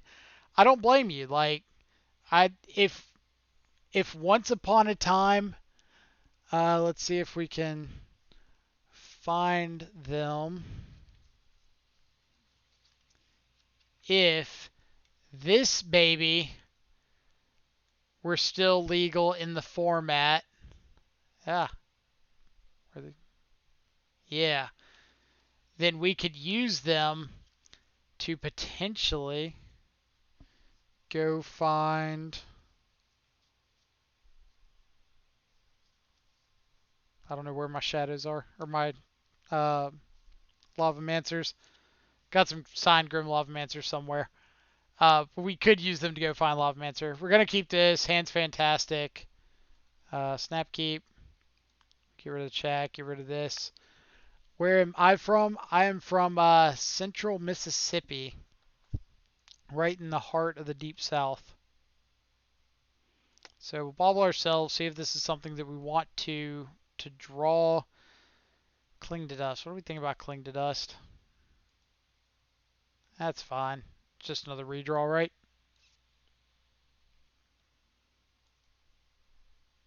Let's see. The amount of times Mike has gone fetch shock, turn 1 lava man against me. I mean, just stop playing decks that are dead to fetch shock lava man. Like, what's the problem? Best shadow player south of the Mason Dixon. Playing against Yama. Oh, is this Yama killer? That's pretty dope. I do like playing matchups against good players. Thought Scour, work. All right, we are Thought Scour tribal today. It's like a wraith. See if we draw anything relevant. Misty Rainforest makes me think that this bolt is likely just dead. So we're just going to point at ourselves and play a shadow. Huzzah. Then we can snap Inquisition next turn if we want to. We could cling to try to draw something more relevant. Whatever. Alright. I didn't think it was Yama Killer, but you never know. Looks like we get to have our replay. Or no, Free Mania was on Sultai. This is that boring Teamer Reclamation pile deck. The Blues Earth indeed. Alright. Let's start with a Thought Scour on ourselves.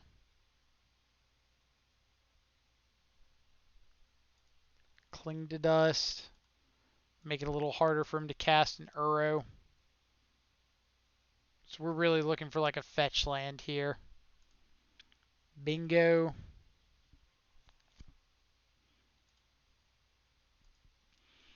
Alright, so we're hitting for 6 here. Putting them down to 13. We can dismember our shadow end of turn to hit them for 10 next turn. So that very well could be something we're interested in doing. They have Thought Scoured themselves, absolutely.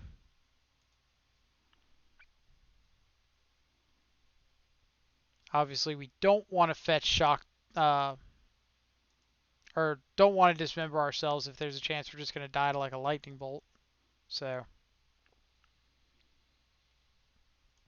Agreed. Like we don't want them to just have the option to bolt us. We are going to do it now because we have access to cling to dust out of our yard.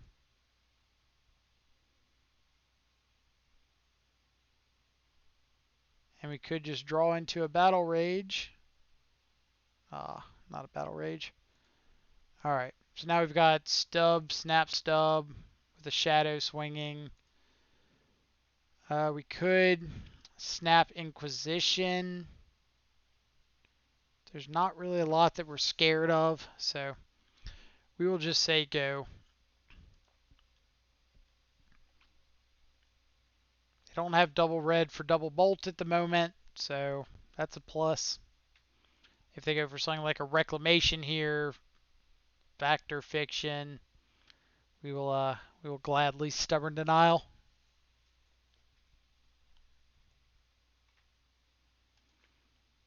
Is this a bolt me on my upkeep?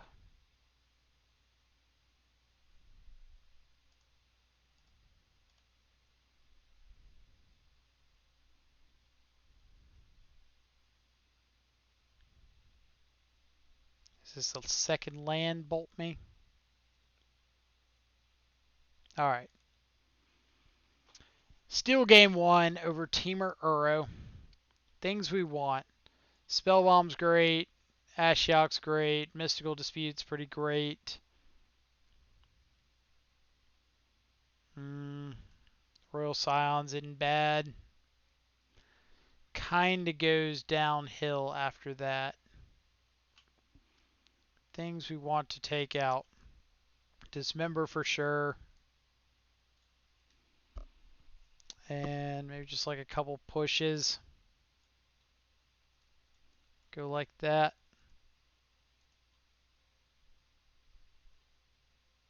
Looks good. Let's do it.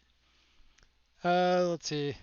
This makes you want to fire up Grixis again? You absolutely should. Uh, let's see. Is trying Jindrik's list. Yeah, like the Tarmogoyfs, were they in the main or were they out of the board? I'm assuming like out of the board because they 100% caught me off guard. Oh. So this is basically a 6-card hand before we even start. Their main board? Oh, that's sexy. I think we're going to ship this. We don't have the right pieces of hate. We're already down a card. We're not even guaranteed a turn 2 angler off this. This is 100 times better. So let's get rid of this Thought Scour. We don't really need it. Yeah, those Gurmag anglers were, or not Gurmag anglers, Tarmogoyfs were sick.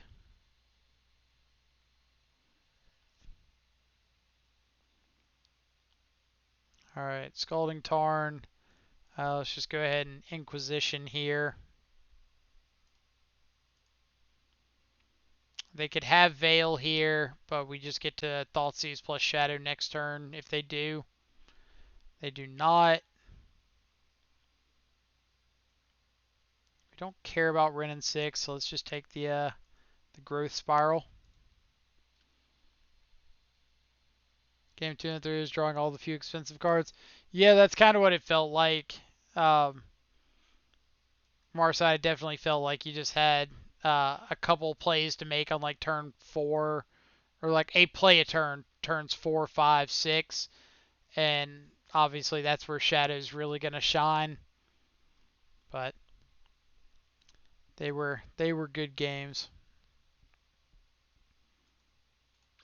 All right, opponent, you've got a Wrenn and 6. I got back Tarn, sure. So let's look at taking something expensive or interactive. Cryptic Command fits both of those. And we'll go ahead and get another Watery Grave and play out this Shadow. We're going to hold this Street Wraith in case they decide to try to get cheeky and minus this Wrenn on our Shadow.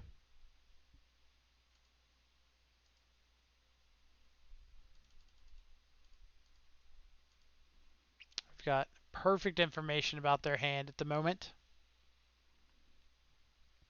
Do it, opponent. Do it. It's just a 1/1 shadow. It's just sitting here. Stream sniper confirmed. What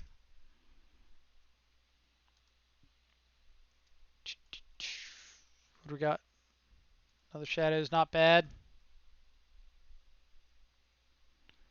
Ashiok's not terrible. So let's see. I think we're just going to hit them and play this second shadow. Like, when I say we don't care about this Wren, like, we really don't care about the Wren.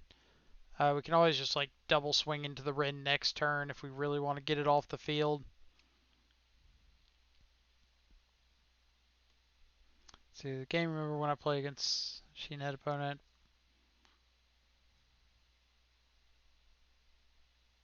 One Teferi's response. That's spicy.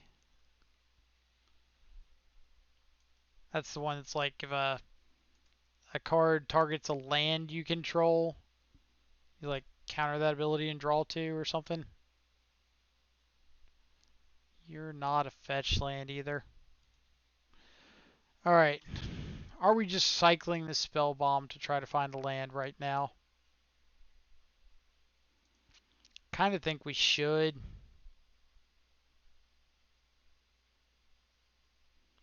I guess they can Mystic Sanctuary, and that's a reason not to. So if that's the case, we're just killing Wren.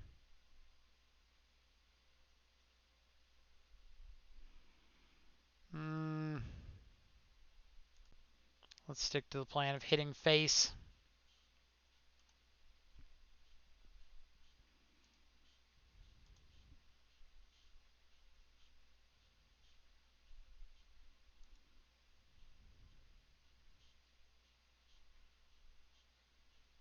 Alright, now if they want a Mystic Sanctuary, I'll probably just cycle this Spell Bomb.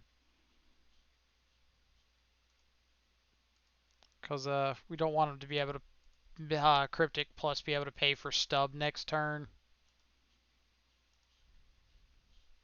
Gurmag's not bad.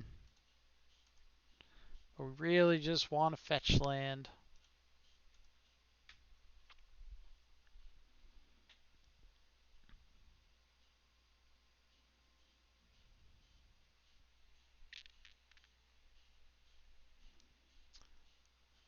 Back up to 40 people.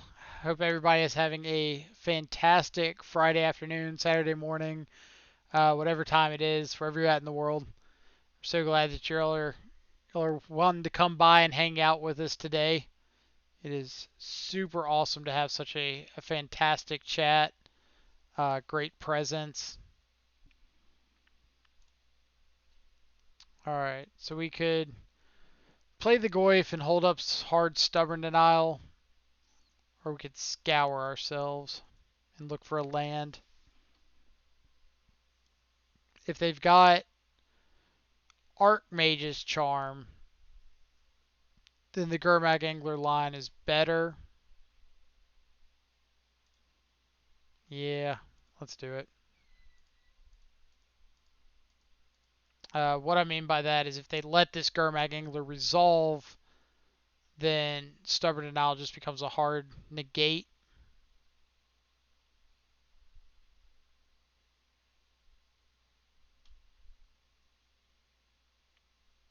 Remand is A-okay. That probably means you're dying.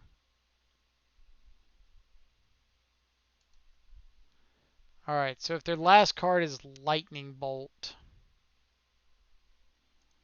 they shouldn't have bolts in, right?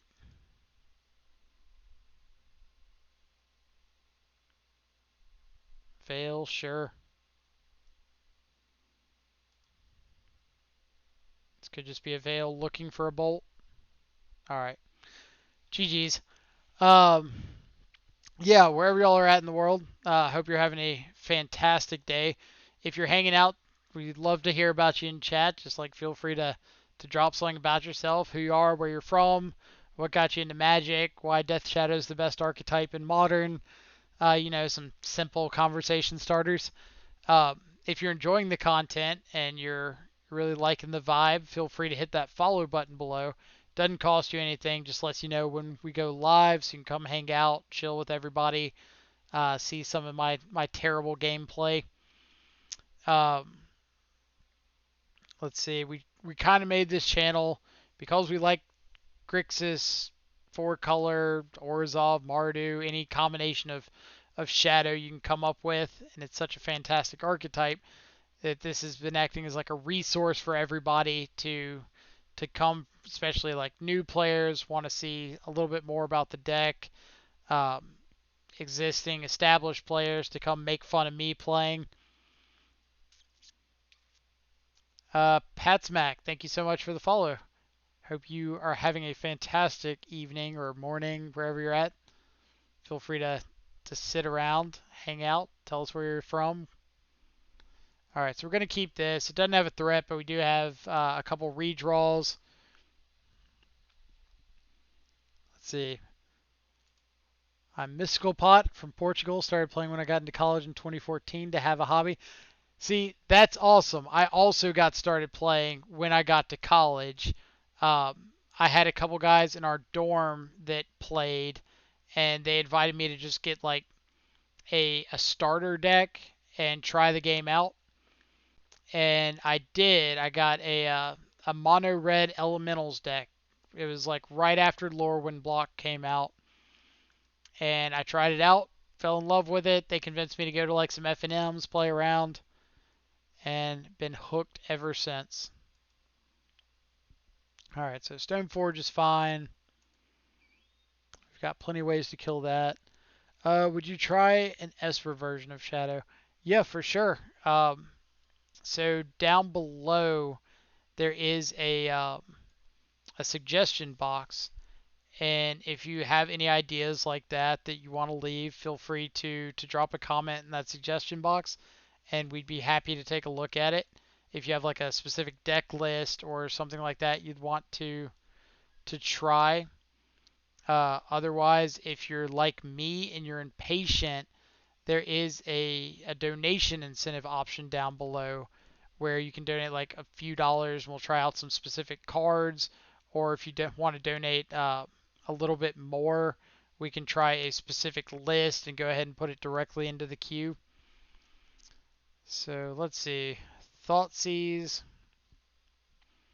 We don't really care about most of what they have going on.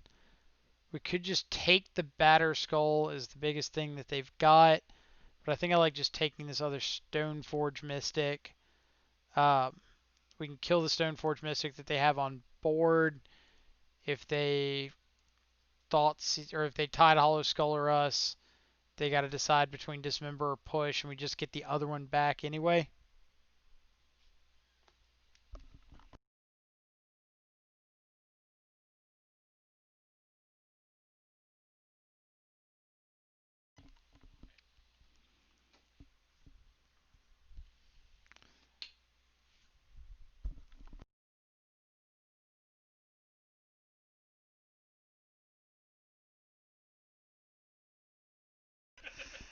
All right.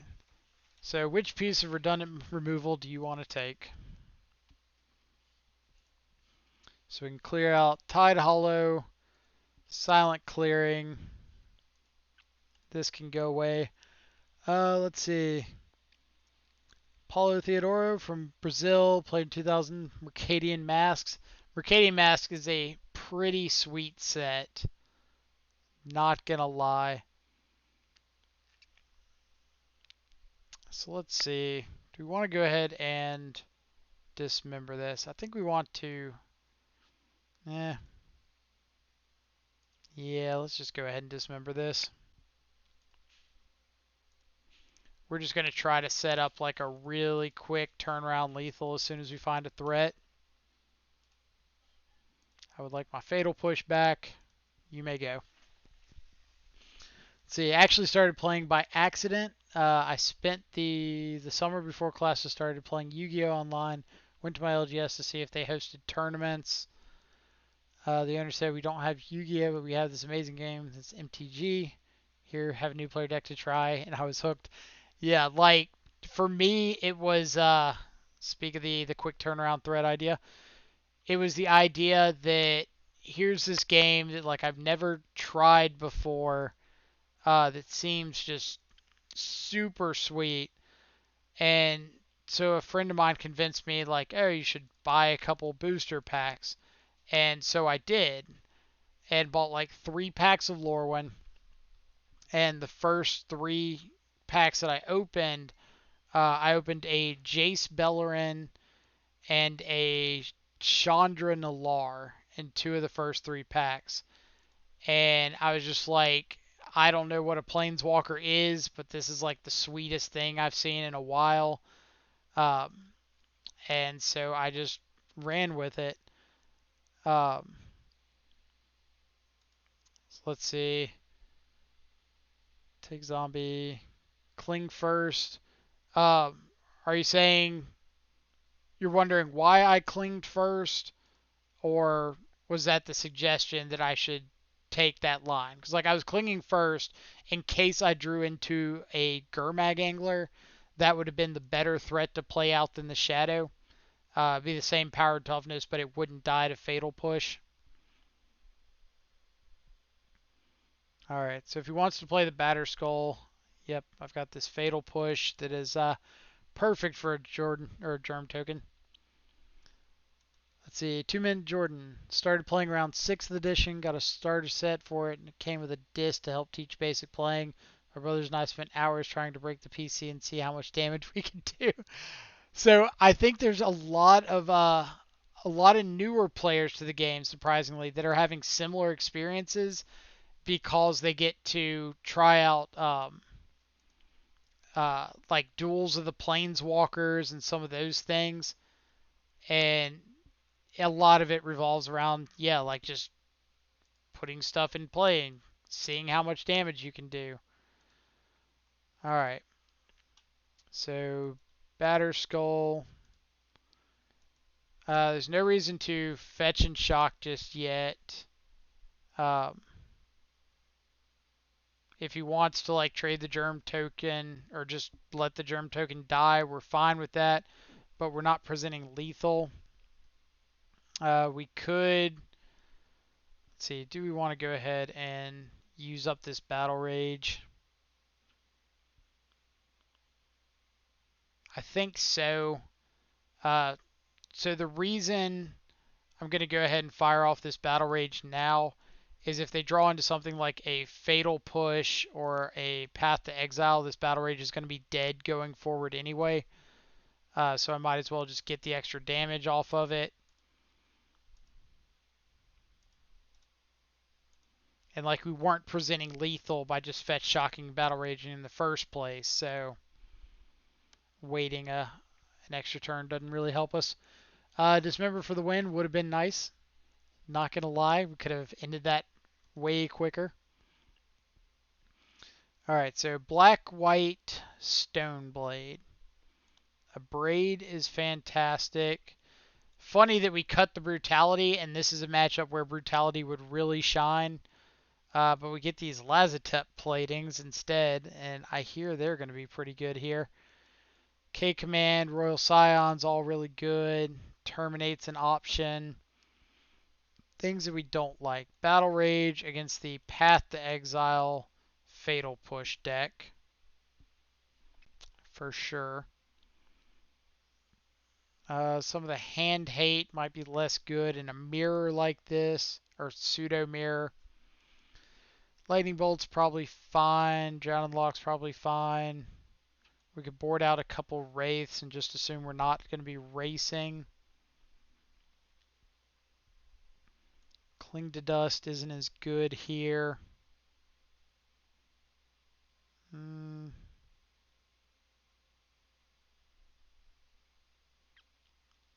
What's our last cut?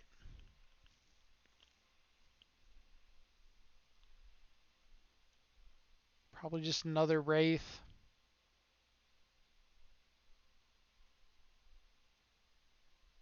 Or I guess if we're expecting something like Rest in Peace, Drown might be worse. So we'll go like that. Let's see. Double strike also prevented the life gain. Oh, you mean the battle raging the shadow? Yeah. So like we don't really care about the life gain at that situation, um, because if they gain the life and we find another way to lose life, we're just winning that race anyway. So this is 3 hands without any lands. So we're going to four hands without any lands, but we got a Street Wraith, so we're keeping it. Let's get rid of some of the expensive things. We may just never see a land here, so let's see what happens. But I'm definitely not going down below 4. All right, all right. So you're saying there's a chance. You're saying there is a chance. So we're gonna go ahead and Thoughtseize now to get under like Stoneforge Mystic. All right, there was a chance. There's no longer a chance. There is no God.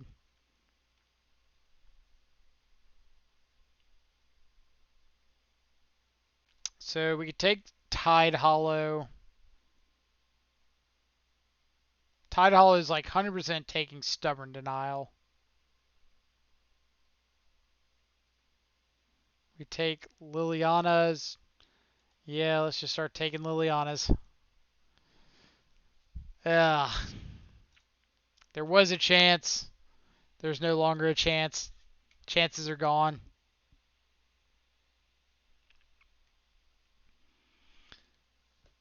They drew into the Confidant. All right. Well, we're killing that. What's the probability of like not seeing any lands in the first 3, 4, 7s? Pretty low. Pretty low. Tide Hollow, sure. So you either take my Fatal Push and I get to stub the Lily, or you take the. All right. What are we looking for? That's not terrible. So we'll bobble on their upkeep. We know they're running like Tide Hollow Scullers, so we don't want to draw into that. They drew their land.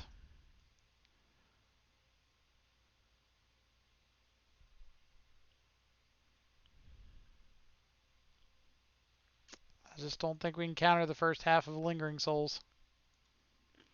All right, opponent, hit me. Hit me.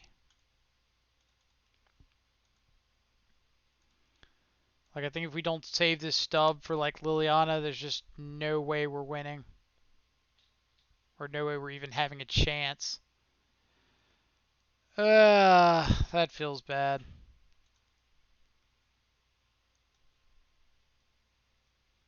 That feels super bad. Alright, so if they have Liliana, 4th land, Liliana, tick up, then what?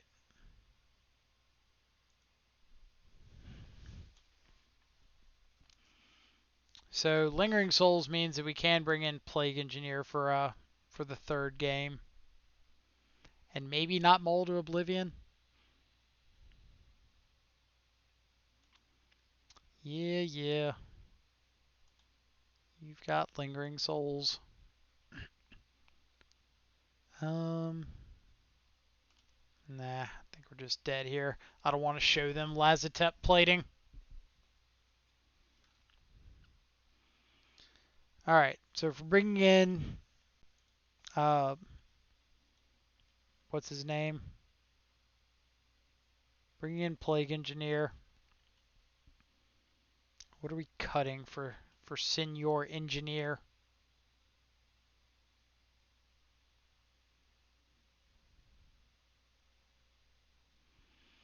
Hmm.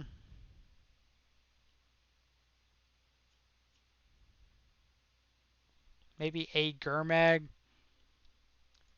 against decks like with a lot of paths and pushes. Um, the first Gurmag can also get, or almost always get answered, especially now that they've shown Liliana.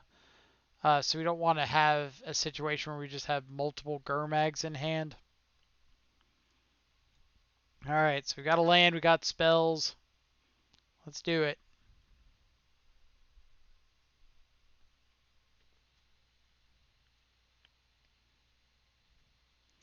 Let's see. Well, I hate to leave in a game like this. Thank you for the stream. Learned so much. It was super fun to hang out. See you next time, Mike and chat. Mystical, so great to have you around. Thanks so much for hanging out with us. Definitely look forward to you to coming by again next time. Alright, so let's go ahead and Thoughtseize something away. Double surgical extraction.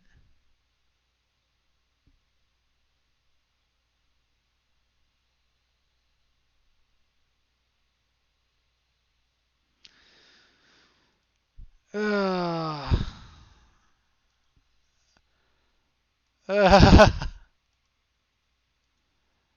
Alright, if you want to surgical our Thoughtseizes, go right ahead.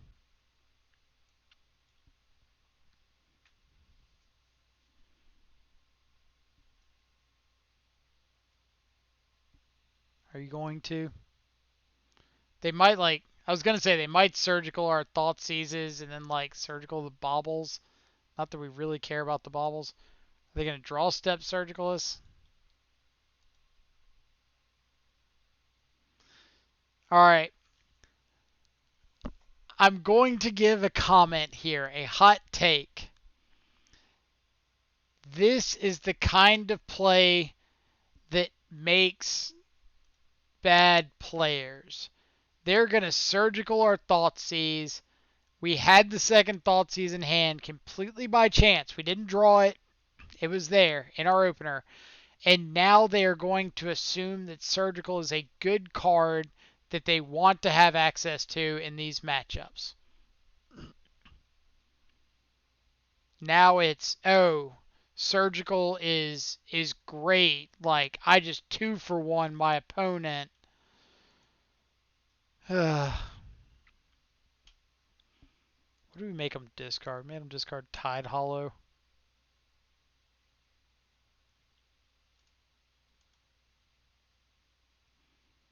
It's just like, oh, well, yeah, of course surgical is fantastic in these matchups because it just got a card out of your hand.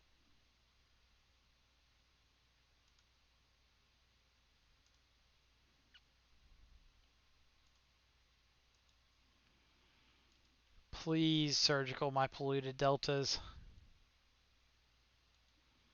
Just one time, opponent. Just hit them. Hit all of them.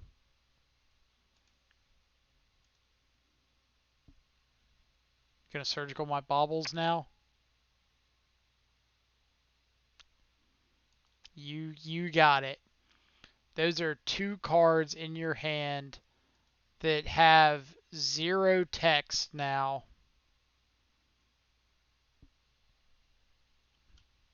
Sure. You have got it. You have foiled me.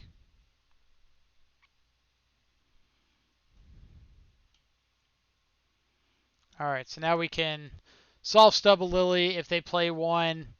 If they don't play one, we're just going to throw out one of these Snapcasters. Tide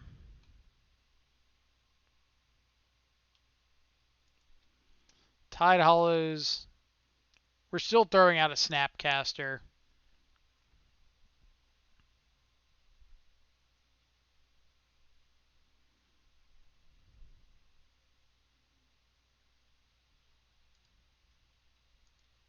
Are we throwing out a Snapcaster?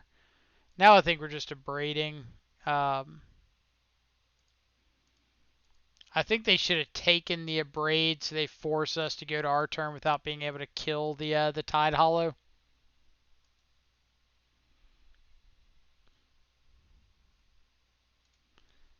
Like, if they take the Abrade, then we have to either flash in a Snapcaster and they don't have to do anything, or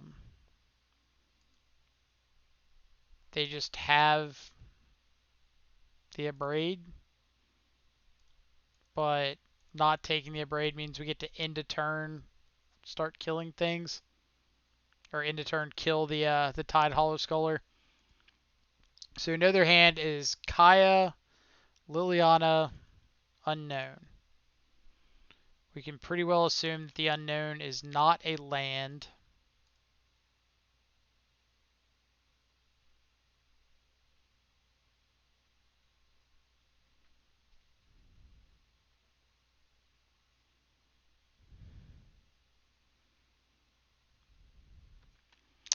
So we would prefer that our opponent play Kaya's Guile.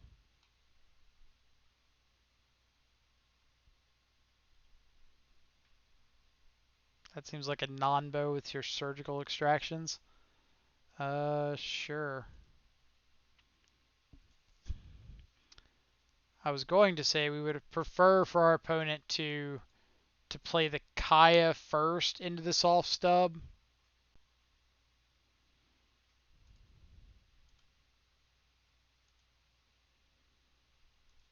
If they got another piece of interaction, they got another. Let's see. This is a bit painful to watch. It'd be less painful if we could just find our second or our third land. Like at the rate we're going, our opponent might just win because we didn't draw anything relevant ever.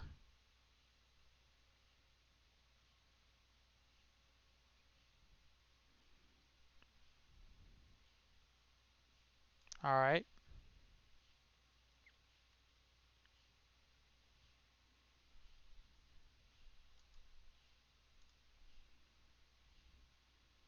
Now, what is our plan?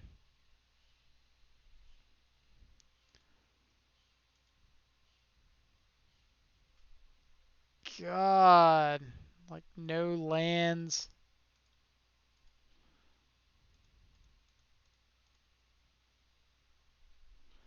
Elspeth, Sun's Nemesis. That is not one I was ever going to play around.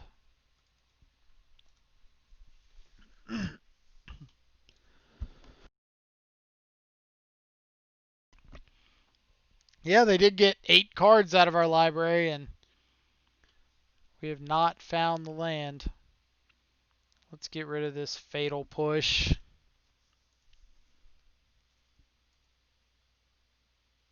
They discard the Elspeth. Play Kaya, sure. So, third land still would mean we can K-command away this Liliana.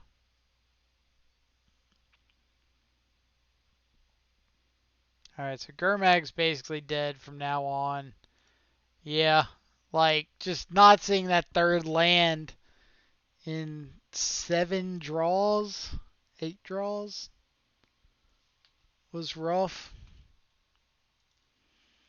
Uh, on the funny end, everybody always jokes that those are the kind of matchups you see uh, in the losers bracket with Shadow because you just run into like black white trade binder, which is just paths, pushes, Kaya's Guile,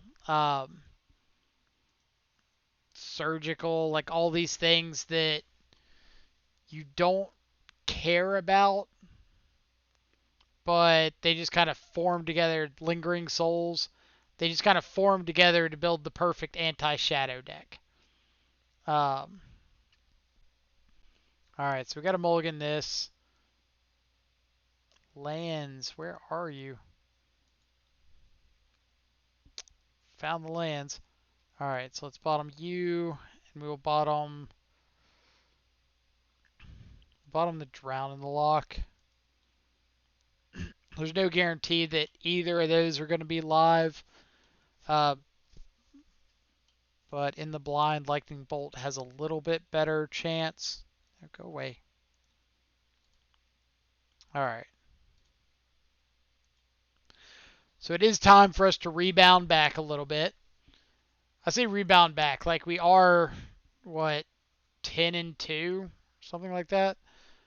Um, so Field of the Dead pretty well signals a another Mystic Sanctuary Uro deck. We're fetching and shocking here in case we draw into a shadow. We can get a Blood Crypt and bolt ourselves. I found all of the lands. Does anybody need to borrow some lands? I mean, yeah, 14-1 Dream was over at that last match. Amulet Titan. Not what I was expecting. Maybe they'll be nice and give us a target for this lightning bolt. It's not a target for the lightning bolt.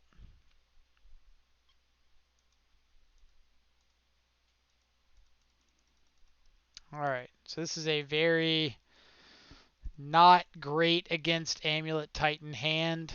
Um, we are just going to go ahead and bolt ourselves so we can make sure we get this Gurmag down next turn.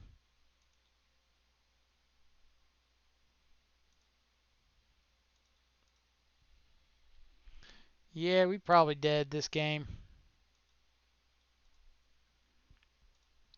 You never know. They could have a draw of just like all lands, no spells, like no Titans, no packs.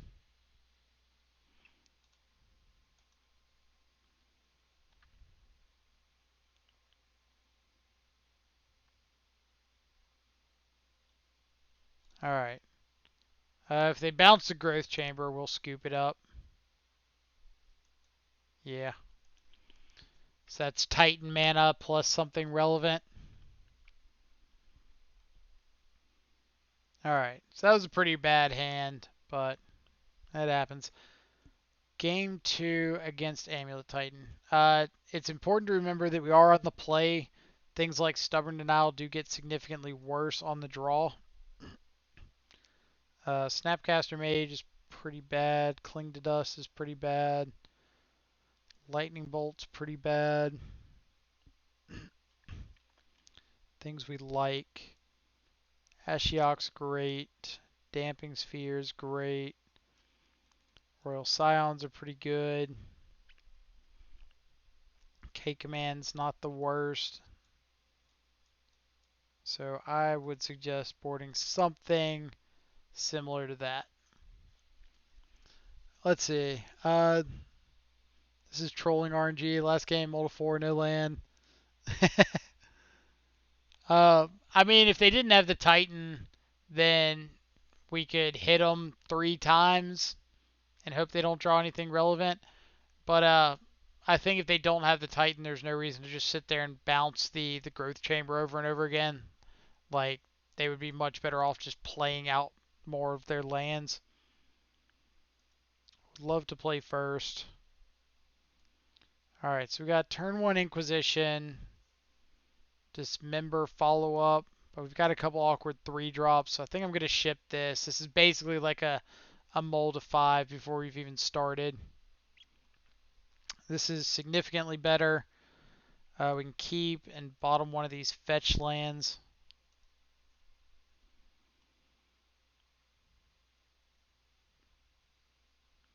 So now we get to scry with this bauble, as well as Thoughtseize. Dismember. Don't think we're in the market for a dismember. I think we want to find our threats first.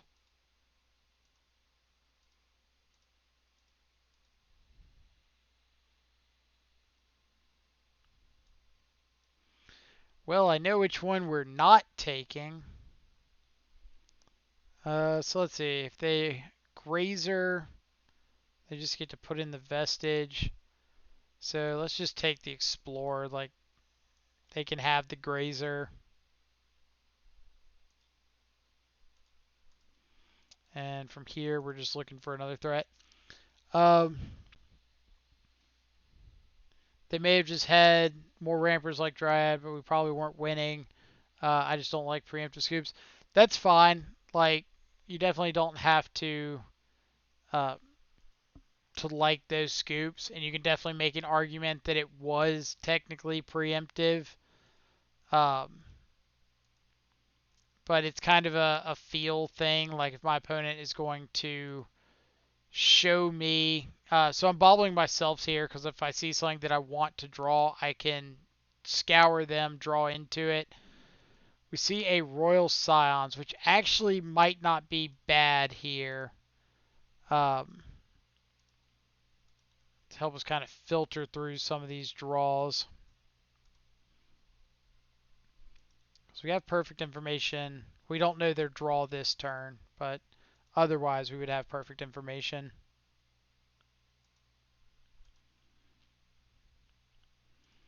Opponent does not send the Arboreal Grazer to send a message. Snapcaster's not bad. That'll answer a Titan.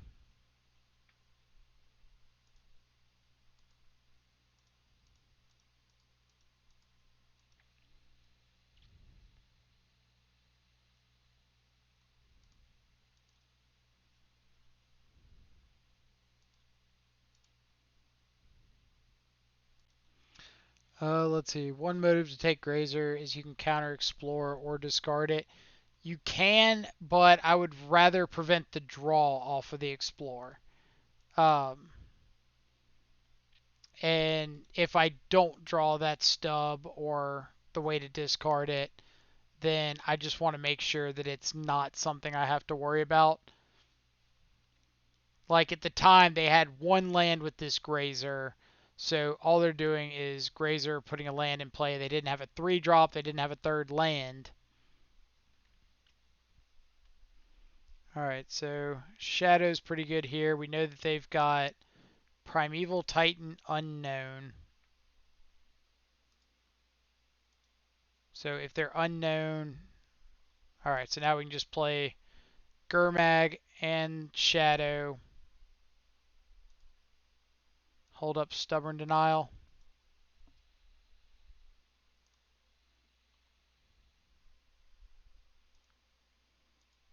Alright, we don't want to get rid of... We're okay getting rid of a Thoughtseize because we have another.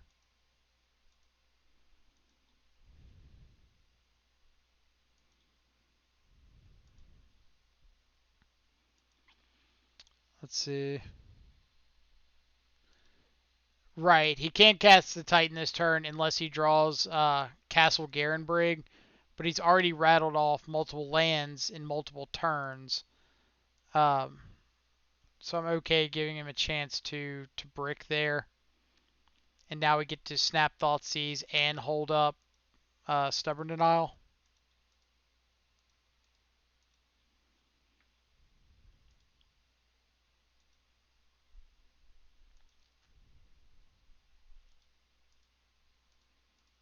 So let's see what you got. Double Titan Grazer. Sure, we'll just go ahead and take one of these Titans. Royal Scions will give our Death Shadow first strike and trample. Is there anything we like? We would lose to No, we wouldn't lose to Dismember because we got that covered. So we're fine just shipping in with both.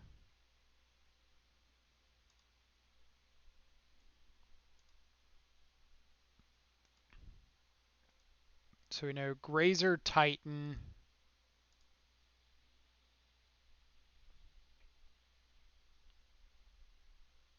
Dryad's fine.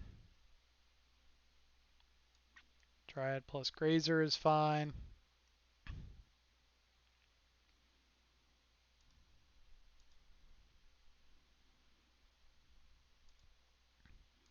Alright, so now we could ult the Royal Scions if we want. But I think we just want to wait till next turn for that.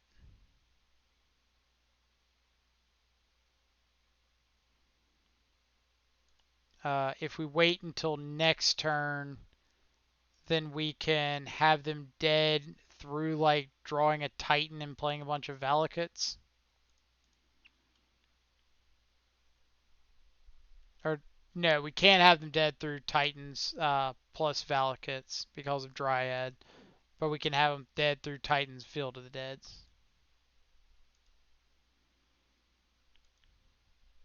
All right, so they need basically exactly Castle Garenbrig off the top to win.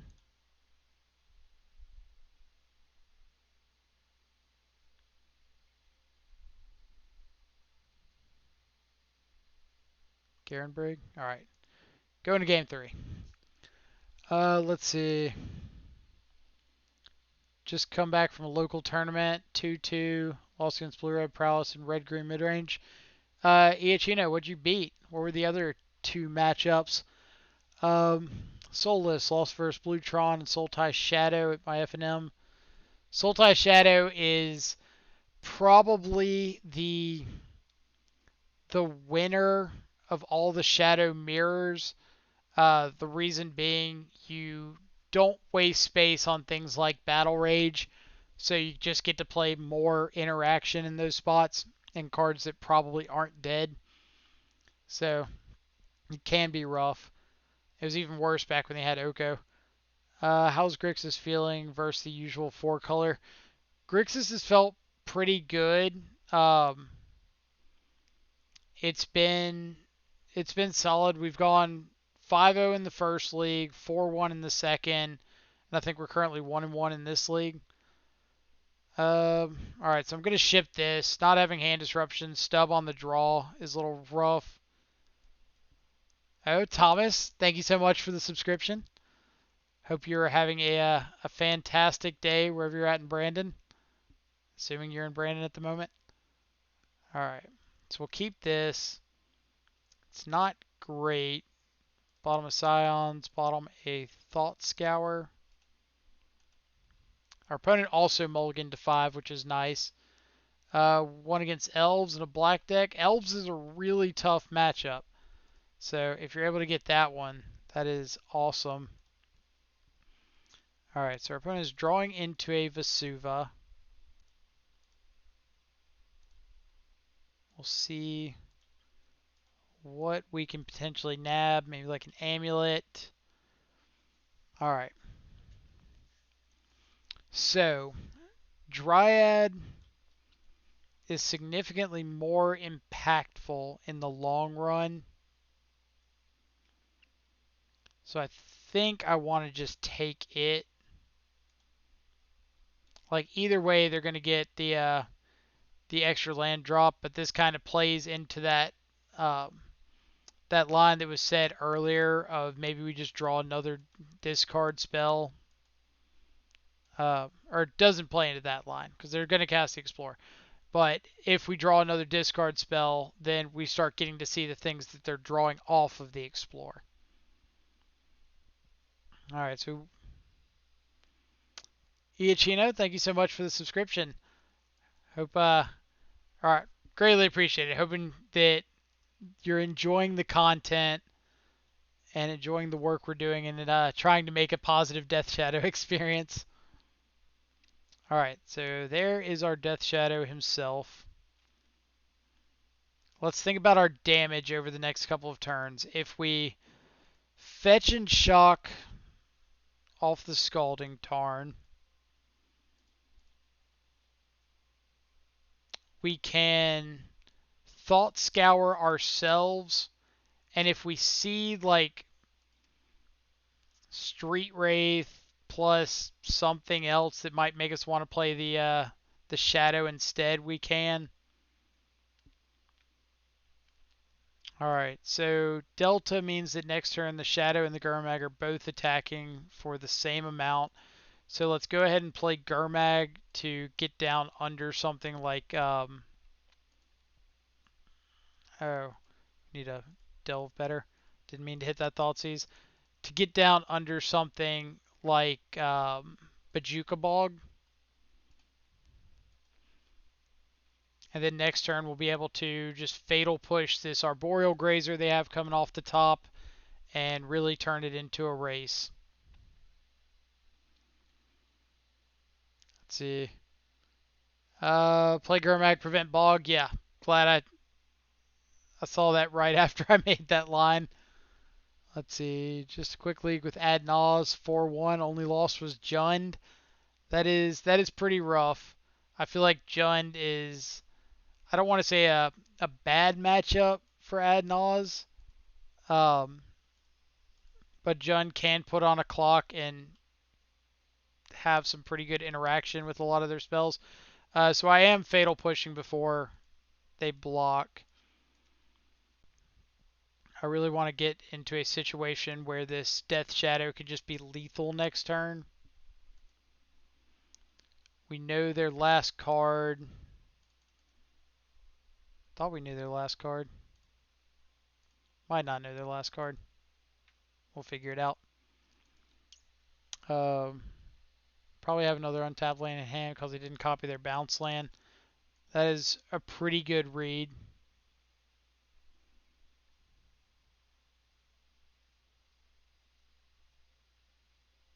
What is this? Oh, transmute. Sure.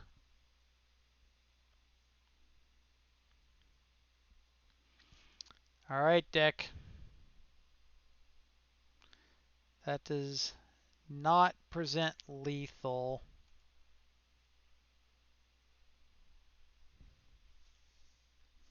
So we are going to need to deal with the Titan.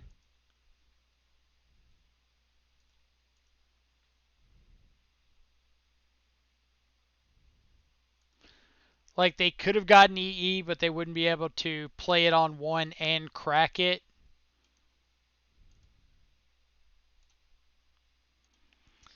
Alright. You got a Titan. Let's see what you got with it. It's basically got to be Titan, get Field of the Dead, something else, make 2 zombies,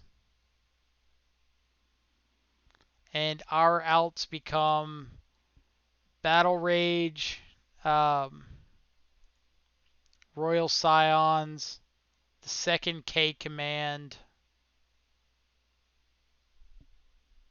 I think that's about it.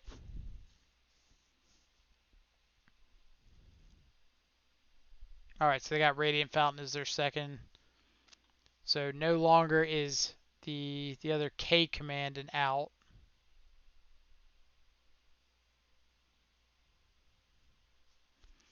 Alright, Battle Rage. So late. So late. Alright, so unfortunately we can't really attack here either. Um, like we could attack with a shadow, but there's no reason for them not to just chump block with a zombie because they're dead to Battle Rage anyway. And we don't want to give up this Gurmag Angler on the way back. Like you could make the argument that if we swing with the shadow, they could mess up and like block with a Titan plus a zombie or something like that. But regardless of their blocks, they're dead to Battle Rage. So there is zero reason for them to block with more than just the Titan. Or not the Titan, more than just a zombie token. Because either we have the Battle Rage and they're dead regardless, or not. And if we attack expecting them to make the mess up block and they don't, then we've just got no chance of winning on the crackback. Because they have to, or they get to attack into our Gurmag Angler. We have to chump block. Yeah. So we can still steal the game off of Battle Rage here.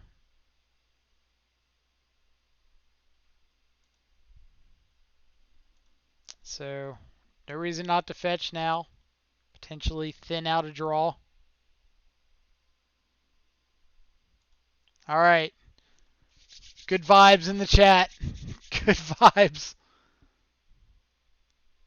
And the winner is not us. All right. We'll see how far away this battle rage was, because if it's just in like the next 2 or 3 cards, that's gonna sting. Go away. Draw a card. Nope. Nope.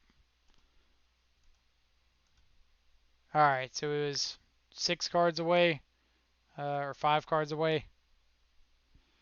All right. That wasn't too terrible. But we will fight on. For all you USC Trojan fans out there.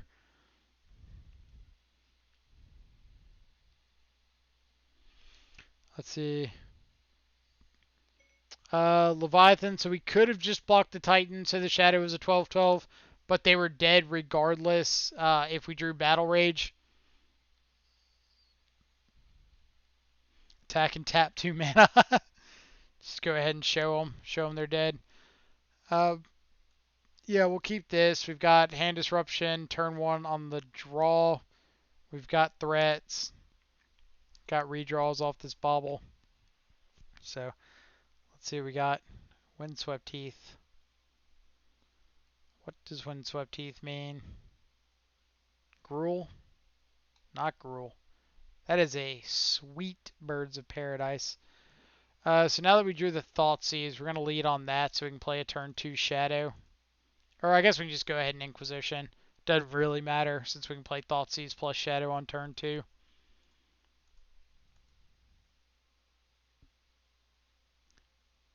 Saheeli combo. Oh boy. Oh no. I could have played out the bauble. Doesn't really matter. We've got our turn 2 pretty lined up anyway. Alright. Birds for days. Bet you won't attack me with this one. Lightning Bolt's not a bad draw. That does break up the Saheeli combo.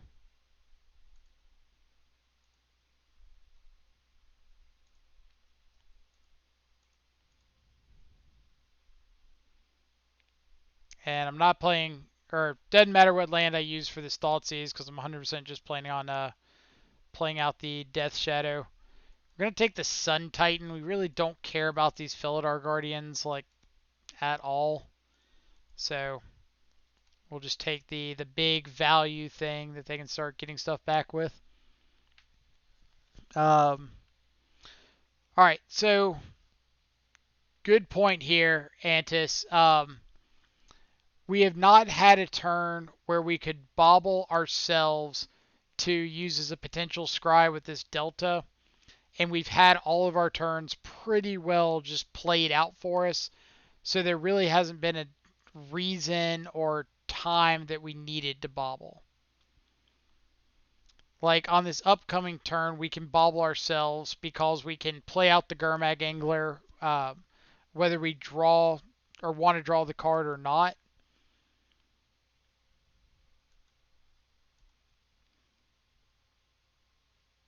Alright, so let's bobble ourselves. Thoughtseize. We know their last card is another Felidar Guardian, so we don't want to draw Thoughtseize. So we'll get a Steam Vents. That way we can hold up Bolt, or if we draw into a Stubborn Denial, we can cast that. We'll get cracking with a Shadow. Play out this other gentleman.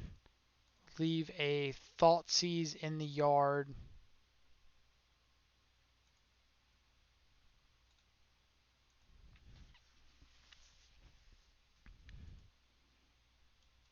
Thought Scour is not a bad pickup. So we know Felidar Guardian unknown. Now we know. So they've got no cards left in hand. We've got the Saheeli combo covered. We don't care about any of these 1/4s or 0/1s. So we're just going to attack until they decide that they don't want to be attacked anymore.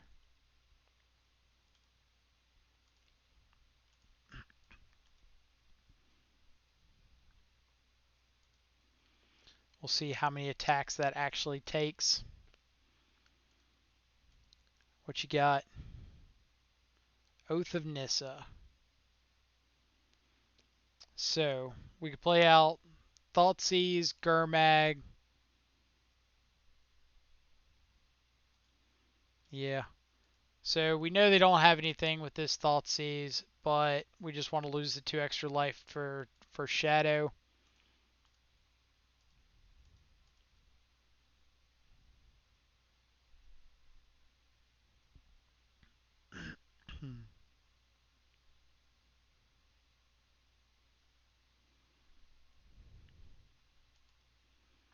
Yep. Then we'll play out this Gurmag Angler. Say go. They get an Oath of Nissa.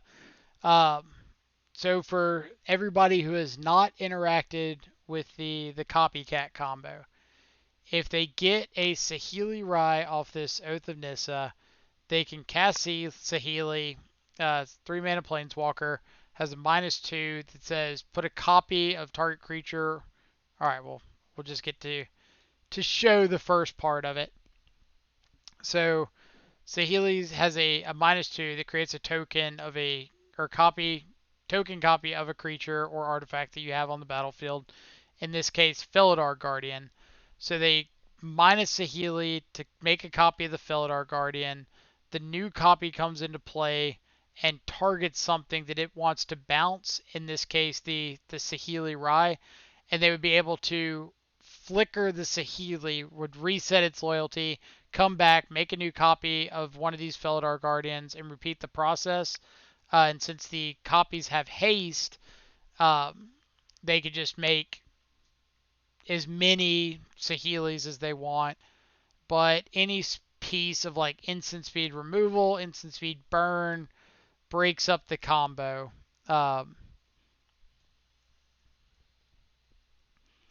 Let them make 5 copies, then bolt them. Nah, we're not going to slow roll our opponent and make them use out a bunch of clock. Alright, so things that stop the combo. K-Command's pretty good at that. Braid does not. Terminate can. Saheeli's an option. These are just kind of like our grindy cards. And that's kind of what they are. They're a little bit of a mid-range deck that just has this combo finish. Let's see. Combo is broken up by a Stiff Breeze, yes. Unless they have 3 Teferi on board. Also, yes. That card is quite the annoyance. So, Cling to Dust doesn't really do a lot here. Go away. Lightning Bolt stops with the combo. Dismember does. Fatal Push does. We will board out a Gurmag in case of something like 3 mana Teferi. Royal Scions is a little bit slow. We can bring it out. We can board out a Battle Rage in case of Path to Exiles. So Dispute does counter Saheeli exactly, but it basically does nothing against the rest of their deck. So if we're able to just manage the creatures, then we're pretty fine there. Plus we have Stubborn Denial already. Like if we see game 2 that they have Teferis and a bunch of things, we can adjust. But I think it's a pretty good point to mention that sideboarding, you don't want to over sideboard. In a matchup like this, when our game 1 plan is lining up pretty well against what they're doing, the onus is kind of on them to make their deck a little more awkward to deal with us. So we don't want to make our deck far more awkward and become easily dealt with. If that makes any sense.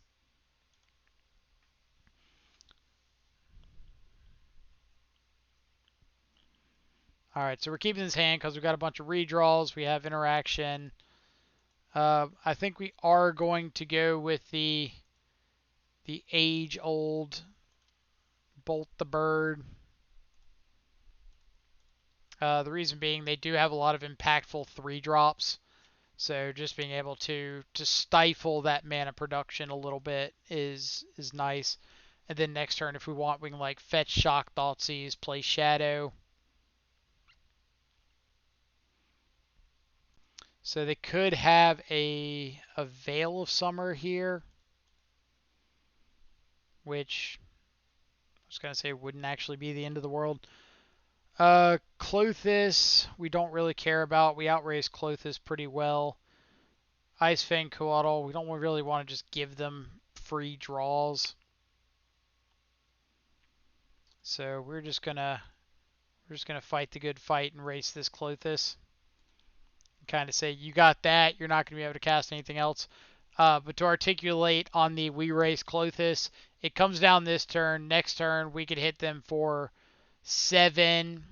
They Klothys us down to 4. We hit them back for 9. They Klothys us down to 2. They're dead. So, and we don't even have to fetch and shock. Like now that we've just got so much interaction, we can let the Klothys resolve and just like hit them with a 4/4, then hit them with a 6/6, then decide if we want to swing for lethal on the 3rd turn, or just draw another shadow. What do I know? All right, so hit them with a shadow. Plan on playing out this 2nd shadow and just kind of saying what you got. Like we're presenting lethal next turn. You've got to do something to stop us. For everybody hanging out in the chat today, appreciate y'all so much. Hope everybody's having a great day wherever they're at. Really enjoying the content. If you haven't yet, feel free to check the follow button down below.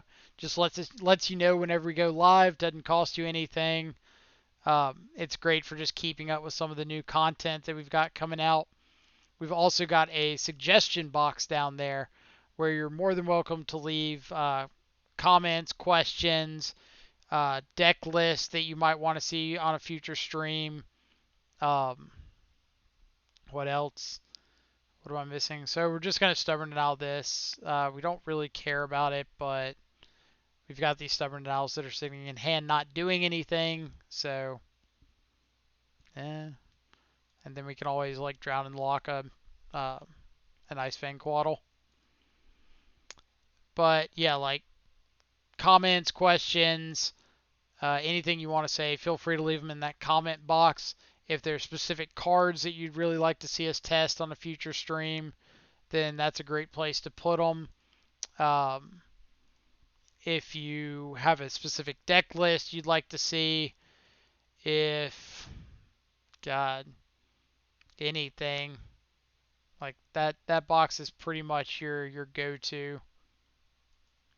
Alright, so beats a Healy Copycat.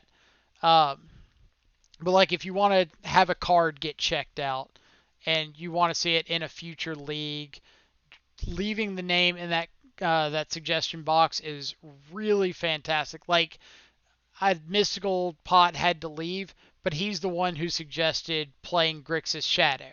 So today we're playing Grixis Shadow because he made that suggestion. Like I don't know what to try if we don't have people in the comments letting me know. But it could be like a specific card you want to test out in the sideboard. All right, we'll give it a shot. We're not just going to run like one copy of it and never bring it in. No, we'll put multiple cards in there to really give it a reason to try out that card or give it a real test run. Let's see. 3 leagues, Shadow Day is a dream. Yeah, like the leagues have been going smoothly. So if that's the case, I'm fine going to a 3rd league. Oh man, I want to send our opponent a chat so badly.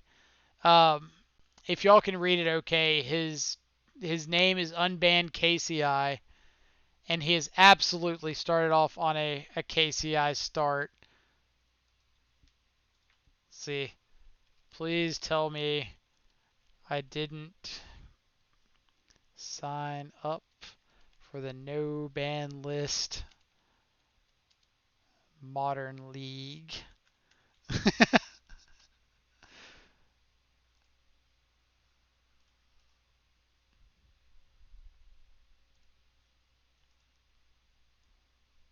uh, so yeah, we're just gonna go ahead and thought seize here. All right, Keenon. So I'm guessing this is their KCI replacement now. Um, for those of you who don't know, Keenon was a legendary creature out of Ikoria. Whenever a non-land permanent is tapped or used for mana, you get to add an extra mana to your mana pool. So we are definitely just going to go ahead and take that. It's kind of the glue that holds their deck together. I say that like I have any idea what they are trying to accomplish. I absolutely do not. I just know that card can get scary really quickly. Let's see, he plays an Urza deck. Yeah, that makes complete sense. Like artifact synergies, Urza making a bunch of mana, pretty well all fits together.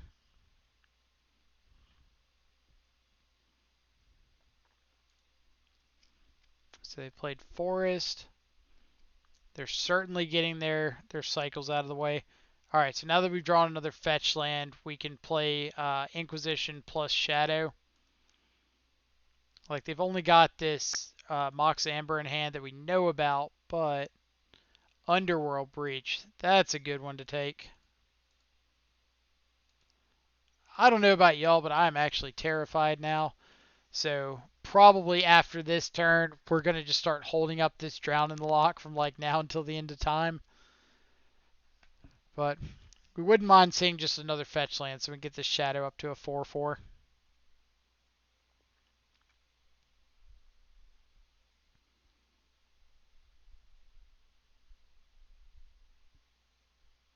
Yep.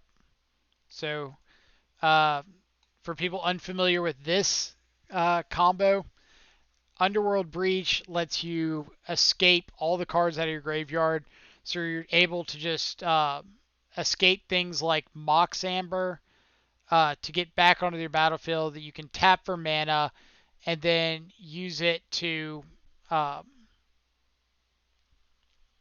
uh, either sacrifice to something like Grinding Station and draw additional or mill additional cards into your library that you can then use to escape the next Mox Amber and just keep netting mana. It's actually really cool.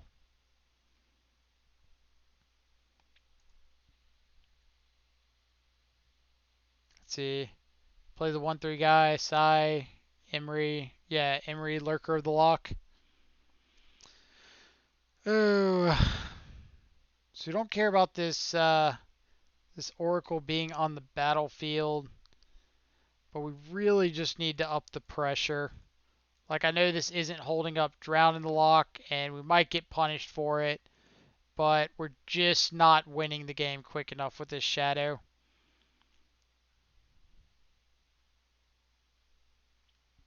So let's see if they find a way to kill us this turn. That's not going to kill us, but it could potentially draw them into a way that does. 2 cards on the bottom. That's a good start. Street Wraith is a fantastic draw. So now we're swinging in. Since Battle Rage isn't lethal, there's no reason to Fatal Push this Thassa's Oracle just yet. Now we can end a turn like Fatal Push Thassa's Oracle to get the blocker off the field. We can Drown in the Lock anything relevant that they do.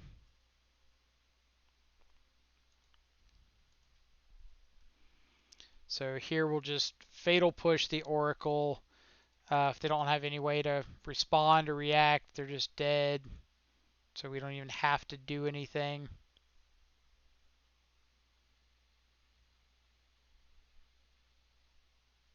Pay attention at Grinding Station. Grinding Station's a pretty spicy one in these kinds of lists. Alright, so things that we want to change. Damping Sphere does stop the Underworld Breach grinding station combo because they can't just keep replaying the Mox Amber for mana. K command is a decent option to get rid of some of the artifacts. A braid hits basically every creature in their deck as well as any troublesome permanents. Spell bomb can do a great job of clearing up the graveyard. Ashiok is probably good enough. Just another way to hit the yard. Ceremonious Rejection's an idea. So we got a lot of stuff we could bring in. If we expect Thopter Sword, then Plague Engineer is great. But I don't know if this deck plays Thopter Sword or not. So let's think about what is most impactful for us. I think Rejection is a little bit on the lower end.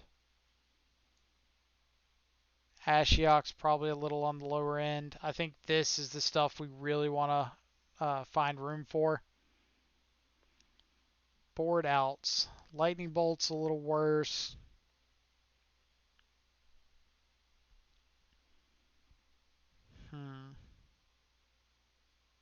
Want to keep in Dismembers because it does hit everything, but I could see boarding out a push. If we expect them to bring in Interaction, Battle Rage gets a little more awkward, but we want to keep some number in the deck. Let's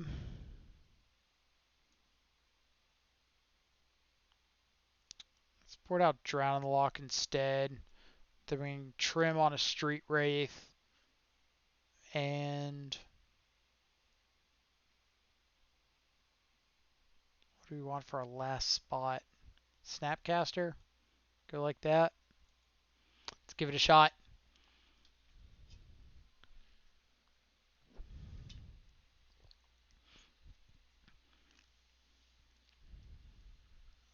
But yeah, if they just got like side stuff, Plague Engineer gets a lot better. But we really don't want to respect something like that until we know that it's relevant. Alright, so we got a whole bunch of redraws. We don't have any hand disruption. I think we can do better. Like, these baubles and Wraith basically need to hit black cards, hand disruption. I think we just find a better opening 7. So this, I think, is a little bit better. We'll bottom this island. But we've got redraws. We've got ways to deal with a dude that comes out. We've got our mana covered. Did he ever respond to my chat? He did not. Opponent's not our fan. Alright, Thoughtseize. Not a Thoughtseize. Thoughtseize. One time, deck. This is how you win with Shadow. You just sit here and call your shots. Alright, so let's bubble ourselves, see if it's something that we want to draw. I was going to say we're basically just looking for a threat at this point. Not really anything else we're really caring about. Song of Creation. Alright, so we could play the Abrade next turn. They can't deal with it. Song of Creation is definitely the scariest card. I think we're just going to take the Veil. Because if they play the Keenon next turn, we can Abrade the Keenon and then plan on Snap Thought Seizing the Song of Creation the turn after that.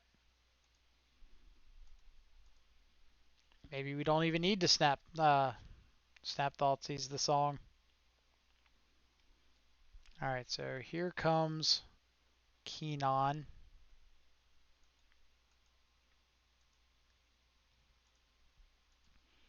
And here goes Keenon. Alright, so finding a shadow is great. We'll see what they got coming off the top just in case. Mox Amber. So it's a good thing we're not letting this Keenon stick around. And now we're looking for like another fetch land, street wraith, anything that gets shadow up to a 4/4. So Blood Crypt pretty well fits that bill. So let's get down shadow.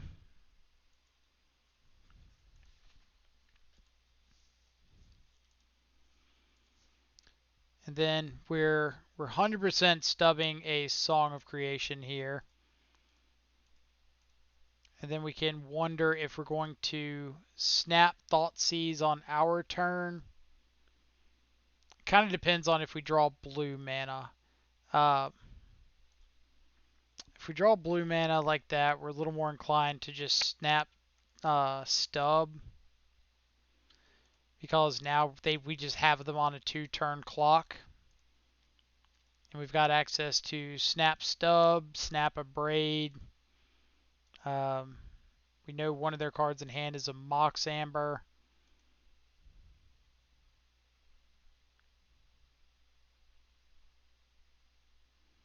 This looks like another Song of Creation. So, yeah, let's snap stub this, and that should be GG's.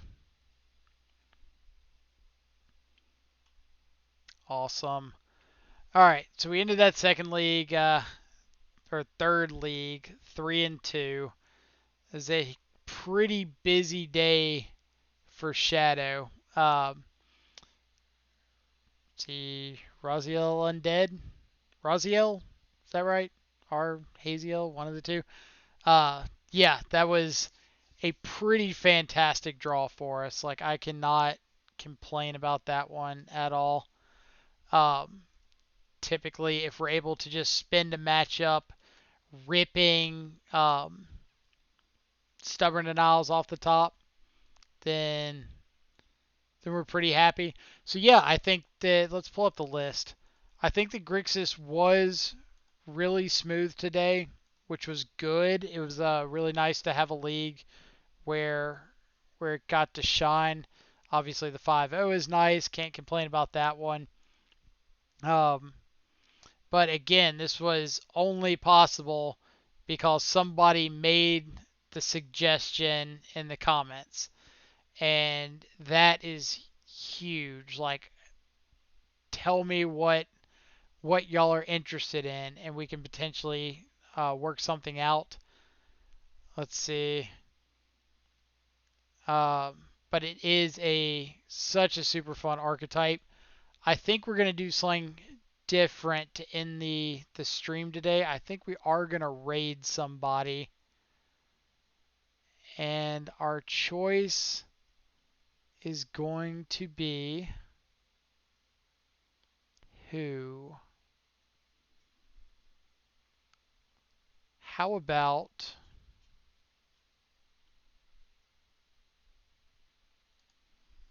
let's go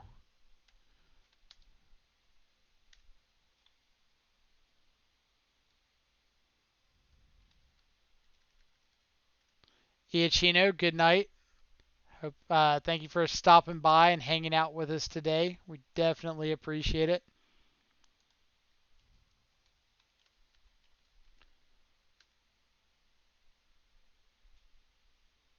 All right, so we're going to go check out the Cody Hope. He's playing some 5-color elementals, and I'm super excited to see how it's going.